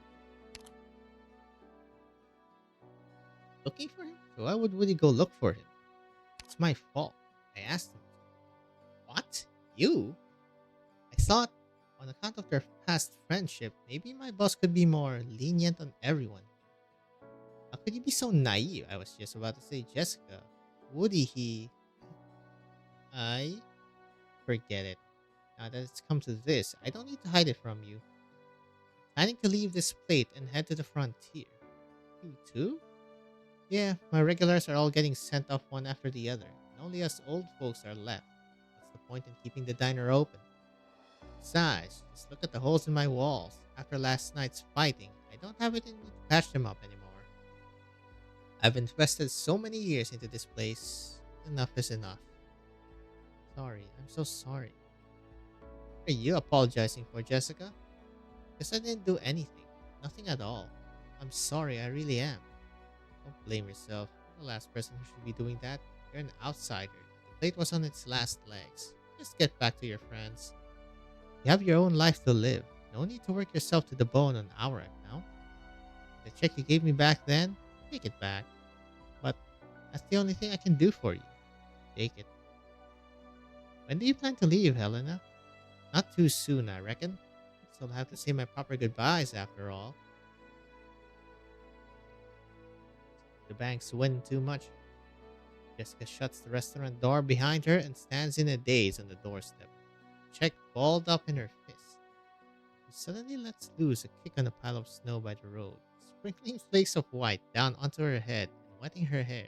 Some land on her forehead, cooling her burning heat. Oh, she's throwing a tantrum? She retrieves a tape recorder from her bag and begins rewinding it, playing back the recording she has heard so many times. What is this? You're just a naive little heiress. What can you even do? This thought fills her mind as she walks slowly back towards the giant black lampshade. Recording of who? Hey, it's the chapter 9 thing, right? Anyone hear that? Save us. Those Sarkas suddenly climbed out the plane. Many people are dead, and the rest of us are hiding in the basement of City Hall. Tried to contact Londinium's garrisons, but no one's replied. No one at all. I don't care who it is, but if you can hear this message, please help us.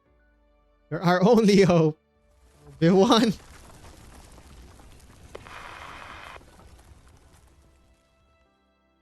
I didn't even want to be a mercenary.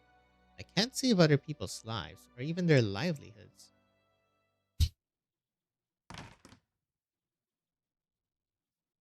Have you been all day, Jessica? We couldn't get in touch. I went. It's nothing. I just went for a walk. What happened? Captain, I really have no idea why we're doing this mission. Did you see something? I saw our colleagues evicting death settled residents from their homes and putting them on convoys bound for the frontier. Huh? Hey, teacher's pet, now's not the time to be staring at your communicator. Did you even hear what she said? I did. I have news even more absurd than that. Orders from above. We'll be in charge of security at the bank. We have to stand watch 24/7. It's up to us to figure out our shift rotation. What? Working security for the bank? Correct. I mean, they should know this. This is so goddamn ridiculous. Jessica, you.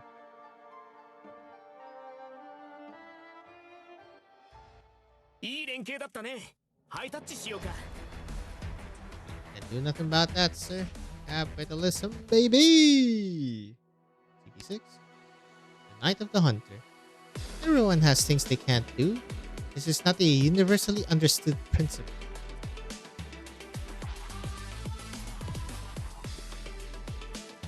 Come on, boys. Blake. Ba, ba, ba, ba.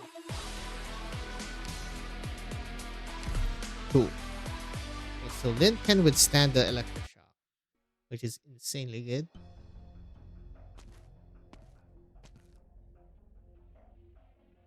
Did we really need to be here so early? There's nobody outside the bank right now. I have some mint candy. That'll perk you up. Appreciate it, but I don't think that's going to do the trick. Come here, teacher's pet. Give me a good pinch. Ow! Now, let's get to work. Rise and shine, my friends. Hey, I'm talking to you. Oh, sorry about that, Franca. Alright, listen up. The bank has a total of 4 exits. Beanie, take your 4 people with you and guard the rear door. Roger. Copperplate, you and Coins will head to the garage door. Coins. Everyone else, come with the 3 of us and stay at the front door. Excuse me, ma'am. I'd like to ask you something. Will you people be out here all day? Yes, we will.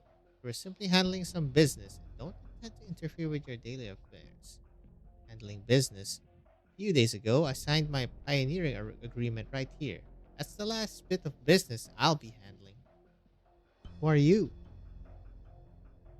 I should at least fill out their customer service review. Text the thumbs up.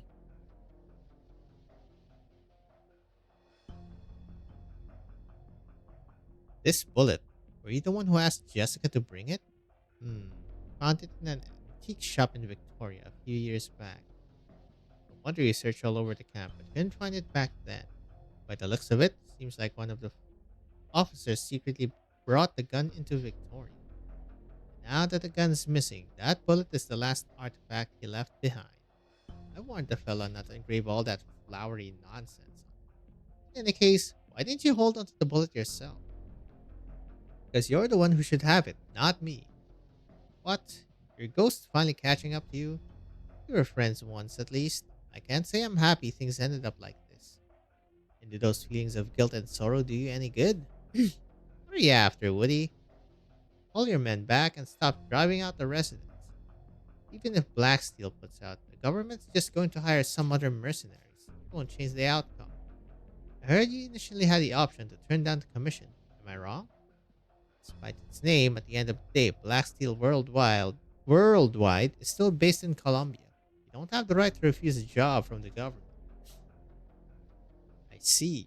So even you have to tuck your tail between your legs like a normal person from time to time. Times have changed. As far as the Colombian government is concerned, soldiers like us mean nothing compared to the geniuses in Trimax. Tell me, boss man, does Black Steel stand to gain in this contract between the bank and the government? This isn't a long-term arrangement, Woody. The government has a job for us, so we follow orders and get paid. Beyond that, I don't particularly care, nor am I allowed to care. I remember back in Laterana, you always told me about all sorts of things, from minor tensions between different groups to massive conflicts between countries. And you'd always put it in context of how much the people would suffer.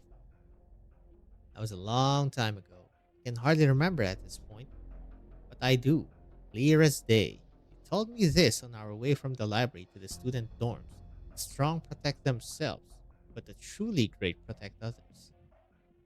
So why is it that now, after you've seen these people with your own eyes, you can say you don't care because you're not allowed to? We both gotten old, Woody. There's a limit to how many things you can care about. True enough, but even so, there ain't that many things worth caring about. Everything's everything that's left. That's what's important.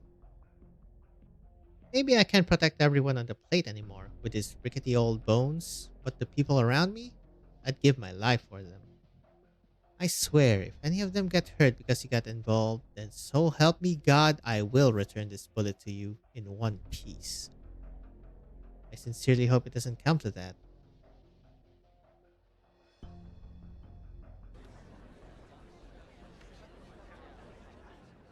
Captain, more and more people are showing up. Do we need to set up a blockade? Not at that point yet. We don't know what the crowd's intentions are, and acting rashly will only make it harder to keep things under control. If dialogue is an option, I'd like to negotiate with the organizer first. But from what I can tell, people have been trickling in since morning. I don't think they're organized. Nobody's armed, so I'm not too worried about it coming to violence. But, not worried. After all, the pressure isn't coming from the crowd in front of us, but rather from what's behind us. Three of them turn their heads and look back at the bank's bright and pristine glass doors and windows. The sturdiness of the windows block out the darkness from the outside, as well as the cold and melting snow. No matter how transparent the glass panels are, the warmth and brightness inside will never spill out past the door. Captain, take a look at her. Helena. Hello, what you doing here? Most of them already signed the pioneering agreement. So what are they all doing gathering out there? What are you worried about? Those aren't toys the Black Steel people are holding, you know? Good grief. Now they turned the TV on to watch the special New Year's interview. Can't imagine what the governor is going to talk about this year. Is it the same old song and dance no matter how they try to spin it? Damn, these employees are also callous as hell. Hello, everyone. First, I'd like to wish everyone a Happy New Year on behalf of everyone on the broadcasting team. During this program, we will be interviewing the governor and asking him a variety of questions on the issues our citizens are most concerned about. Glad you could join us today, Governor. Hello there. Just as a routine reminder for our viewers, this program was pre-filmed in September and the situation may have changed since the time of recording. Please keep this in mind. You only have the scientists perched up in Trimon's blame for that, because they still haven't worked out a way to get the messenger all around Columbia in a single day. Absolute freaks. Helena, it's so cold out here today. Why are you... I appreciate the thought, but I ain't budging an inch. I know that you have your issues with the bank. Issues. If you have any demands, I might be able to pass them along for you. No need to be so uptight, Captain Liscarm. Most of us here already signed a pioneering contract and will be leaving with the next convoy. As for what we want, there's nothing left. We're sick and tired of these stupid games, so we're not going to do it anymore.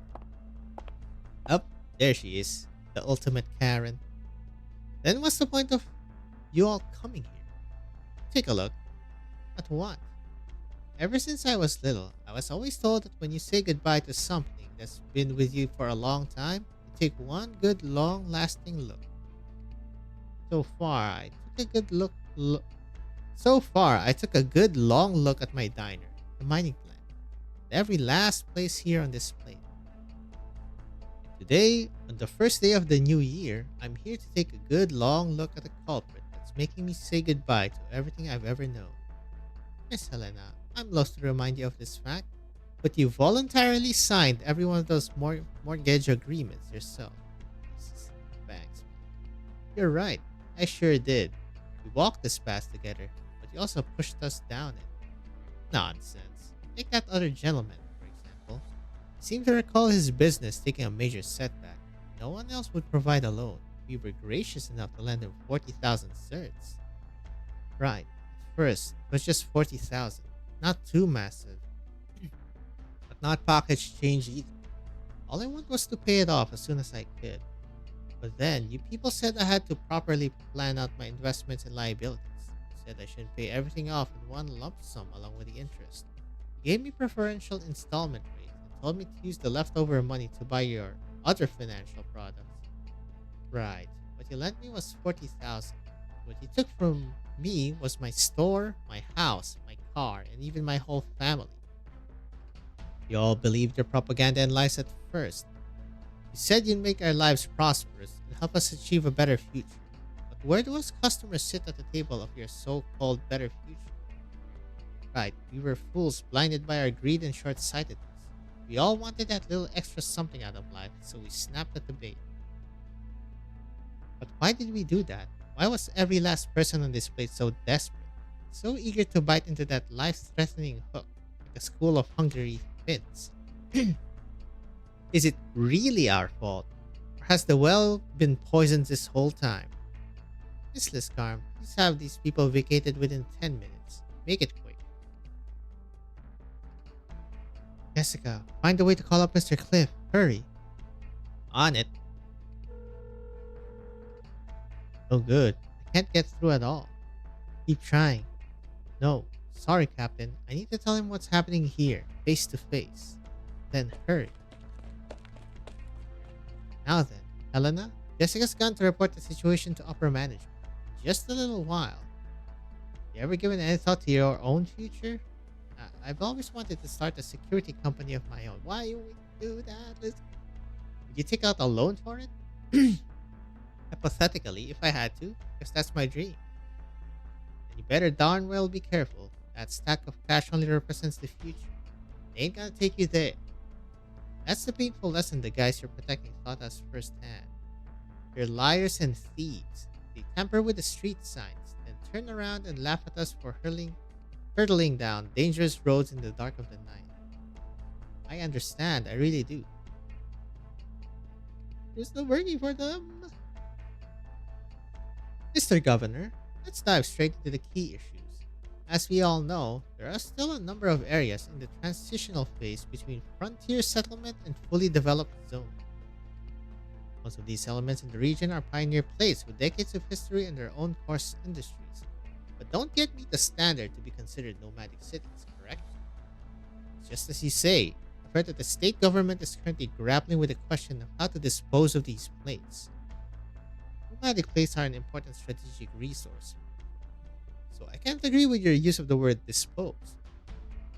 Providing assistance to these transitional areas and their residents has become one of the most important items on our desk.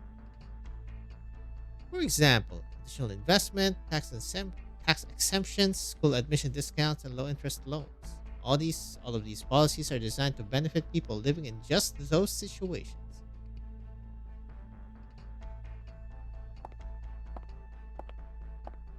Manager, fetch the authorization agreement, one sent by the state government that allowed us to mobilize private armed forces in case of emergency. But hurry it up. Don't just sit there gawking. A freaking permanent smile on the face. Decades ago, when our forefathers came here, the Colombian customs officials asked about their dreams. Later, when development on the plate was booming, you encouraged us to stride forward towards a brighter tomorrow, saying that all of Colombia wanted to hear our enthusiasm. Now that we're destitute, sickly, and worthless, you're slamming the door in our faces. That's not how this works. We'll holler, we'll shout, and we'll roar. So you'd best prick up your ears and listen. Cry out for a blizzard, and a mighty storm comes, pushed out in the wilds with hardly a crop, far, far away from the lands where we've grown, searching for a new lands, new soil to call home. About these low interest loans, did I catch you on the back foot? How unusual. Normally, you'll be bombarding me with questions. To be honest, I think this is a rather tough question and hope that you'll answer it truthfully. Some believe that providing a deferment on the interest is simply using tax money to subsidize the local economy, which is not only a waste of money, but also dampens the enthusiasm of the resident and promotes laziness over self reliance. Oh, jeez, I hate this fucking laziness shit, man. America, please! Speaking from the state's perspective, we have identified specific places where something similar can be observed, but we must also extend an appeal to our other citizens. Please show patience and wait for our projects in the transitional zones to fully come to fruition. I implore you to have faith that our local residents aren't lazy, but simply need time to rediscover how to use their legs to walk. The day they're strong enough to cast aside their crutches, they will repay our Colombian brothers and sisters back in full, with their hearts full of gratitude for your generosity. Well, you're about to get a handful of gratitude very soon. Found it. Go and close the windows. Draw the curtains tight. Stay away from doors and windows. What are they doing outside? Singing?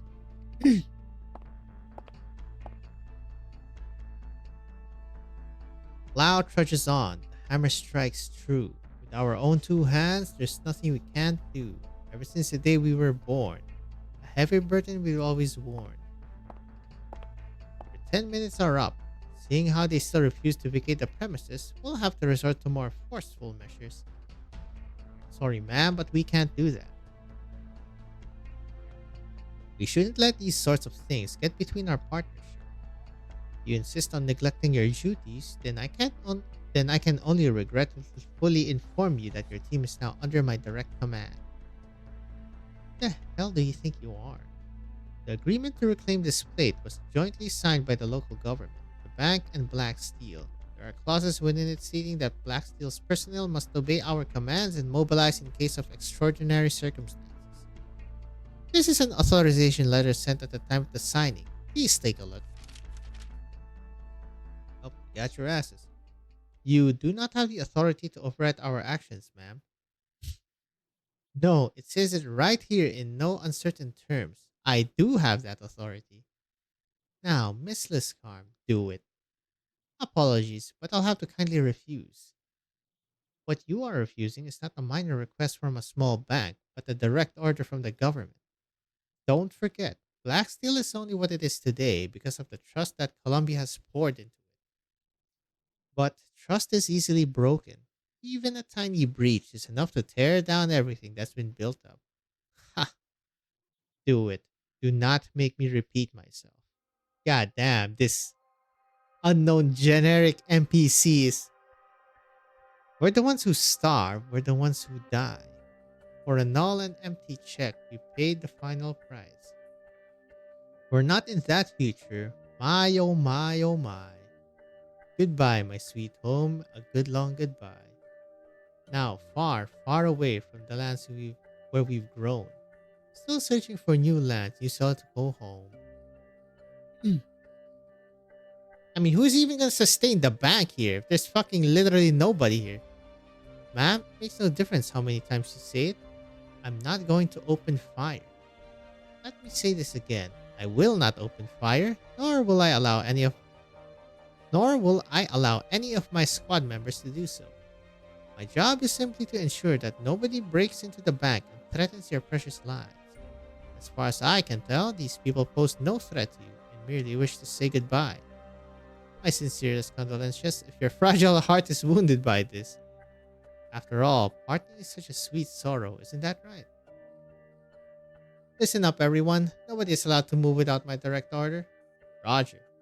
Roger. Roger. Roger. Now, turn around, ma'am. This is what it truly means to sing, so just sit back and enjoy the show. That is the Giga Karen, man. Still really doesn't like us showing the face. それじゃあ出発しようか。みんな、僕のルートに沿って行動してね。Oh, there's arrows. Look at 真の this. 誰が戦場で旗を武器にするんだよ。Kill this one. I'm listening. Don't nothing can mask the scent of Oh, despair. second sword. La fortuna ti ha abbandonato. Jesus. Ora te la vedrai con me. Watch the shadow behind me.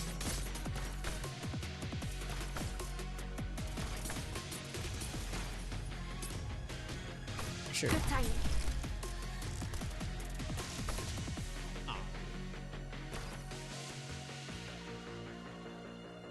Now, Up and hearken down. to the song of the distant sea.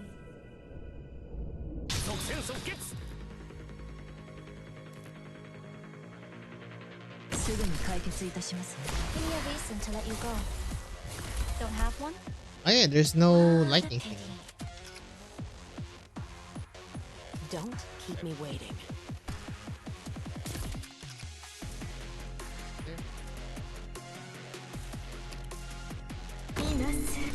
Better safe than Yep. sorry. なんで誰が戦場で旗を武器にするんだよ。 With me, to our eternal Yeah, home, damn. we will return. やん。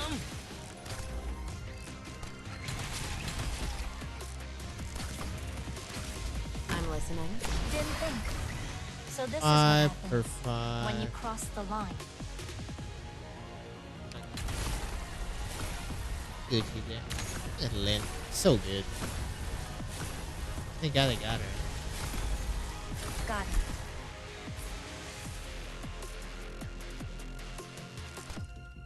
Well, get out of my home.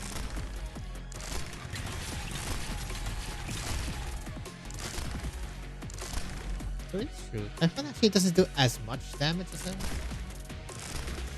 Still, against like these kind of mobs,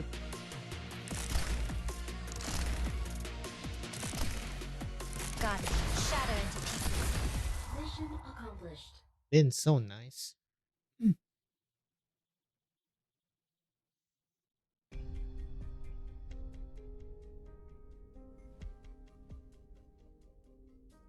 Vast lands of the frontier still have considerable potential for development. We earnestly invite everyone whose talents have not yet been put to their best use to join us out there. But for those who remain steadfastly committed to their hometowns, we've also been preparing a plate redevelopment plan. What is this plan exactly? Excuse me? For certain places that have not been meeting industrial benchmarks, we've thought up redevelopment plans to give them a brand new image. The high-tech industries attracted by the state government will make use of these valuable places to expand their cutting-edge businesses. Exciting news! I'm sure all the residents of those places can't wait to see the bright new future that awaits them. Kappa, we already have concrete plans for a number of them, including Bayswood, Dead Horse, and Davistown. Wonder if anyone in the audience is tuning in from any of those places. I'm sure it'll be the best news they've heard all year. Ha! Yeah. No. Oh god. Mr. Cliff, you wouldn't believe how excited I am to see the splendor of Fort Barron with my own eyes. You're too kind. It's our honor to work with a company like yours. Ha ha ha. If at all possible, I would like to continue our partnership across other business ventures. Out in the frontier.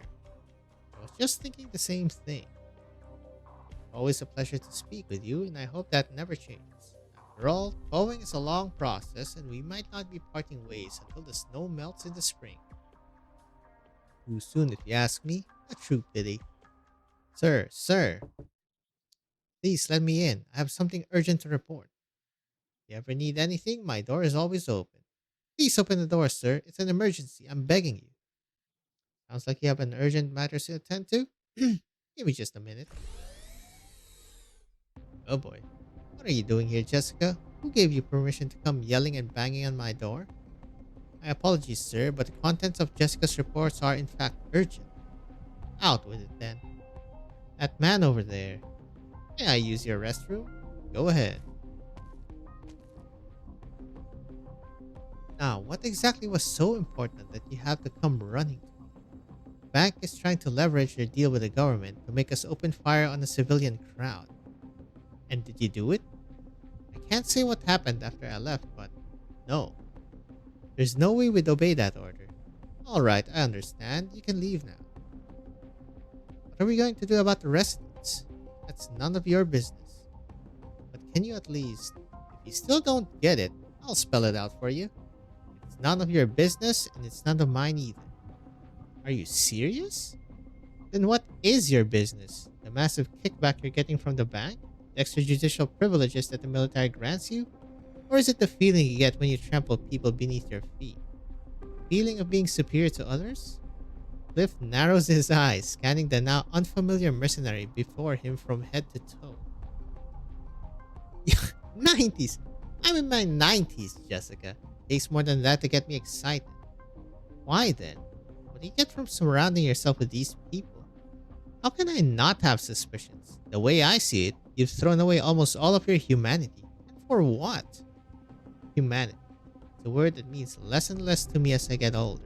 Black Steel is a PMC and I'm the boss. What do I need pretty words for? To put it another way, Jessica, if those are the things you value so much, what are you doing here? That is very true. I remember what your father once told me, that you wanted to resolve conflicts and protect others. That's right.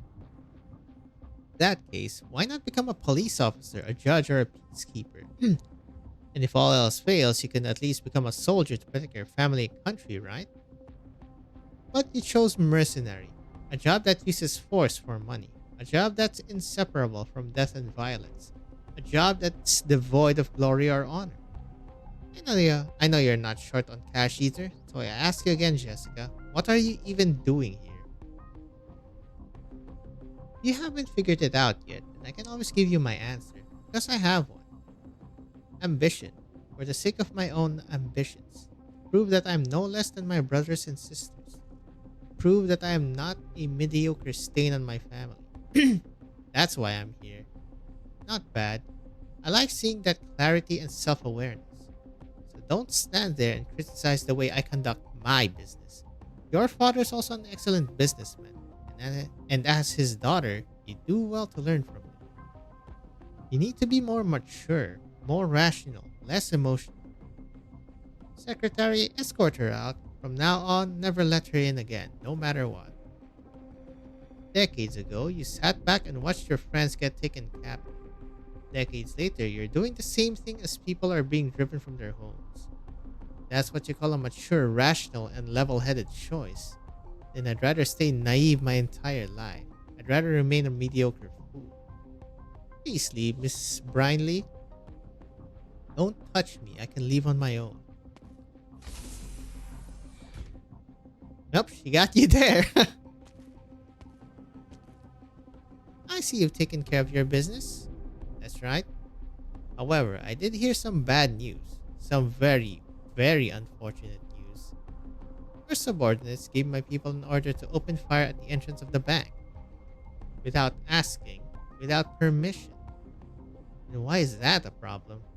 We have authorization from the government, and you provided us that deed. When an urgent situation rises that requires force, I don't see why it's necessary to report our every move to you, line by line. You can rest assured that our people will show restraint, but during emergencies, our own needs must come first. I don't think you understand what I'm saying. This is very bad news, but not for me, for you. Surely you jest. Well, nobody can go over my head and command my troops. If you really want us to coexist in harmony going forward, you'd best remember those words.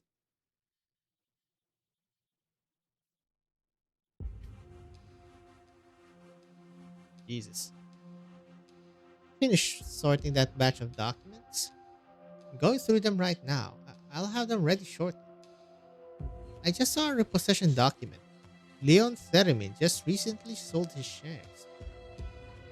But this blank contract prepared for him showed up in a pile of documents dating back more than a decade. It's not just this one document. Many of them have been misplaced and don't have any signatures.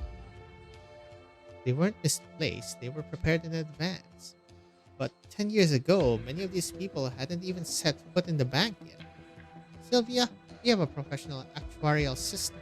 Our concern has never been collecting a bit of interest in the loans. We've always had our eyes on the prize. That's never changed. Everything here. That isn't what you told me before. True, you aren't part of the inner circle, so it's understandable that you'd be out of the loop. All the more reason to work harder and rise through the ranks. Sure, rise through the ranks. But given the current situation, I think you best make full use of the opportunity you have before you.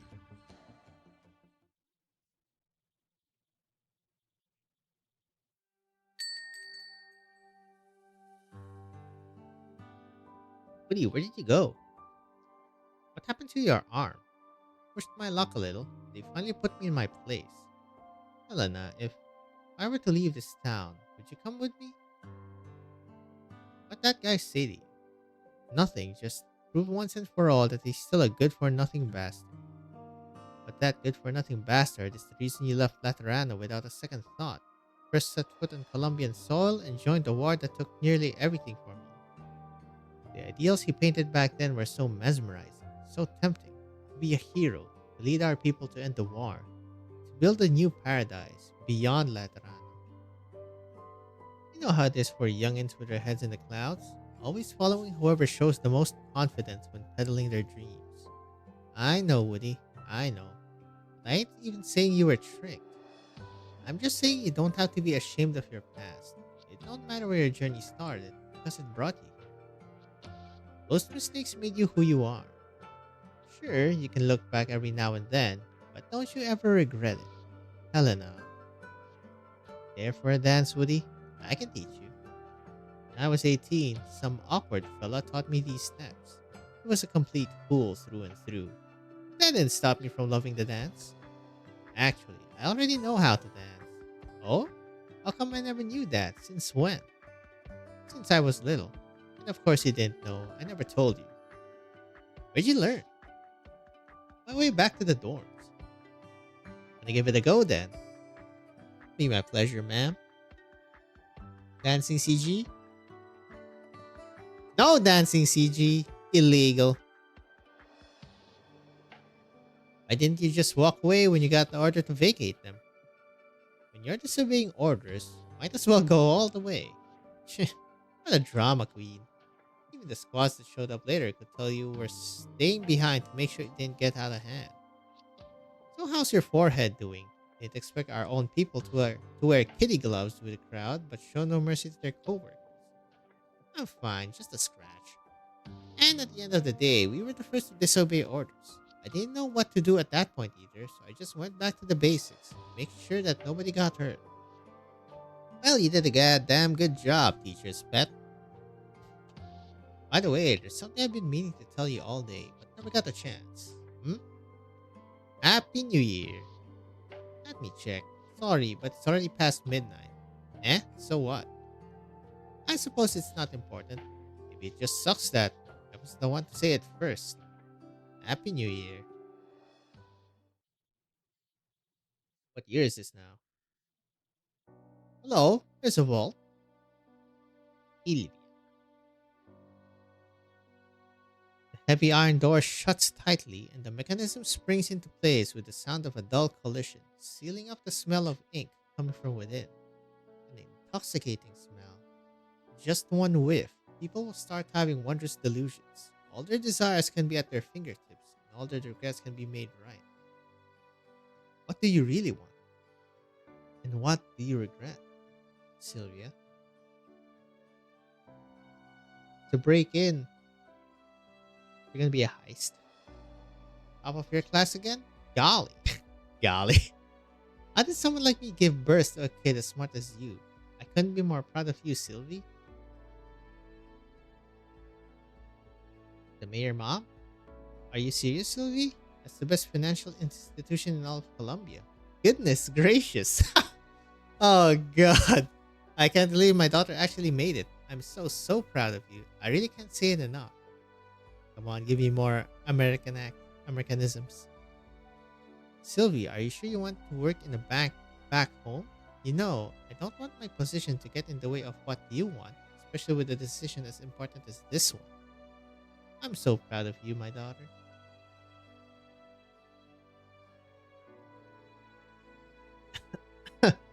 Go, Sylvie. You can always find another job. I'll be fine. No matter what you do, your mom will always be proud of you. Even when I'm no longer here.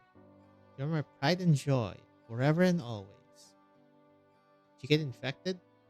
And she loaned it out of the bank and now she's trapped with the bank or something? I hope you'll always be proud of her. It is a magical smell that can even twist the threads of time. What is this smell? Within it, a tiny infant picks up a kite that will not take flight for decades. A sickly old man sees the honeyed candy he longed for when he was 3. Nobody can resist its temptation.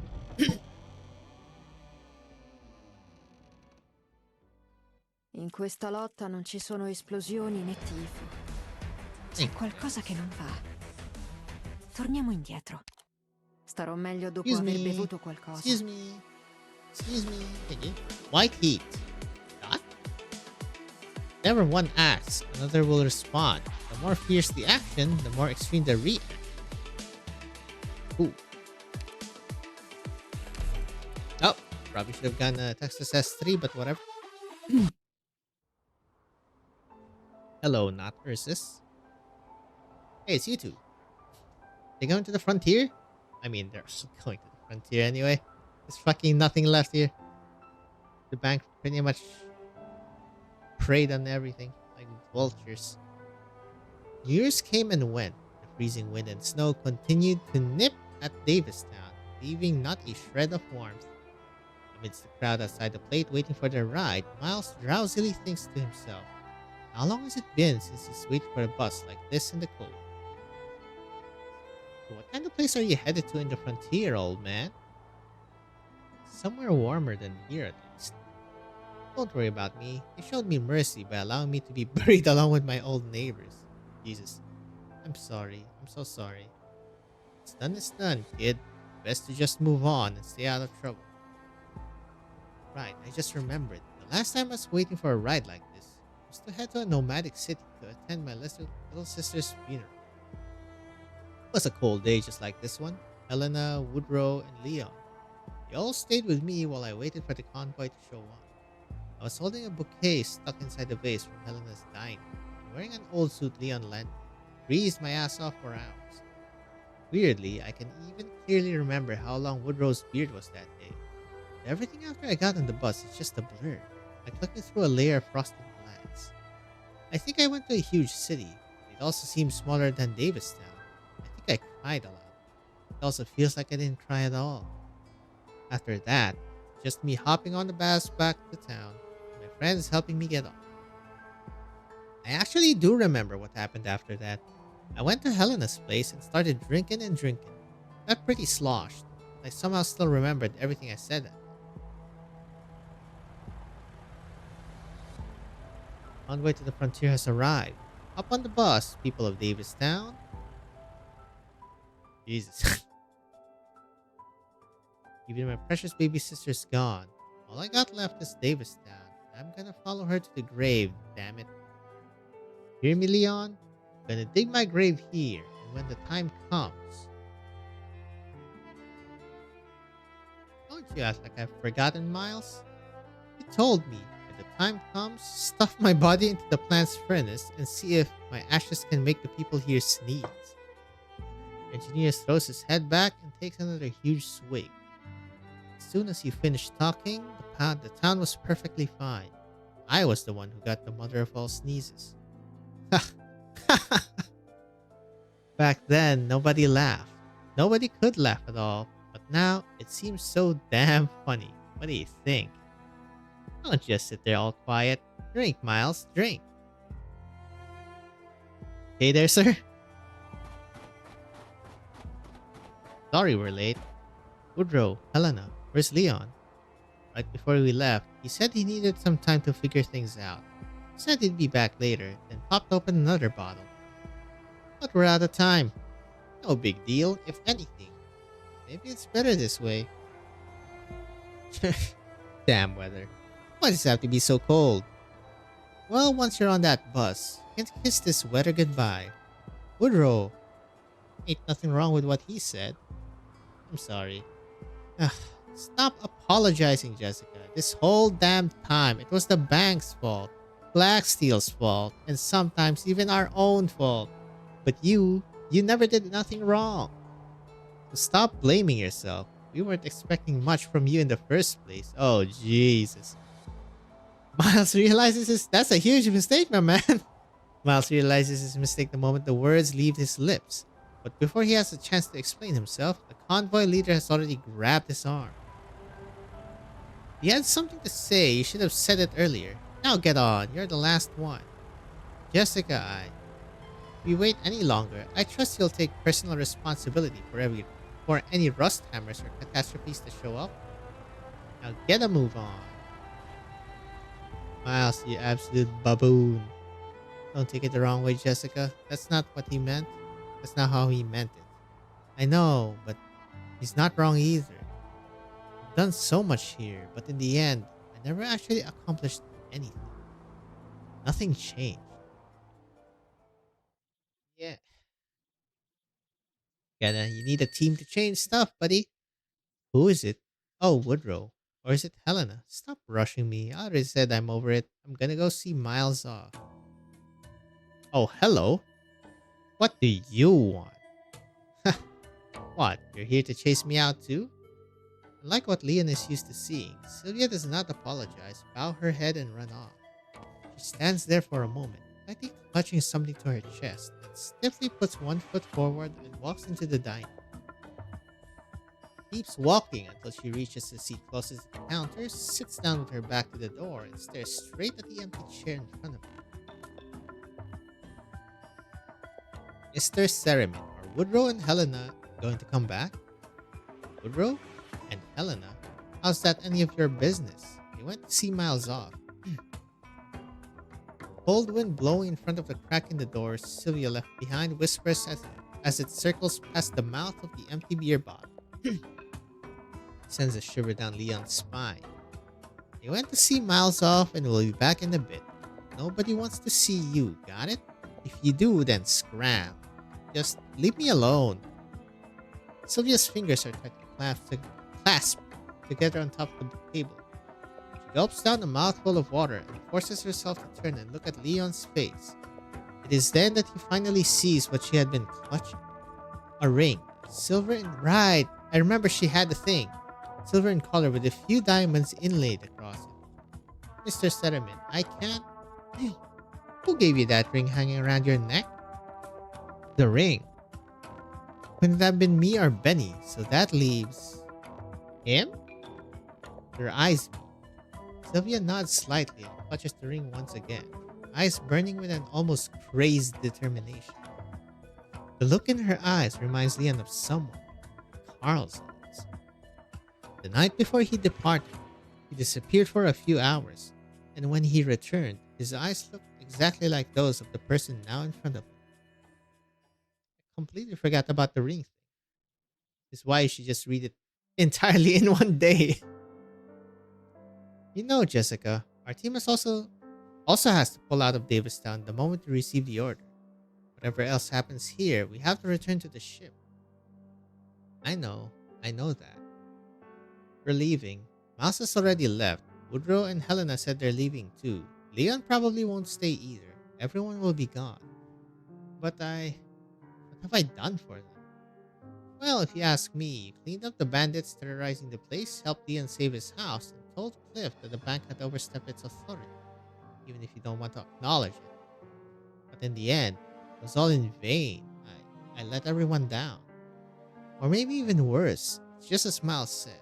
Nobody expected anything from me in the first place.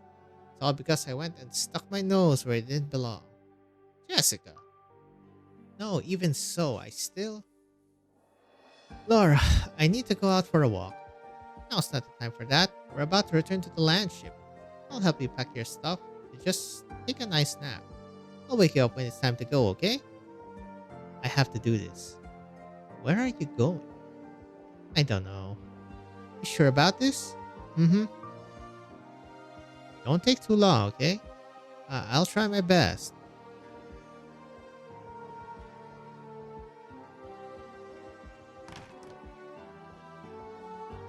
Stop drinking already, Leon. Wait, you're sober?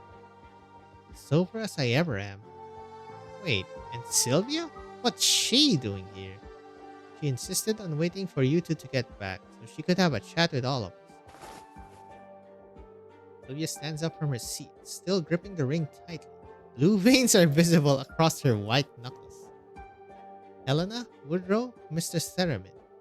I know of some money in the bank. Of course there's money in the bank. What's the point of telling us that? I mean, Blacksteel delivered a large sum of cash to serve as reserve funds, and it's all sitting in the vault right now. Why? Bank wants to prepare for Davistown's new residents. Going to clear out the entire plate to welcome the precision technicians, R&D personnel, and managers that form the cornerstones of the new industries.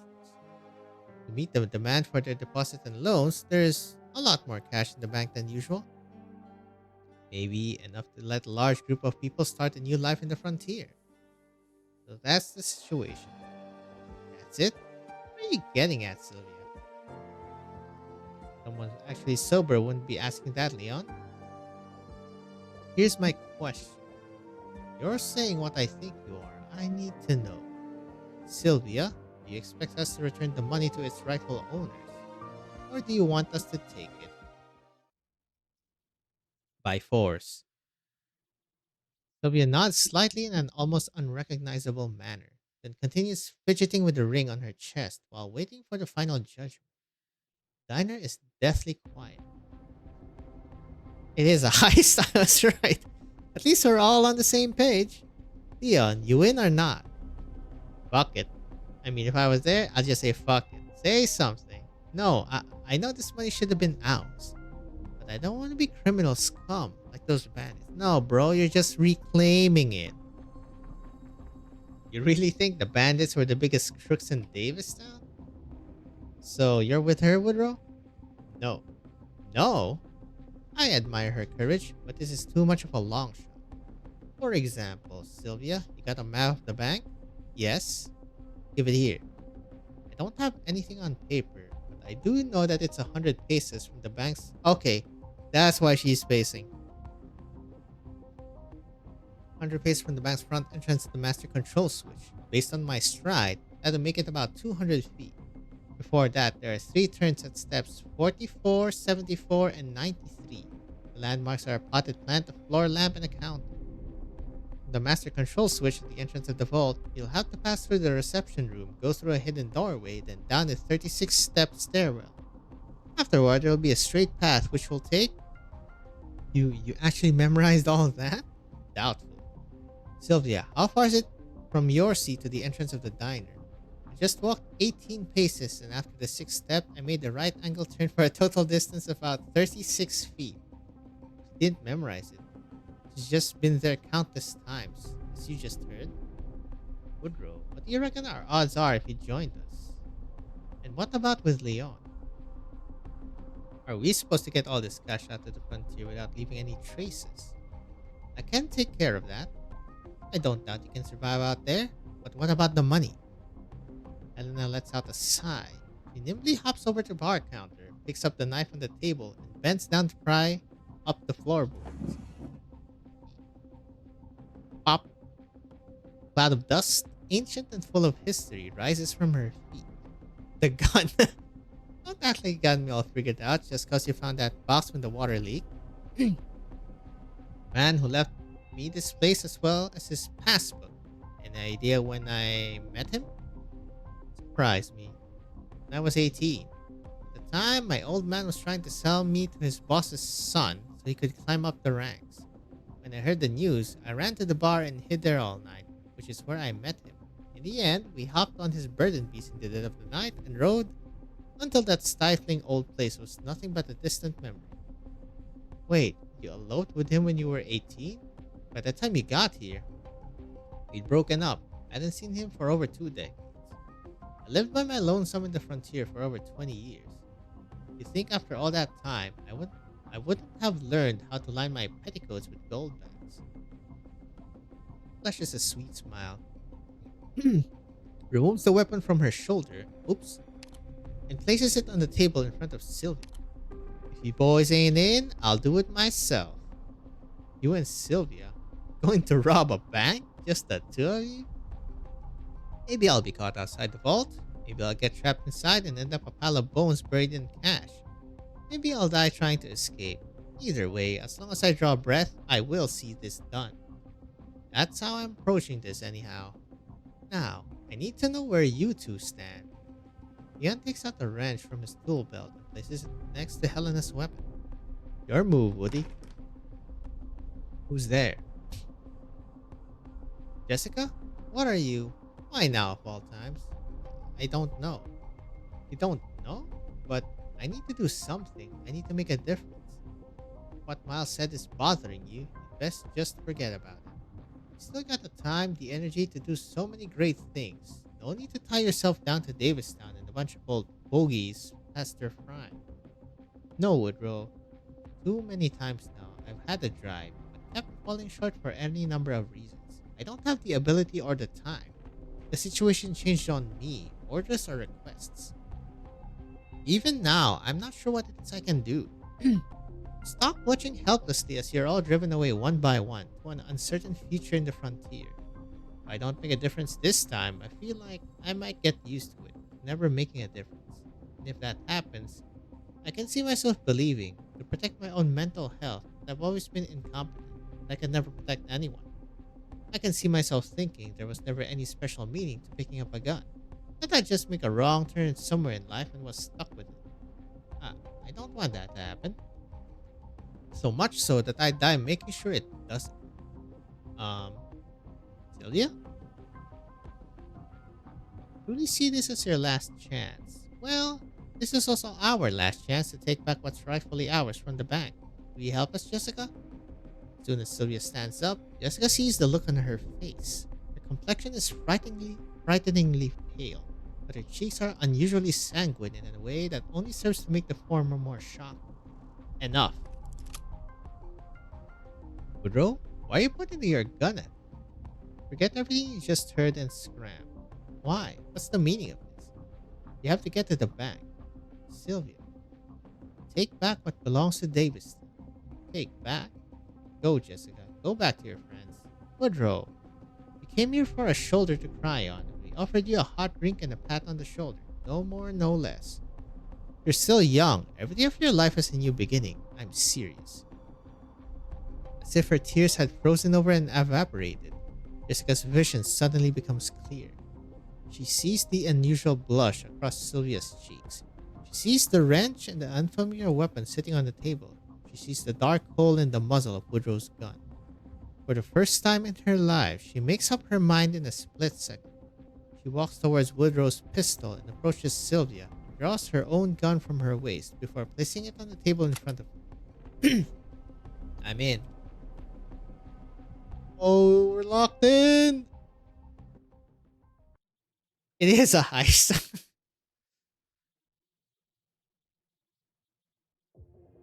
What residents are even left in Davis? What will it feel like Oh god. when their arms penetrate his body? Can you reach it? Yes, you can. Not Skull Shatter. God dang it. Qui non è successo niente. Oh, you tanky. Oh my goodness. Okay, so you're in Più fai super veloce, power state. meno farà male. Sheesh. I'm listening. I know you can't hide your fear. Ah, you. I want to deal with you. So. Oh, there's also this one. Let's see. You can just do this. 今すっごく気分がいいの。 Uh-huh. すぐに解決いたしますね。おはよ Oh, I had the third skill. Never mind. I had something else. You should be able to deal damage. And oh, whoops. Okay, my bad. う。Good time. Now, hearken to the song of the distant sea. That's what lurks within the Kelly chorus. Putin, get out of my home. Yeah, I need more damage. Unfortunately. Picked out your bait yet? Don't nothing can mask the scent of despair. Thank you. Especially there. I can. The time is nigh. Oh, time I gets know hit. what to do. Don't order me around. It's not it.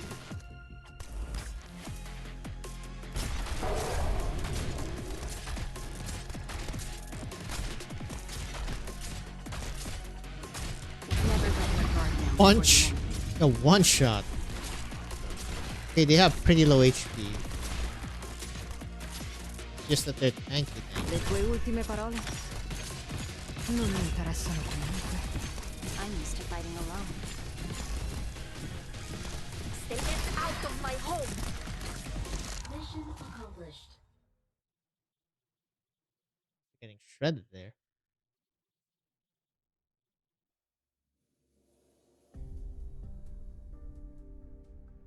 All squads are fully prepared and ready to return to the landship at a moment's notice.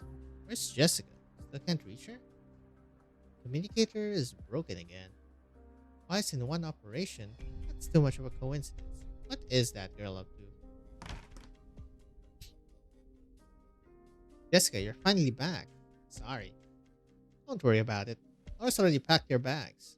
It's not that. I'm here to say goodbye. Bye. Are you applying for temporary leave? Temporary leave, I guess? Your reason for doing so? Personal reasons. There's some personal stuff I have to do no matter what. How long will you be gone? I don't know. Maybe a week? Maybe a year. Did you hit your head? Did you really expect us to grant temporary leave for up to a year? If that isn't an option, then can I hand in my resignation? You're quitting? Alright, you said from the start that you're here to say goodbye. Goodbyes don't need an application. I don't know what brought this on all of a sudden, but I need to remind you. If you leave the team, everything you've worked so hard for in Blacksteel would likely go up in smoke. Whatever it is you need to do, are you willing to trade all of your efforts until now for it?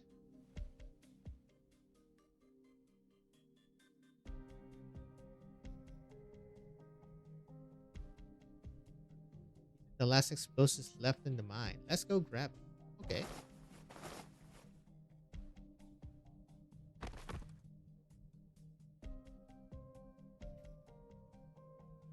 We'll do the inspection. You go ahead and rest for now. Leon? What is it? Are you sure about this? About blowing up the furnace? I know I shouldn't be saying this, but you were so reluctant when we talked about blowing up the energy tower. If we don't blow it up, how else are we gonna seal the secret passage and hide Helena's whereabouts? As for what I personally think, it ain't important. No matter no more. Ain't a single thing left in Davistown that can be fixed up. But if we get that money, there's still hope for us someday down the road. Out on the frontier, right? There will be for sure. Hope. Hope. Who knew one last glimmer of hope would be so damn expensive? But for this last bit of hope, for this ticket not to reach the end of the line today, I have to accept that even if it costs me my life. Don't say things like that. That's a red flag, sir. I have no idea what you're trying to accomplish, Jessica, but can you guarantee you won't regret it? Never guarantee of anything. Ever. When using the welding gun, pay attention to the angle between it and the weld. Holding it too high causes spattering and makes it easy to get hurt. When you run a diner, you sure know way too many things. Spent more than 2 decades traveling across grand old Columbia. I had a lot of choices. You get dumped? Did you ever think about going home? Dumped? Oh, I get it. Ian must have gotten the wrong idea. Nah, I'm the one who dumped him. He ended up being a real by-the-book sort of fella. Didn't suit that gruff face of his one bit.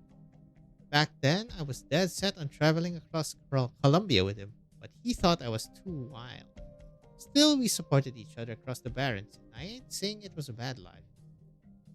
One night, he suddenly proposed to me. Said he couldn't stand all that wandering no more. He wanted to settle down on some plate. Going through the same motions in the same place over and over again? I couldn't imagine a worse punishment. So I turned him down and left him all my money and possessions. Told him I'd make a terrible wife. Then I mounted my burning beast and rode off into the sunset. What am I looking at? But he still ended up in Davistown. In his letter, he said he'd finally fulfilled his old dream and wanted me to drop by to visit. So I came here thinking the whole trip about how to turn him down in a way that let him keep his middle-aged dignity. But you know the rest. I was too late, he'd already passed away. And then you inherited his diner and stayed. I didn't inherit it, I recaptured it. It'd been ransacked by a gang of thugs. Was the fault of at least 15 of them. Huh? That's how life is. Romantic stories ain't always have romantic reasons. More often than not, the journey is just the punchline. All these years, have you ever had any regrets? Regrets? Like for eloping, for breaking up, for not being able to see him one last time, or for staying behind in Davistown, stuff like that. Nope. I feel bad about a lot of things. I wouldn't say I regret them. I enjoyed the results of my choices and accepted the costs, all with complete peace of mind.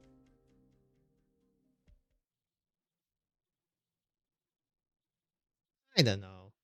You made such a huge decision without even thinking it through? That's not what I meant. I've given a lot of thought to your questions, and I've heard other people's answers too. In a sense, I even agree with them.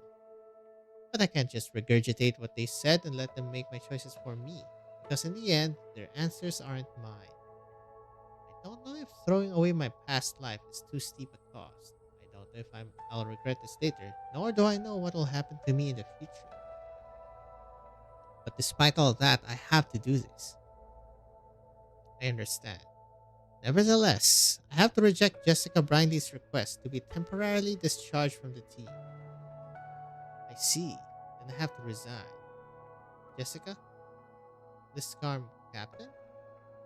even the slickest, most experienced veterans who don't give two shits about their job wouldn't throw around the word resign as casually as you do. But I also have to imagine that maybe what I'm seeing here is a Jessica who's finally cast aside her fears and self doubt, a Jessica who's truly found herself. I still object to your decision vehemently, but if you've made up your mind, I'm sorry, I really am. With a break already, and stay safe out there, Jessica. Sorry, Laura. To tell you the truth, I had an inkling this would happen when I couldn't contact you. But if you already made up your mind, can I get one last hug? Think of it as a party. Before Jessica can answer, Laura has already taken a few steps forward and wrapped her arms tightly around her. With her back to Liscom and Franca, she also stuffs a tiny slip of paper into Jessica's pocket. Wait until we're gone to read it. Take care, stay safe. Anything else we need to do, Captain? No. Then let's get going.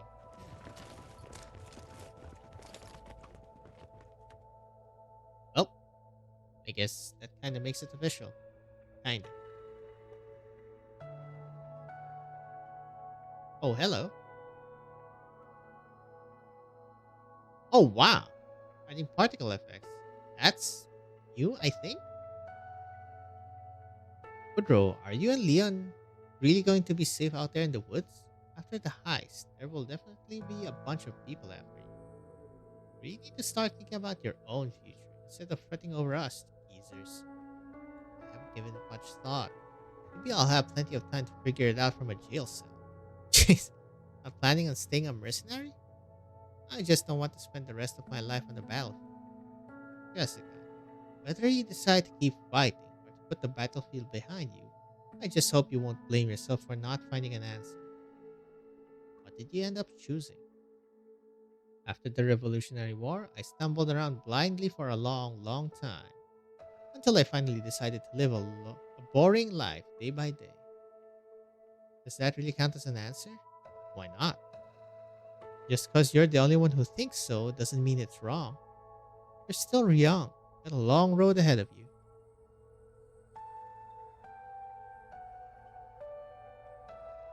Will I find my answer? She looks at the now abandoned safe house. Jessica feels a soreness coming from her nose. She sniffles and gives it a rub, then opens up the slip of paper from before. Following the instructions of a few numbers scribbled on the note, Jessica turns to an inconspicuous corner of the safe house where she finds a partition made from wooden boards. 5, 6, 7. Back of the 8th board is hollow. Cavity behind the board is filled to the brim with equipment, all brought here by Jessica herself when she set out from Black Steel's landship. Sitting on top is another note in the same style of scribbles. I take it you have unfinished business in Davistown. This gear should come in handy. Just forget about everything else and do it. I believe in the choice you made, so you believe in yourself too. At the bottom of the note is one last line. Goodbye, Jessica. Hopefully we already parted ways on a high note.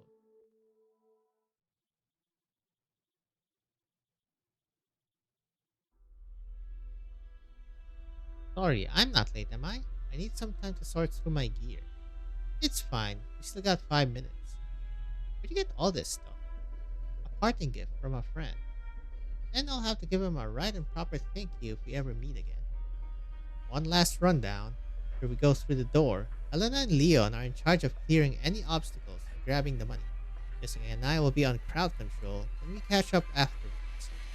Once the deed is done, and Helena takes the money with her through the secret passage, while the rest of us draw attention away from her. Any questions? If only there were more explosives. We ought to give the bank a little surprise. Hell yeah, brother. Settle down. The info we got from Sylvia is correct. We don't need to save most of them to breach the last door.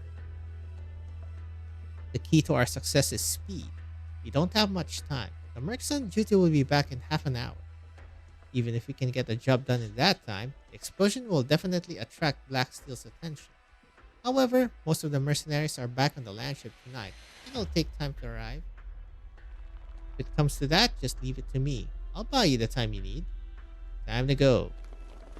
I mean, I'm pretty sure it's gonna end in like a 1v1 with the Woodrow and Clip or something like that. Who the hell are you? Hands up the alarm. Ah! This is a robbery. As long as y'all cooperate, no one's getting hurt or dying tonight. No way. How is this happening? Shh. See, you're in the same boat as the other young lady over there. This is your one warning. We won't be so kind next time. Now then, folks, just don't panic and follow our instructions. Those are the conditions for your survival. Seeing how there are no objections, why don't y'all mosey on over to the main lobby and squat down with your hands on your heads? We all know each other here, no funny business. Now move it.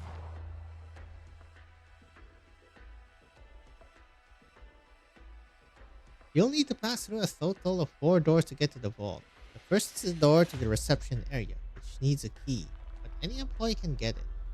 The second is a passcode lock in the reception room. The code changes every day, but there are certain rules. From what I've gathered, today's code should be...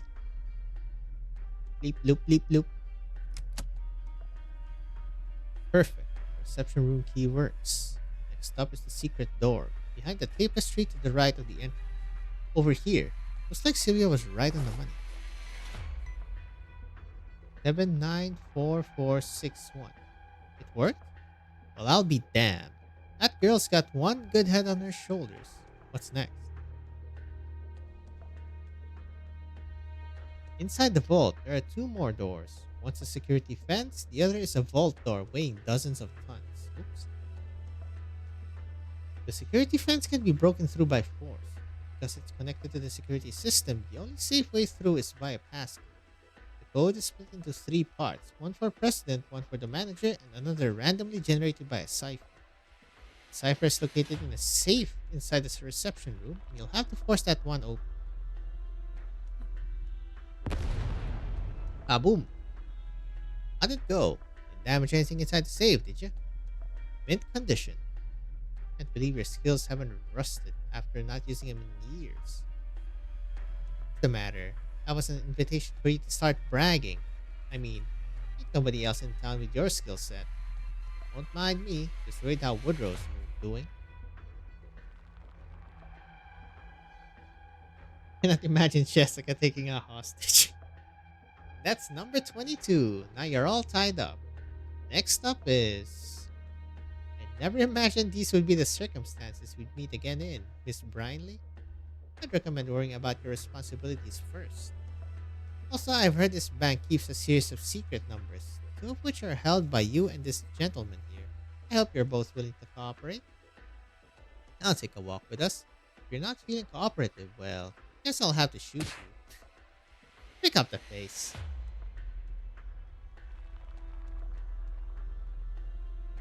Good evening, you two.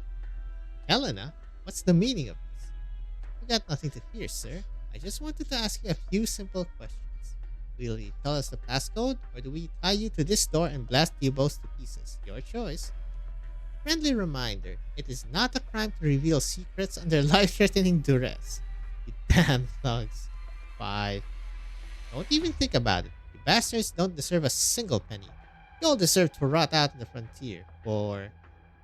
You complacent idiots put all your eggs into the mine, yet still have the gall to whine to the bank after getting wiped out. 3. Nobody gives a damn about your rotten minerals. It's the era of high-tech and automation now. Your only value to Colombia is to be thrown out to the frontier. The sooner the better. 2. You filthy, uneducated hicks. You idiots don't even have a damn clue about what numbers mean. Serves you right for getting tricked. 1. 654784. Ha! Never seen anyone spit out a string of numbers that fast. Okay, now that your boss has squealed, it's your turn, ma'am. Give me the passcode or die. Hurry up and tell them already. Do you really want to die here? Mr. Theremin, what would you even do with the money? Do you seriously think you can get rid of us and start over out on the frontier? Of course you can. We're everywhere. We will follow your footsteps and find you no matter where you go. The money you steal will smell as sweet as honey. Soon enough, our local associates will swarm all over you to eat it up. And with the promise of a few extra benefits, they'll even personally deliver your heads to us on a silver platter. What's the goddamn passcode? 368654. Go on, take it. You won't accomplish a thing, my friends. Nothing will change. This tragedy is doomed to happen again and again. Shut up. Shut up. It is human nature to be greedy, and Mr. Seramin here is a prime example. Had he not been so eager to cling onto things that never belonged to him, shut your mouth. How far you've fallen to mingle with this sorry lot, Miss Jessica Brinley. Young Theremin here could have left this place ages ago, taken his children with him to Ironforge City, New Lighterberg, or Bunker Hill. What kind of blasting engineer would be able to earn enough to put food on the table? How else would he have ended up like? How else would he have ended up like this if not for his greed? You. Leon, she's right. The door's open. Leon suddenly turns to look at Helena without saying a word. She is shocked to see the panic in his eyes. It takes her a few moments to understand why. Sorry, I meant she gave us the right passcode. I know, it's fine, I know. You managed to open the first 3 doors. Congratulations. The last is merely an extra credit question. Here's the most complicated, but the solution is the simplest. Blasted open. A classic. Leon, how are the explosives? Primed and ready. Do it. Bada boom!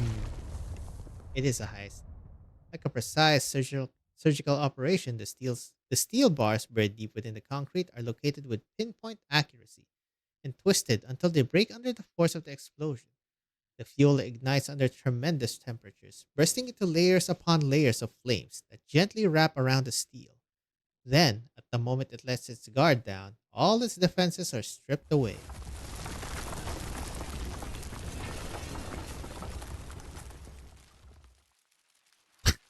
Because the goddamn wad of money. And gold bars, of course. Wait. Those are certificates, right? Because this is Columbia and not LMD. The powerful backdraft caused by the explosion tears apart the stack of banknotes floating on the upper level, and the shredded paper is sent spiraling down the underground cavity. For a few moments, the snowfall here is heavier than it is outside. 4 people present are rendered speechless by this snow that so many people could only dream of seeing. Resting.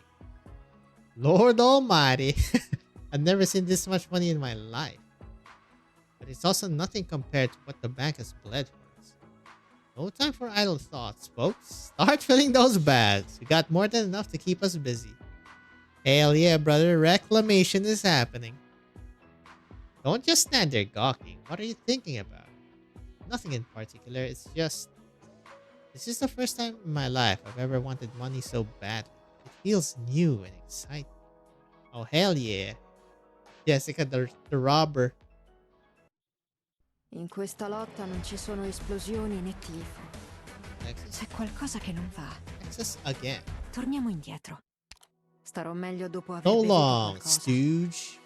Everyone will eventually figure out what they're capable of. You just need a little time. Huh. It's just like a boss stage. That should be it, folks. I think.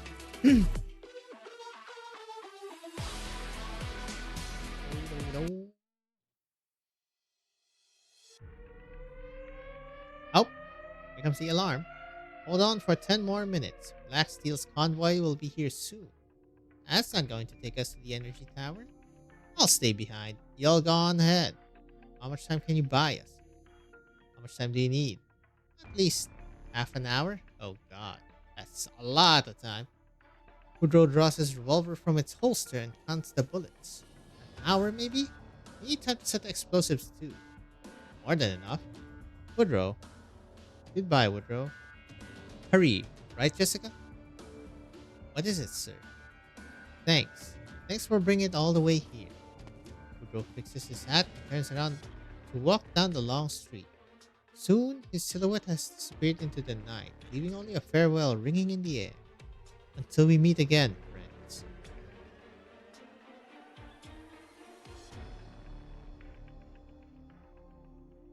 Sir, We've finished testing the propulsion equipment. The engineering team is double checking the connection's structural integrity now. Sir? What's the ETA for our departure? Everything should be ready by Wednesday. Good. Very good. Pardon me, but I have something to report. I'll take my leave then. Alright? What is it? The team stationed on the plate has requested backup. They say a gang of robbers have blown up the bank's vault door and stolen all the reserve funds inside. There are 4 of them, and they've all been identified. It's Mr. Bianchi and his friends, as well as who?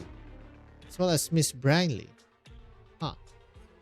Should we send anyone, considering that you just sent away all the security personnel stationed at the bank the other day? Let's prioritize preparing to tow the plate. No need to stop the work we have on hand, but send out anyone we have to spare. One more thing. Considering Miss Brinley's unique status, should we... Don't hurt her. We have to save face for the Brinleys, after all.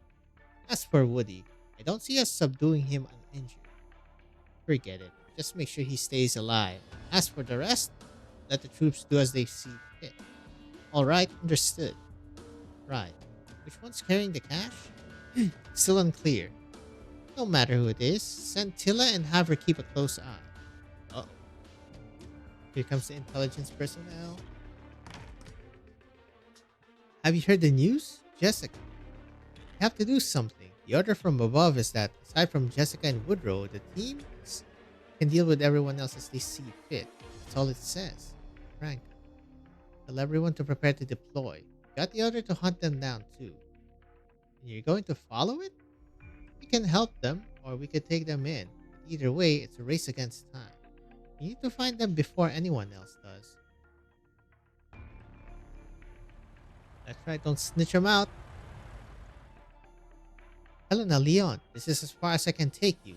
I'm hearing sounds of transports that aren't from Main Street. Blacksteel probably sent additional men after us, just as we anticipated.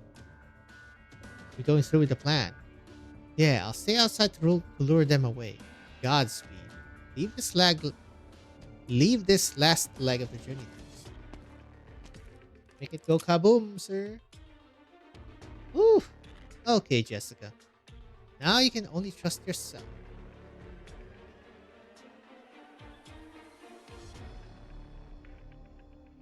Hell yeah. Character buildings through freaking bank heist. Looks like Blacksteel will be dragging the plate off to the city in the next couple days. They have only a few guys guarding the door, but they have everyone else working on the connection. Perfect. Won't be too hard to deal with then. How are those soldiers doing? Sleeping like babies. Might wake up with a sore neck though. We need to hurry. If we want to blow up the power plant and seal off that passage completely, we need to set up the explosives there. Look at those car lights. The Black Seal people must be getting close to the mine. Helena, you should go. I can take care of this by myself. Leon, your job is more important. Hell yeah, don't lose the money. Still haven't broken through the defenses? Not a single car can get close to the central avenue. How many robbers are there out on the street? Just one. South. Is the backup here yet? Not yet. Let's stop the car here. Have everyone still with us bring their gear. We'll go around the road and break through from there.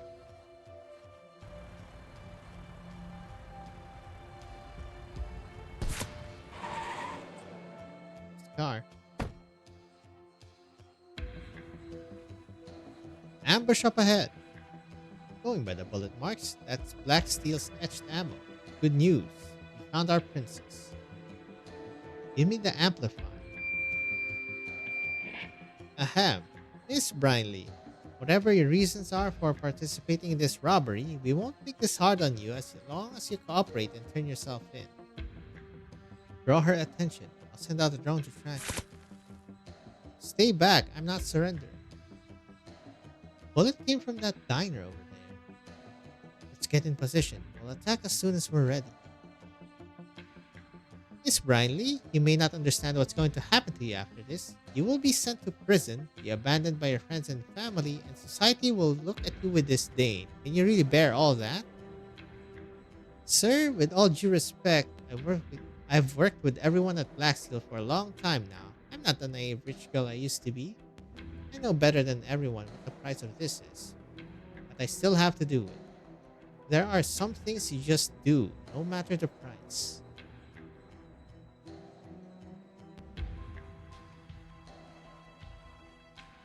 That guy up ahead. That's him? Sure, he looks like a normal old man. But you see those transports flip upside down? He did that. Like a wandering lost soul, the figure stands still in the middle of the road, under the flickering street. Kid, there's something he can't say to my face? Can hear us from this far away? I've lived in far noisier places than this. I only survived this long thanks to my sharp ears. Legendary mercenary like you must have a lot of awe-inspiring stories to tell. Legendary mercenary? That's the first time anyone's described me like that. There's a long corridor in Black Steel where pictures of our founder and his war buddies are hung. I saw one with you and our boss in it. It's inconspicuous, but I noticed it. Shame. My stories ain't as legendary as you think. All I've been through is war. It doesn't matter. Actually, I wanted to fight the boss for quite a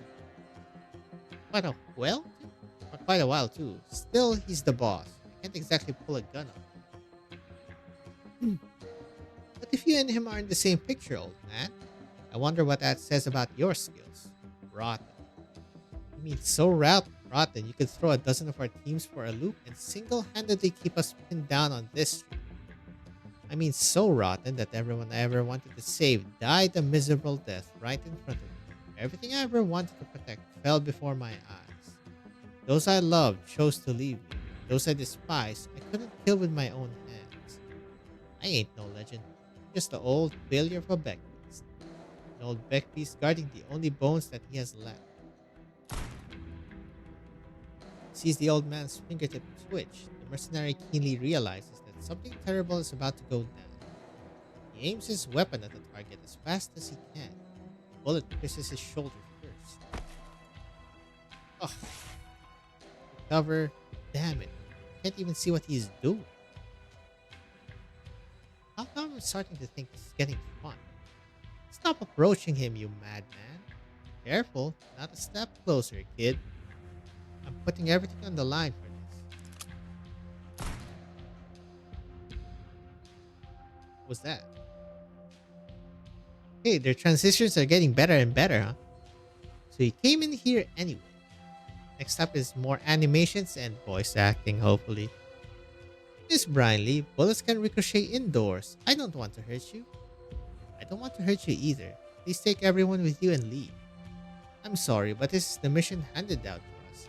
Not everyone's a princess like you who can do whatever she pleases. I'm so sorry about all this. The girl's voice is coming from behind the booth seats. It's soft and with a hint of doubt, just like the mercenary's first impressions of her, sensitive and cowardly. He carefully inches forward with his handgun drawn, held up next to his face. There is no one sitting in the booth, just a sniper rifle on the table. The device on the trigger ensures it can be remotely controlled. A communication device sits beside it. The girl's voice can be heard through its speakers. I really am sorry. Target is not in the rear kitchen. Second floor is clear. Not outside either. He's not here. Hurry and withdraw immediately. This is a feint. You know I do whatever I please. Why did you expect me to act exactly how you would anticipate? No, don't withdraw yet. Your beam of light crashes into the ground outside the window. All units, get down. Before he can finish, there's a loud explosion. Tire crashes through the window and still smoking and on fire. Makes a few loops on the ground before falling to the glass, strewn floor.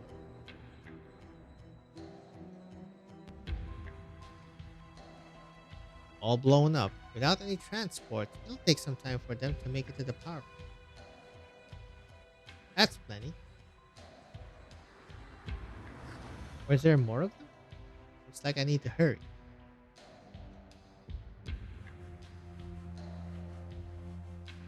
According to the plan, you'll leave through this secret passage and I'll set off the power plant.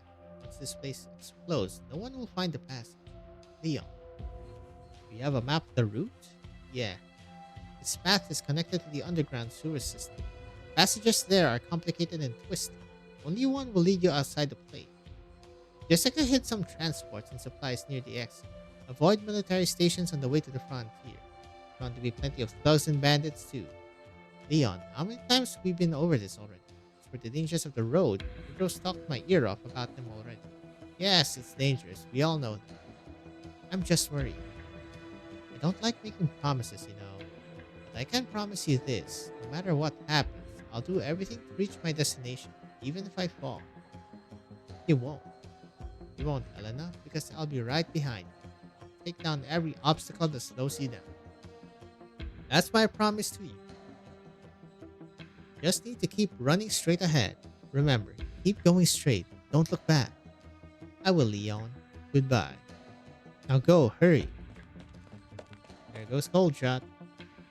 He looks on as the dark, narrow tunnel engulfs Helena's silhouette.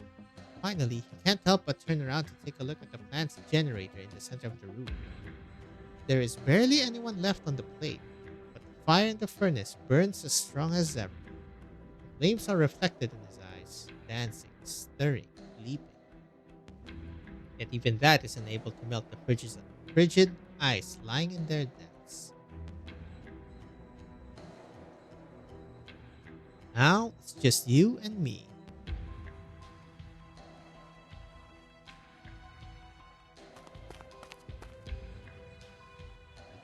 The old Sancta's gone. Where did he go? The mine. You're wounded. It's fine. He held back.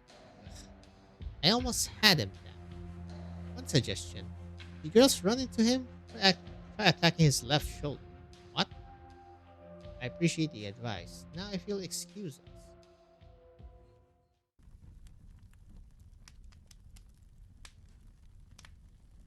Faster, I have to hurry.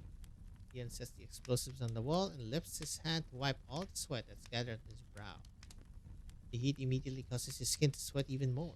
Hurry. His lips start chapping. Saliva no longer serves to moisten his throat and mouth. Faster. He sticks another one onto the wall, then another and another.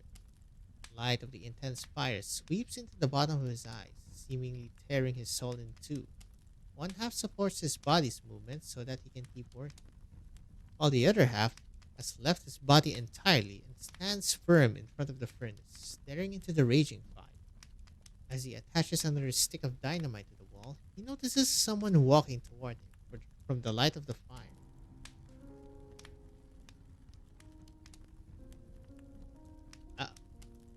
Come with me, Leon. We'll head to the frontier. That's where our new home is. Miles, don't go. Where are you going? Another stick of dynamite is set on the wall. Miles turns towards the furnace, and a small shadow emerges. It's Benny. Planning to leave Davis now. I don't want to stay here anymore. I'm leaving, Dad. Benny. Don't leave me. You're the only child I have left. Don't leave me like Carl. Oh, Jesus. Another stick of dynamite on the wall. Fire engulfs Benny and twists into a tall young man. Good news, Dad. There's a mercenary company that thinks I'm pretty good. They say I'm a good fit for the gig. I'll be leaving in a few days. No, don't go. I won't let you. You'll die on the battlefield, Carl. A stick of dynamite. The young man turns into a fireball and explodes in all directions. No, Carl, come back. Final stick of dynamite is set up on the wall. A woman emerges from the fireball. No longer remembers what she looked like, but he never once forgot her voice. Mom. Leon. I have to go now. I'm sorry. I can't support you anymore. Mom, don't apologize. I'm doing well here. Leon, sorry for leaving you all alone. No, Mom. I have a family here. Everyone here is my family. Goodbye, Leon. Stay here, Mom. Stay here with me. Jesus, man. Leon, how are things going on your end?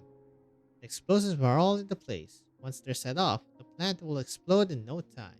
Then, after the energy tower comes crashing down, no one will ever find that passage again.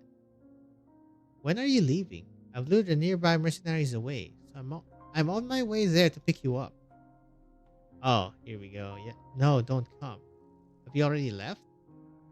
No, it's just I don't want to go. But Jessica, tell this to Sylvia for me. No, I won't. If you have something to tell her yourself.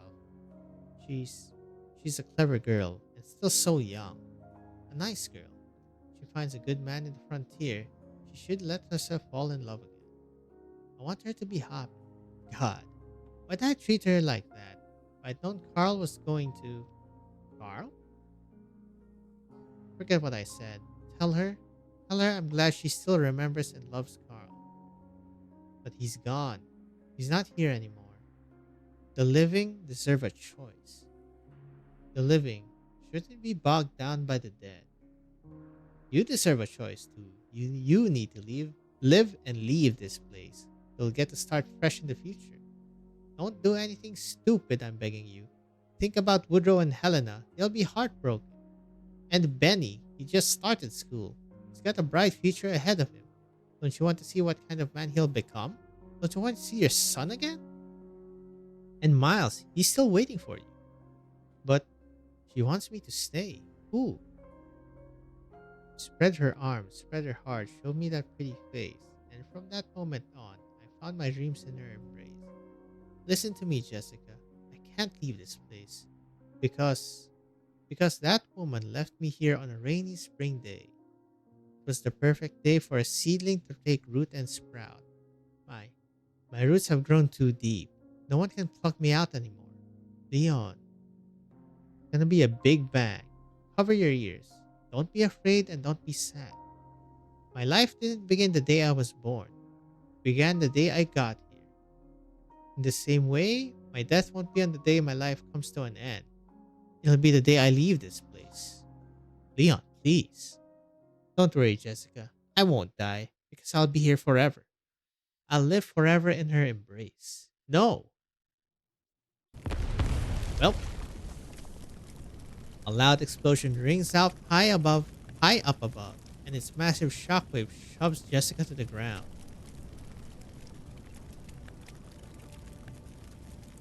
There she blows.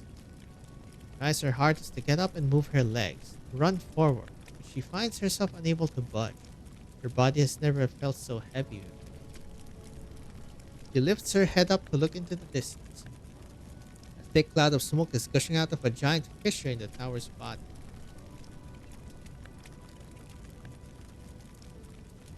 The rubble mercilessly pummels the ground alongside a shower of sparks, turning the nearby buildings into wreckage beyond recognition. No. A frigid wind blows towards her from afar, turning everything before her into nothing but a hazy blur, leaving the corners of her eyes feeling awfully cold. She reaches her fingers up towards the sky, as though she is trying to grasp something in the haze. She blinks, and her vision starts to clear up. She sees a snowflake. It's snowing.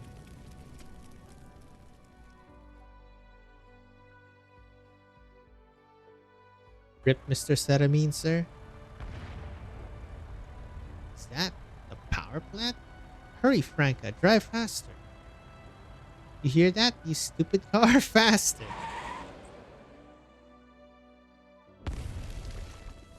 Oh, Selena.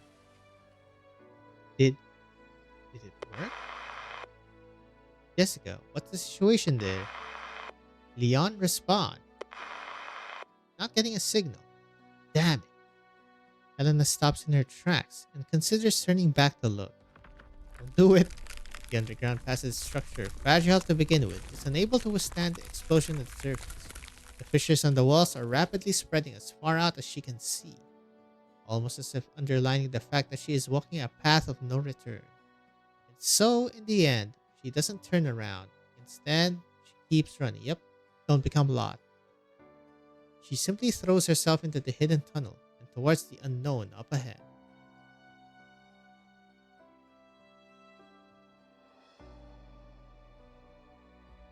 Oh, there goes that. I really have gotta know. Couldn't even dodge a little explosion like that. That's toward the energy tower. Jessica, Woodrow, what's the situation at the energy tower? Has Helena entered the underground passage yet? What happened? Leon said that he was staying. He said he didn't want to leave. I didn't see him come out. I waited. Maybe I missed him. Does Helena know? I can't reach her. Are you crying? Am I? I think I am. It's all over now. You'll be fine. Let's see. You're from Black Steel and a Briley. They won't touch you. Where are you going, Woodrow? Can I come look for you? I still got some stuff to take care of. Can't go bringing you with me. Will I ever see you again? Maybe, Jessica. Maybe. Woodrow leans on the wall. He feels dazed and dizzy, and the burn wound on his shoulder aches. He takes out the bullet from his pocket. He can barely make it out under the faint moonlight, so all he does is rub it in grieving. Latin. Forgiveness. Damned right. May this bullet forgive what my heart cannot. Oh, hello. Going to the boss just like that? No Clippy? Okay. Interesting.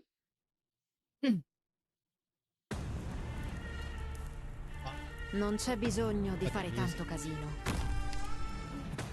問題ない。いや悪いね。僕は別に信徒じゃないよ。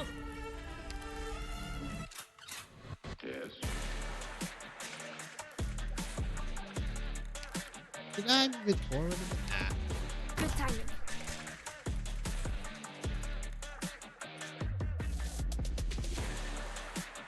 this should be better. Rest at ease.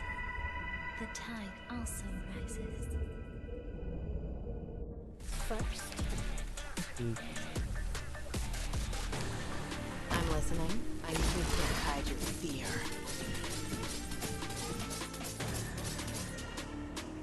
Questo ti farà tacere.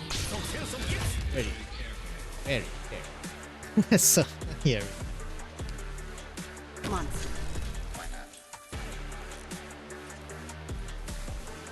獲物はどれですね。どうぞ続けて。 I can use this. Chip, chip. Good chip, good chip. Don't better than May the song seep into your souls. Good chip. Farà tacere. Did you get destroyed by like resistance shredders? Type here.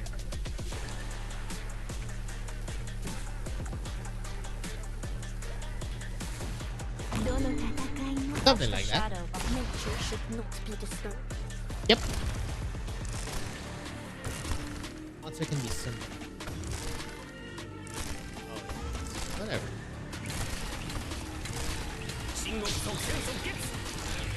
What do you do exactly? Oh yeah, I forgot to read the description. Dang it. Stun. That did a lot of damage. I'm scared.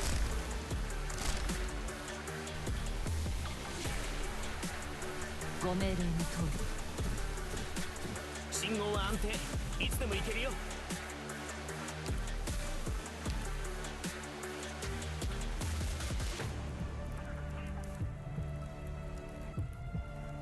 La fortuna ti ha abbandonato. Ora te la Jesus. vedrai con me. Monka S. He's coming. Oh, someone's gonna die. Okay, that did nothing. That's Qui non è successo niente. Assumo le posizioni designate. Assumo le posizioni designate. dying right now, though. Looking fine, I think.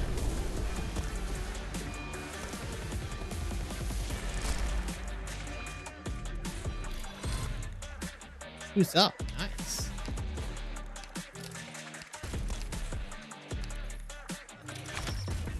Ow. Ow. Ow.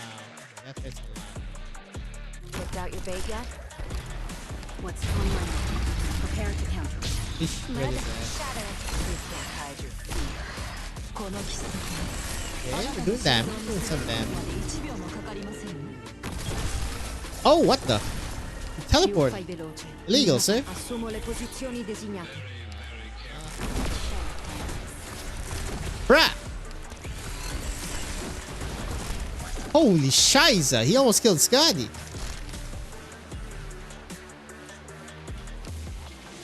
Not one step backwards. Yes, sir. Oh, that was easy. That was quite easy. He gets destroyed by arts, it seems. Mr. Creepy Boy. Yep, here comes the 1v1, I'm assuming. What's the situation? We've already tracked down Miss Brinley, but the mercenaries are understandably not giving this their best. However, going by how long it's been, she should be almost out of ammunition. Any news on Tila said. Helena and the miner took the money to the energy tower and neither of them came out. They disappeared without a trace right in front of everyone. There must be another exit. Tell Tila to keep looking. Yes, sir. About Woody. Has he left yet? Mr. Bianchi hasn't left the plate. It seems he's effectively given up on their initial escape plan. After all, according to Tila's report, he was planning to hide in the mountains with the miner once everything was over. Where did you go? He's heading towards us. Did we send someone to intercept him? Forget it. Let him come. If he insists on coming, no one can stop him. Let's have a talk, sir. Disarm? There's a burning roadblock up ahead. I can't drive past it. You'll have to walk. Are those black steel transports? Was it Woodrow or Jessica? At the very least, that tells us that not everyone was inside when the energy tower exploded. This is supposed to be Jessica. Wait, Liscarm. There's news from command. Warning, all fire teams. The current situation is that after the recent explosion, target engineer status is unknown and target Helena is missing. God. HQ's orders are to give up on target Woodrow and focus on capturing target Jessica. Target is currently in an abandoned alley on the eastern side of the mine. Liscarm, what do we do? There has to be something we can do. Our team knows the mine better than anyone else. Let's just try to make it to her side ASAP.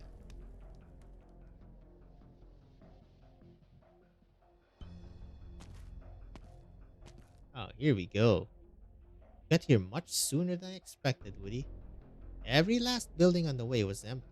Wasn't much to do but come find you. Are you blaming me for it? Anyone else more deserving? Sometimes a man bears sin not because of something he's done, but because of something he didn't. Then you should have shot that bullet of yours decades ago. But you chose to flee. Why? Just after a long silence, my god-forsaken empathy finally realized that another Sancta had shown up by my side again. It was you. I was a mess, Woody. Empathizing with me must have felt terrible. What was I supposed to do? It's the nature of all Sancta. We share everything, always. Compared to what I read from your brain, what I had to go through at that prisoner of war camp might have been a walk in the park. What a cruel fate. You despise me so much, yet not even my pain can bring you joy.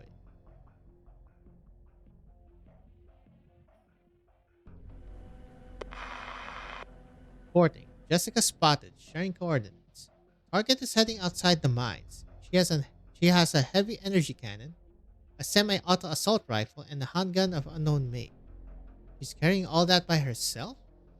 Oh right, she also has a heavy shield on her back, the kind that can be used as carriage if necessary. Well, that's something. Looks like after all these years, our princess has gotten pretty remarkable. How's she doing? She looked like she could pull off a huge fight. It's easy to spook a cornered thief. They get jumpy if you pull anything. She seems kinda calm. She's just walking straight ahead, not doing anything. alley, the girl carries her weapons and advances arduously through the blizzard. The dilapidated walls on the sides of the street slowly pass her by. That is, until she reaches a fork. She freezes there for a brief moment, then tugs her collar and turns onto the path where she must walk against the wind to proceed. Okay, so they actually see her. How does this end? We have Leon dead. This guy, I don't know what's gonna happen to you, sir. It's gonna be a miracle if you get out of this. Or he's gonna let you just go. I was frozen in that POW camp, but outside the war kept raging. Right after you two were taken prisoner, I took even more men to even vaster battlefields. In January, we had to cross the river against heavy cannon fire. In August, we had to defend our position in a scorching hot desert, ceding not even an inch to the enemy. Sometimes we proved victorious, and we stepped forward over the bodies of our enemies. Other times, we found ourselves on the back foot and we retreated past the bodies of our friends. And sometimes, things got even worse. Sometimes I had to sacrifice some to save the others. It's like what you did to me and him. Right, I've done it plenty of times. Not just to you two, but to who knows how many. That's the dilemma war always puts in front of me. It may seem like a choice, but it's not. It's an inviolable rule. But you still made the call. I had no choice. If I didn't, all our efforts would have gone to waste. We would have faced defeat. That's why I chose to accept the rules. It's a sad thing, seeing a man you used to admire get reshaped by the rules and logic of war. Do you even remember what you used to be like before you had any part in the Revolutionary War? Do you remember the man who was always carrying the scriptures as he traveled everywhere, promising the youth to use the gun in his hand to end all conflict and injustice? Of course I do, Woody. I remember what I was like, and I remember what you were like too. You always had a brush with you. You wanted to have one of your paintings decorate a chapel dome one day. Have you so much as touched the brush this past years? No, not since I had to get 4 fingers reattached. Wait, what? He's wearing a glove. That's not fair. I mean, at least he still got his fingers, right? Hey, yo. Target is turning left. She's walking pretty slow. Nearby members, prepare to take her in. These coordinates. They're just up ahead. Hurry, Lescarn. Oof. Wait. Two turn into an alley and stop in their tracks. The girl's lonely back suddenly appears before them. Jessica. Hearing her name, the girl turns around. When she notices who they are, a hint of joy appears on her face, only to be quickly replaced by a sense of helplessness and panic. Captain, you two came? Yeah, we got your coordinates, so we rushed over here. I'm sorry, Captain. I'm not sure there's any cleaning up this mess I made. I approved your application to withdraw from the team, so strictly speaking, I'm not your captain anymore. Right, I guess that's true. You two must be here to capture me then. No, we're here as your friends. I got a transmission our way here, supposedly during the explosion. Leon. Well, I'm not sure if you knew, but regardless, I thought you'd probably want someone at your side. Yeah, I knew. I was on a call with him right until the moment it blew up. Thanks. Thanks for coming. It's just... Are you okay, Jessica? I'm not okay. I'm awful. Do you want us to come over and give you a hug? No, don't. If you have anything to say, you can say it from there. I can hear you clearly from this distance. Jessica. Stay there and don't move, Franca. Flustered, Jessica pulls her gun from her waist to stop Franca from advancing. Are you going to point your gun at me? Sorry, Franca, don't. Just leave me alone. Jessica. Let me talk to her. Is there anywhere you want to go, Jessica? After this is all over? Where could I go? Those drones have been following me this whole time. You two shouldn't have come. Once you get back, you'll have to explain all these things you won't be able to answer. I'm scared. I'm terrified. Don't worry about that. If I can't explain it, then so be it. As long as we're all together, there's nothing to worry about. Don't be afraid. But I am. I'm so, so afraid. What are you afraid of? That a pristine pool of water could be too warm, too wonderful. Not sure I'm following you there. Suddenly, the headlights of a transport point straight at Jessica. She is enveloped and imprisoned by a number of giant halos. The girl's eyes are unable to bear such intense light. All she can do is hold her gun with one arm and shield her eyes with the other. After a short while, she seems to have adjusted to the brightness. She puts up her arm down and stares into the distance at a convoy of cars driving toward her.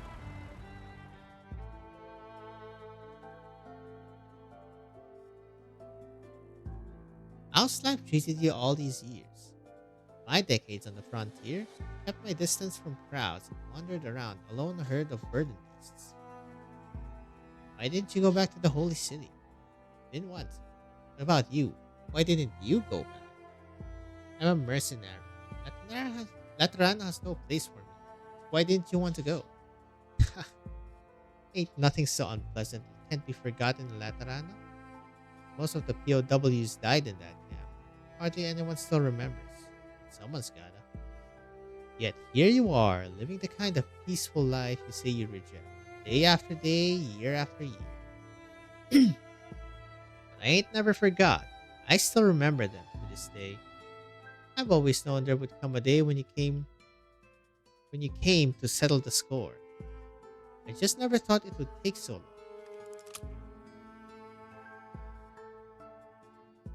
Yep, here goes the 1v1.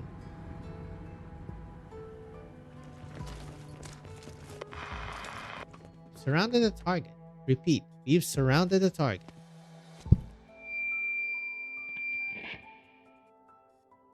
Drop your weapon, Miss Brinley. Weapons. This is the end of the road. Look around you. There's nowhere to run. This charade is over. The snowstorm is only going to get strong. Damn it. I was supposed to get off work early today and catch up on my beauty sleep. I do want to apologize to everybody again. After everything I've said today, it will probably come across as disingenuous.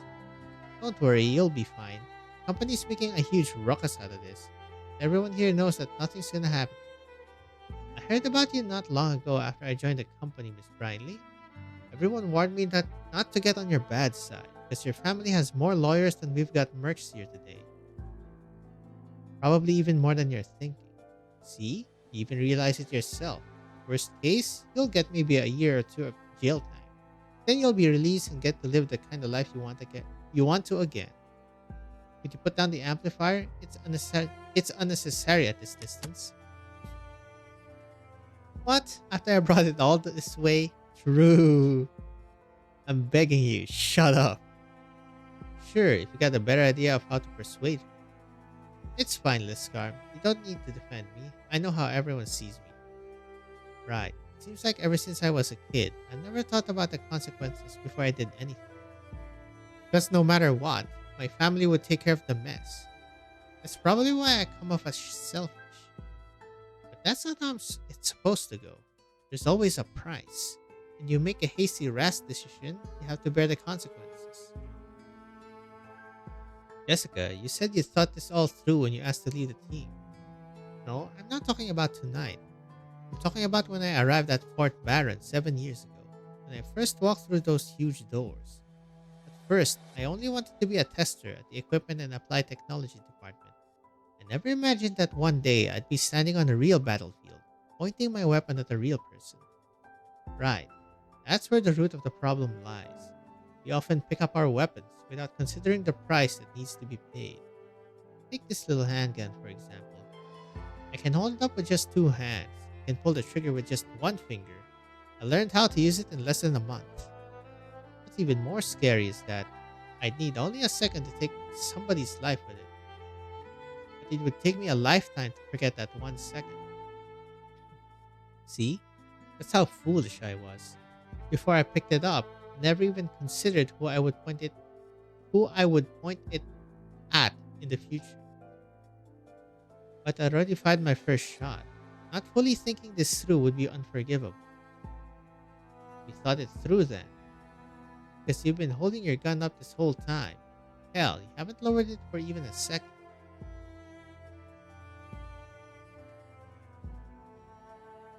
How arrogant. Did I ever say I came to settle a score with you? You think I brought this bullet here for revenge?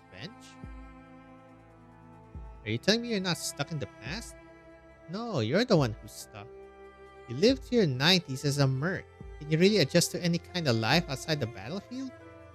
Woody, the reason I'm still unwilling to leave the battlefield is because war never ends. Colombia's war ended a long time ago.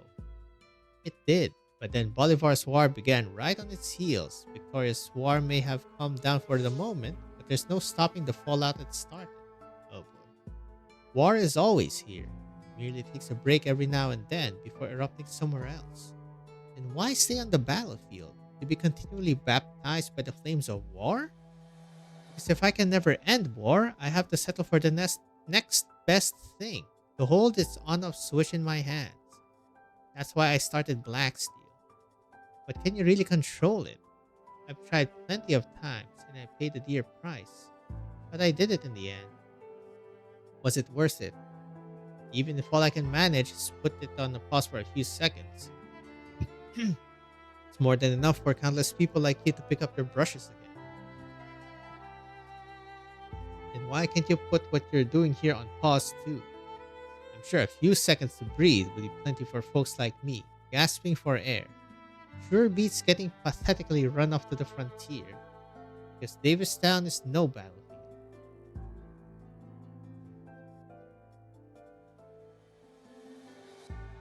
I can't put it down because this is the only thing I have left that still has power. All these years, I thought of myself as something like a blank white symbol.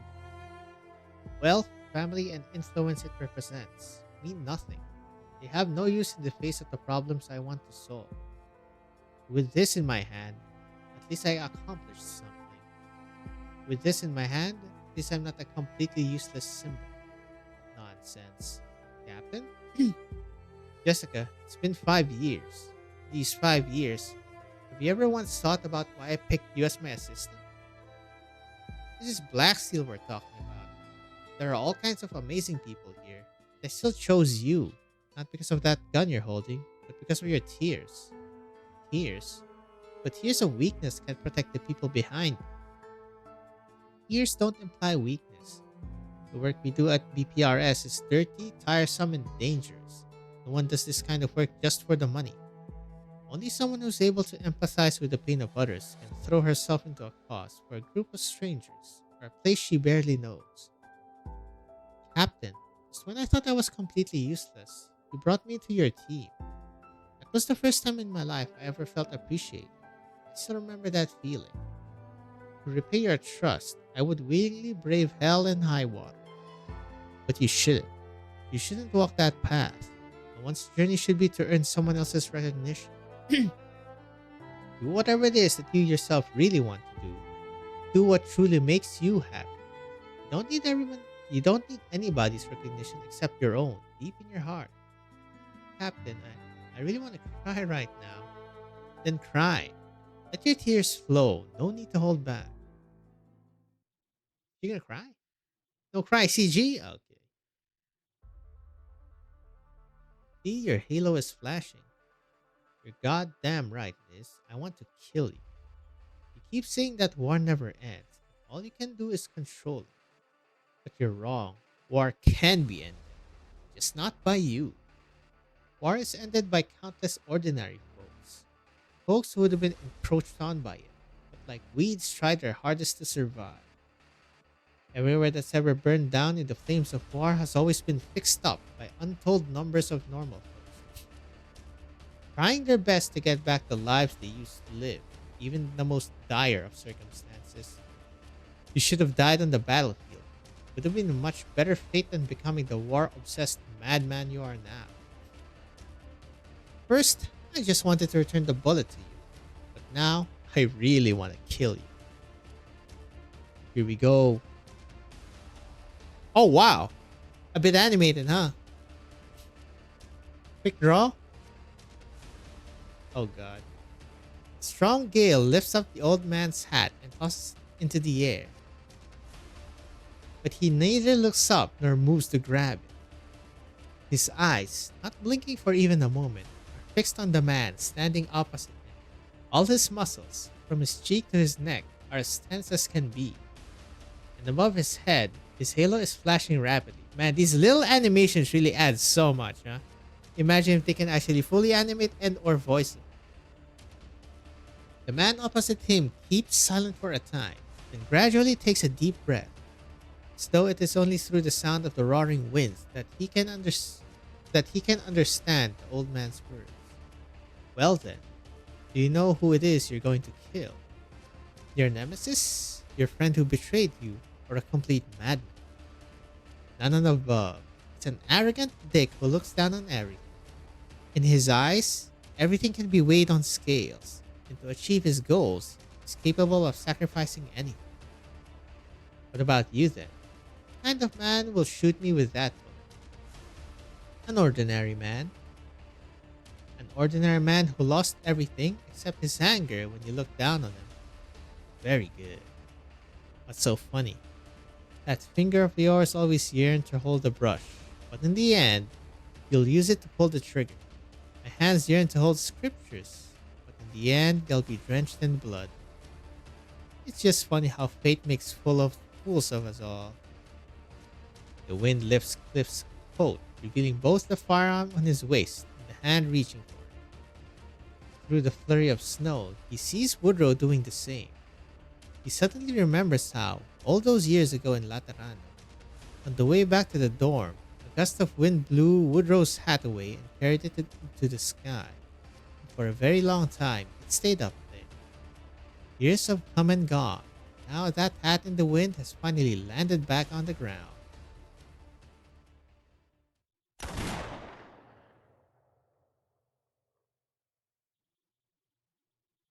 Nice. You can see my tears. What about them? Them? Who? Jessica doesn't give him an answer. She merely looks back at the desolate mine. After the explosion, it looks all the more devastated. Sir, do you know what that used to look like? I don't. Well, I do. I know there was a time when the energy tower burned endlessly to bring warmth to the residents here. I know there was a time when that diner never closed. Everyone would gather around the table over beer and sing to their heart's content. The winters here are long and cold, but with their dedication and hard work, every last person who lived here filled this place with light and warmth. Their fierce, brilliant light enveloped every inch of this place to drive out the frigid cold and darkness of the winter nights. Oops. Hold on. Turned their bustling everyday life into burning red blood and injected it into this plate frozen by the long winter, giving it life and vitality. They were people whose path was uncertain, but insisted on walking it nonetheless. They were people who were cruelly tormented by life here, their necks bent under its weight. Even then, they lived here amid a snowstorm. They were people who shed tears, but no one ever noticed. My tears can't stand in for their sadness.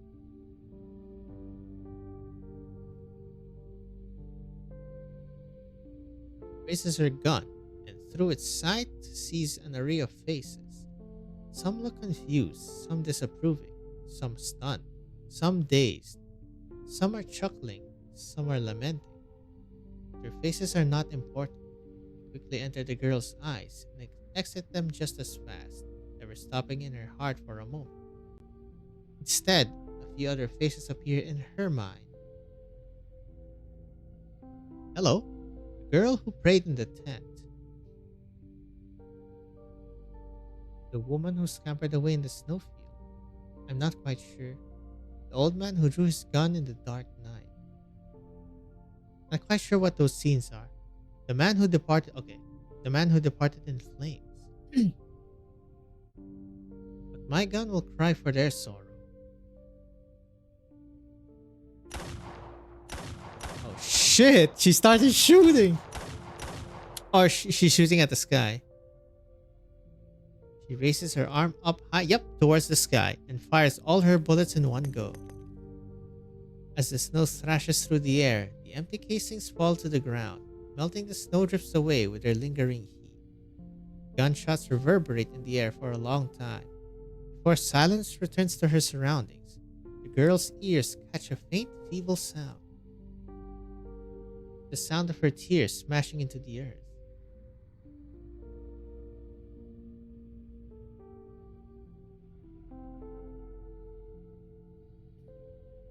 Oof. Ugh. You lose. Sorry, Woody. I chose war. I chose never ending war. So, my life is like a bullet, an explosion that can't be stopped, siege and a defense with no end in sight. I can't end war, but you can end me. Only when the last soldier fighting it falls can the war finally end. Rupert. Now that's a name I haven't heard in a long time. Thanks, Woody, for still being willing to say that name.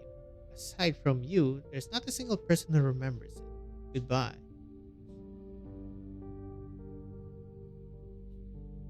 Cliff closes his eyes and waits for the bullet to tear his forehead apart.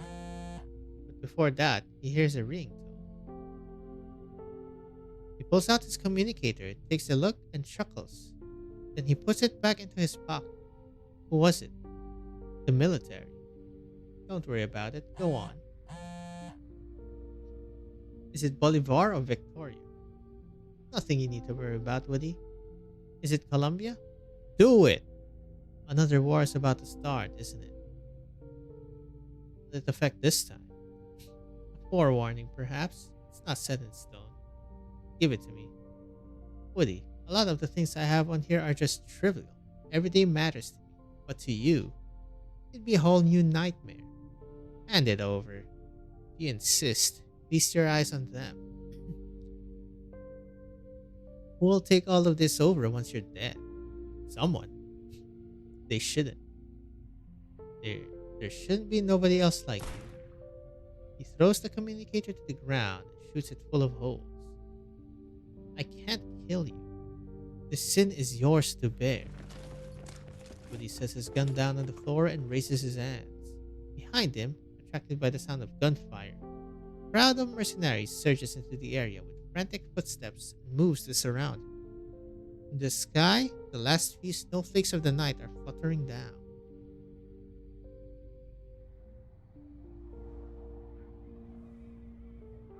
Okay guys, take me away. I'm ready.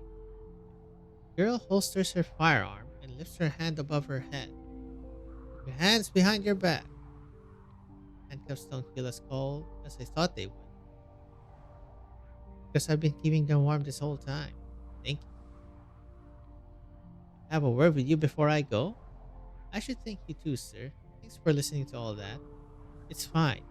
Before you, there was another guy who jabbered away just as much, not more. I'm sure he'd be happy that you remember what he said. Oh, you knew him too. He was a good kid. Hard to forget once you've met him. Goodbye, Jessica. Mercenary taps the girl's shoulder, raising a cloud of dust as the sun rises, and turns around to leave. As Jessica gazes at the floating dust under the sunlight, she suddenly realizes that the night has already passed. Likewise, the snowstorm had subsided at some point. Spread her arms, spread her heart, showed me that pretty face. And from that moment on, I found my dreams in her embrace. God, what is Helena doing then? She's like literally waiting for the All other units, people. She proceed has no according to fucking plan. idea what's even I happening. will hand the report to the doctor. About to find out here. Yes, sir. A long goodbye. Band of outsiders. Choosing to die hardly counts as living. Right. Let's end this bad boy. It's been so good. It's so like backloaded. It's so good. The war's over, Woody. You're free. You can go back to Laterano, to that small house your parents left you, and plant roses in the front porch. Then you can find a chapel nearby and paint them on its ceiling so they can listen to the prayers of every visitor. That way, the sounds will drift you into a peaceful night of slumber. This is Woody. Found your gun in the warehouse, but not his. Bring it back with you. What about you? Where are you headed? I'll stay here. In Colombia, the war's over. Your war may be over, Woody, but mine has only just begun.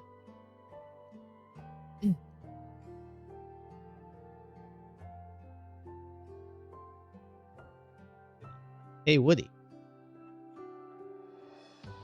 Are you alright? How long have I been out? 3 days. Kids got pretty tense when they saw me injured. They went a little overboard. Banged your head on the staircase when they shoved you to the ground. You were out like a light. Where's Jessica? The others? Don't worry, she's fine. I've sent someone to escort Helen. My guess is she'll reach that casino unscathed in half a month. Then she'll launder all the money there before handing it to Sylvia, who's already waiting in the frontier. Aren't gonna pursue? You aren't gonna pursue them? I told you already. I only care about what's in the contract. The higher-ups asked me to tow the plate to the specific location and maintain order on the way. Doesn't say a thing about what happens off the plate, so I don't care either. I may be a cold-blooded monster, but even I don't like feeding on the flesh and blood of others. So what are you gonna do with me? I have a mansion in southern Colombia, with a great big greenhouse. Wonderful place. You could change your name and enjoy your golden years there. I'll make all the arrangements. Hold up.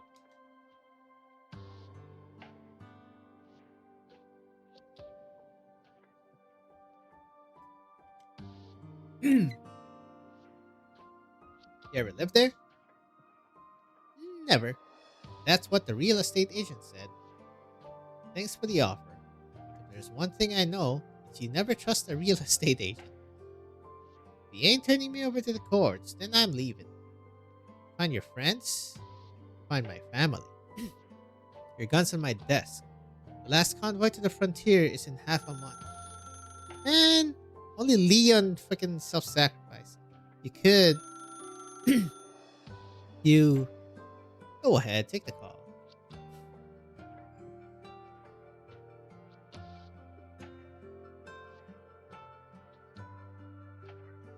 Hello, Casimir's kinda looking dude. Would you like some tea, sir? Thank you so much for coming all this way.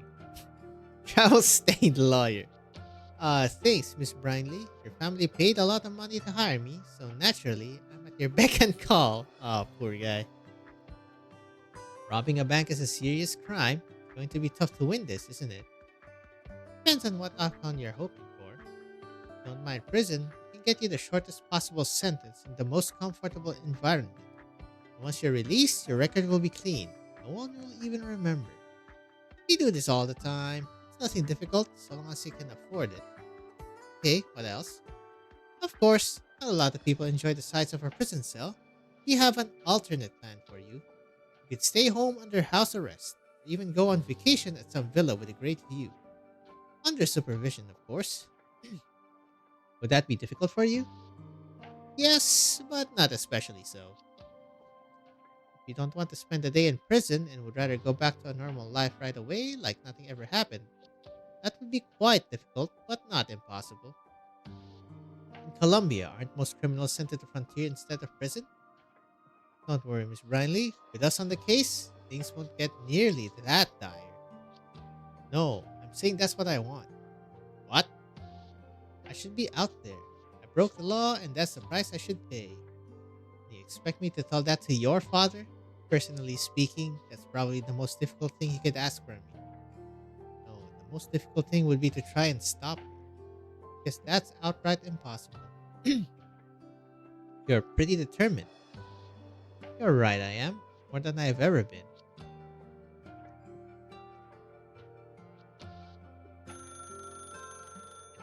Not taking the call?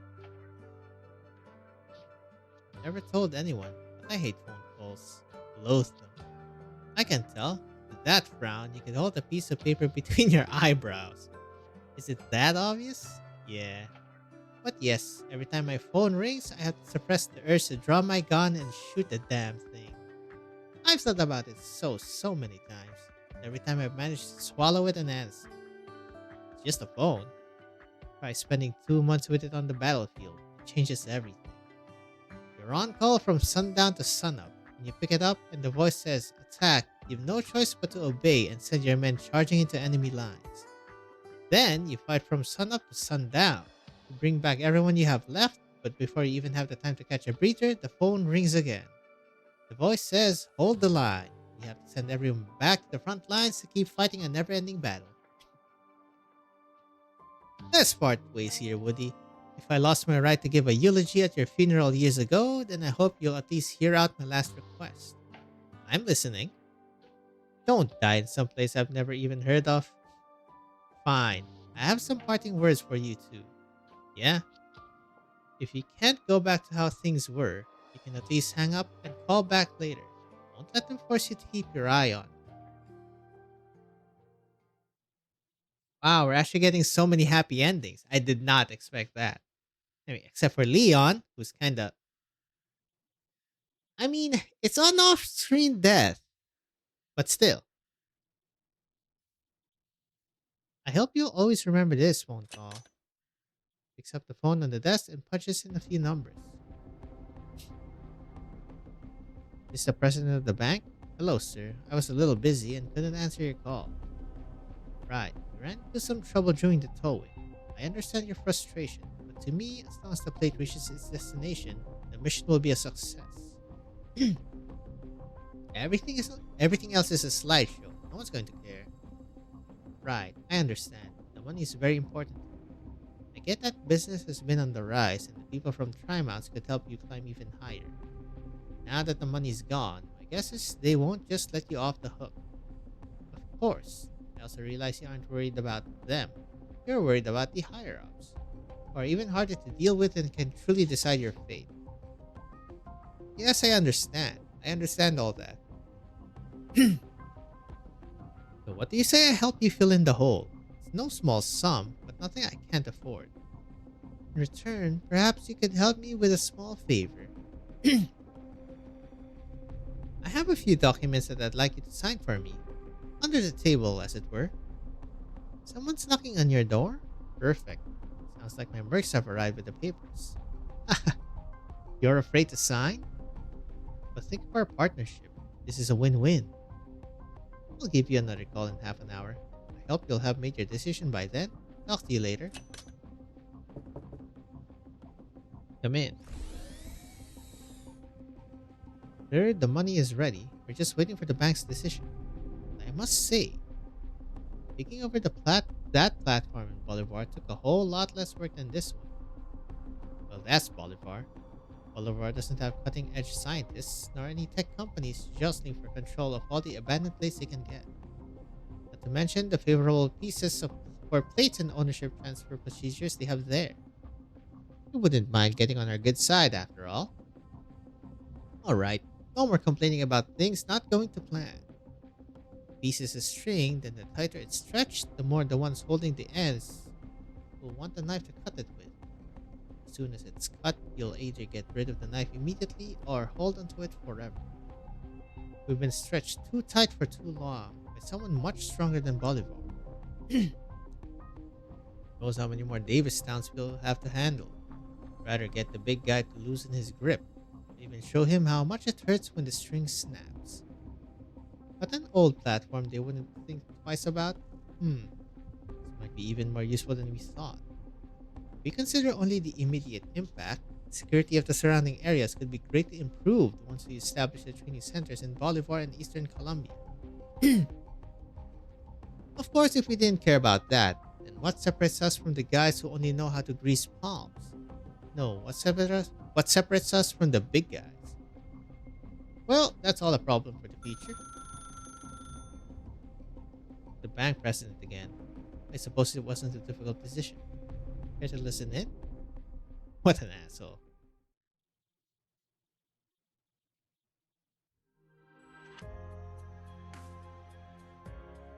Why do we have to set sail now of all times? I wanted to see Jessica and Woodrow off. Stop whining and pack your clothes. Left them all over the floor. How come you two are so calm about this? Who knows if we'll ever see her again once she's out in the frontier? Mr. Cliff didn't approve of her resignation, so even there, she's still a member of Blackstone. What? But she's going out there to serve her sentence. Yes, correct. But with her identity as a Blackstone employee and the job. The job? Right, no matter where you go, you can never escape this job. Maybe you'll get a mission in the frontier one day, and we'll get to see her. Now hurry and pack your clothes. I can't believe you two were keeping this from me. I thought I'd never. Don't blame us. Blame engineering for keeping you so busy that we never got a chance to talk. What's this? Something wrong? Oh no, I just found a note in my pocket. Big whoop. Call me when you find a blank check. Half a month ago, Laura wrote that quote while bidding her friend farewell with a hug. She slipped the note into her friend's pocket, but didn't notice her friend doing the same. Laura turns away from the other two and opens it up. There are a few numbers in a sloppily scribbled message. If you ever need funding, give this number a call. Oh, Jesus. Oh, hello. Where are we? Helena? Yeah. Grab that dough, buddy. Another one. Oh, wow. What the fuck are you doing? Ma'am, you've been in this pub all night. The owner is about to close up. We know your name. It's Tila. Freaking intelligence agent. That's alright. I know the owner. Are you waiting for someone? Nah, I ain't never waited for no one my whole life. Someone waiting for you, though. Yeah. They get to meet you? I got a lot of people waiting for me. We'll have to narrow it down. Let's not worry about the distant ones. The closest waiting for you right now. Yeah, of course they will. Gave him my word. It's hard to find someone who takes promises so seriously these days. Here, let me take you for a round. Tailed me this long just to buy me a drink. Believe it or not, I made a promise too. Promise the girl you're supposed to meet that she'll get to see you. You can call me Tila. Oh god, here we go. Another NPC jail NPC. In a swath of scorched earth, I see a spark light up and drift with the wind into the distance, before perishing into ashes. Perhaps it lit up the night sky and brought forth daylight. That looks nice.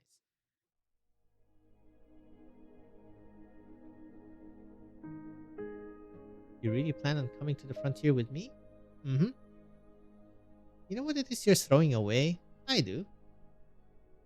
It's a stupid ass choice. Maybe in a few years, a few months, or even a few days, I'll come to think the same. But I can only decide with the heart I have now. If I think it's worth a shot, there's no reasons for me not to act.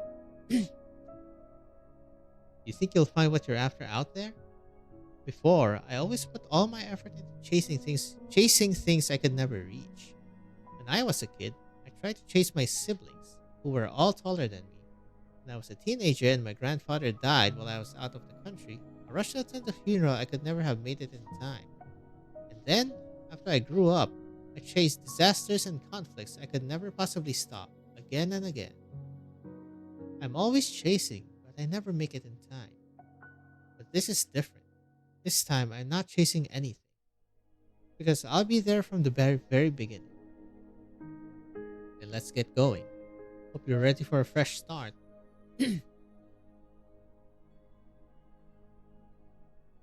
Peace. Wow. Grandfather. Why the tears, Jessica? My castle fell down. I spent all afternoon on it, but now there's nothing left. Jessica, you built your castle on the beach. Of course it'll fall down when the waves come crashing. I'm so dumb. Why didn't I build it somewhere safe? What kind of nonsense is going through your silly little head? You're my granddaughter. How could you be dumb? My siblings are all so much smarter. They know all these things I don't. They're adults. Of course they have more experience than you. When you grow up, you'll be just like them. Won't they even be more amazing by then? Huh. How come you have so many weird questions? Sorry. Now, don't be so upset. How about I rebuild your sandcastle with you? Will you really? But even if we do, it'll still come crashing down because of the waves tomorrow. In the end, still won't be anything left. Jessica, you're so worried about the waves wrecking your castle. How about we pick a beach further from the water and rebuild it there? Even when you lose everything, there's always the future, and we need to believe in it. Don't be afraid to start over.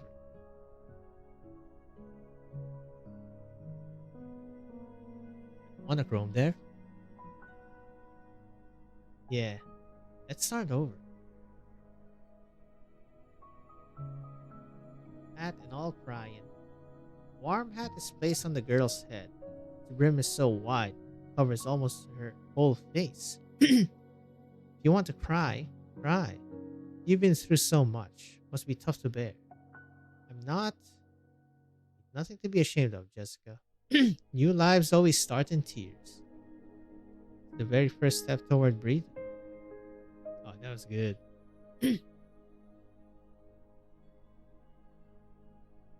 After a long silence, a sob can be heard from under the hat. The old man doesn't look down. Instead, he turns his gaze to the far end of the snowfield. The sky beyond the horizon is dyed red by the dawn clouds, and its bright light reflects off the crystal clear snow. The vermilion hue stings his eyes with a sharp pain, and his tears begin to well up.